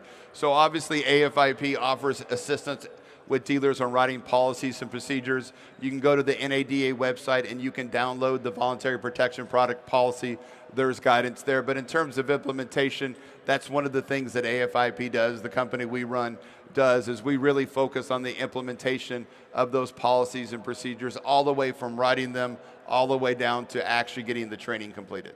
Nice. And with doing that and going through kind of that full process from creating to implementation, are there some common things that you're seeing that are happening between that state where we say, hey, we're going to adopt these, we're going to implement them? Are there some common things that you're seeing that behavior-wise or pushback or anything else that you're seeing that's a commonality? I mean, there are some commonalities there. I think a lot of what we run into is just resistance, that this isn't how I did it before. So a lot of what we just fight are the people, resistance to change. But as you know, with anything, if you're willing to attempt or try what's being changed, right, and see if it works, then you can kind of form your opinion on it. And those that are willing to go through the process, implement the changes, and adopt it and see that it does positively impact them. I mean, at the end of the day, we're all bonus driven, right? We want to max out our bonuses. Yes. Right. So if the policy helps to increase your value of what you're offering customers, which increase your product sales, then that benefits you in the long run. Absolutely. And have you, with the research, because I know you're very heavily research-based in getting the data and information, are we far enough along to where you've had the opportunity to see the impact, the positive impact of having these policies in place? Like whether it be, like you mentioned, the low chargebacks or things of that nature. Have you had a chance to kind of do that research versus those that have maybe early adopters or started doing it versus not? So the impact that we see is the fact that they increase the number of products per customer, and it does reduce chargebacks. I don't get into percentages because there's a lot. I mean, when you get into product pricing and the variations, right, manufacturers, used, independent, franchise, we got a lot of different variables. Okay. But the advantages we see are consistent across the board. Yeah, so, and what I hear by that is it doesn't matter the brand, make, model, product, it's really about the consistency, the communication, the clarity, and really just having the information presented properly to where it's part of the culture. It does, and let's talk about the other side of it. I mean, there was a dealer that was audited on the East Coast for discrepancy on pricing with products. Okay. The dealer was able to prove to the state that they did follow the VPP policy, they had the training, they only downward deviated for the appropriate reason, and the dealer was given safe harbor protection from the state for the deviation or variation, and they were not fined for it. Wow. So we do have documented proof that it does provide you that protection if you're going through an audit, if you've adhered to the policy. So the policy does work from I'd say proactive versus reactive from a government standpoint. Absolutely. Since it's almost Super Bowl, you have to be offense-minded. There you go. Defense-minded sometimes doesn't always work in this situation. You're correct. You know, you want to definitely be proactive, like you've mentioned several times, because you find yourself, like you said, if you're not prepared or you don't have the policy in place and you get questioned, now you're fumbling trying to put things together that you really don't have. No, and it's government perception at that point. Yeah. I mean, all policies do is prove reality. Wow, that's nice. So before we get out of here, it's almost the 2-minute warning. Anything other that you want to instill? Where can they find you? Where can they get more information? Tell them a little bit about that before we wrap up. So obviously AFIP.com website, you can reach out if you want more information. We have a contact us. My contact information I think is available through here as well. We're at the show. We're in booth 7353 on the north side. If you want to reach out, we can work with you on the implementation of the VPP. We actually have a complaint management software system. So if a dealer wants to manage complaints and needs the help and wants to be able to track it and show documentation, we have an entire software program that's a start to finish program for it. That's great. Work smarter, not harder, right? There you go. Thank you, sir. Thank you. It's been a pleasure Appreciate as it. always. Nice to see you And I'll see you next year. Absolutely. We'll have fun. We'll probably have both a little bit We'll more draw 'em out a grace. little bit Yeah, more. I got you. absolutely. Thank you again. Thank you. Thank you. All right, well, we did it. Successful in day 2. I want to thank each and every one of you for hanging out with us here at the NADA live stage and virtually. And we want to make sure that you're right back here tomorrow. We're going to rearrange the furniture, clean up a little bit, and get prepared for another fantastic day. So make it back to wherever you're going safely and get ready for another fantastic day tomorrow. We'll see you then.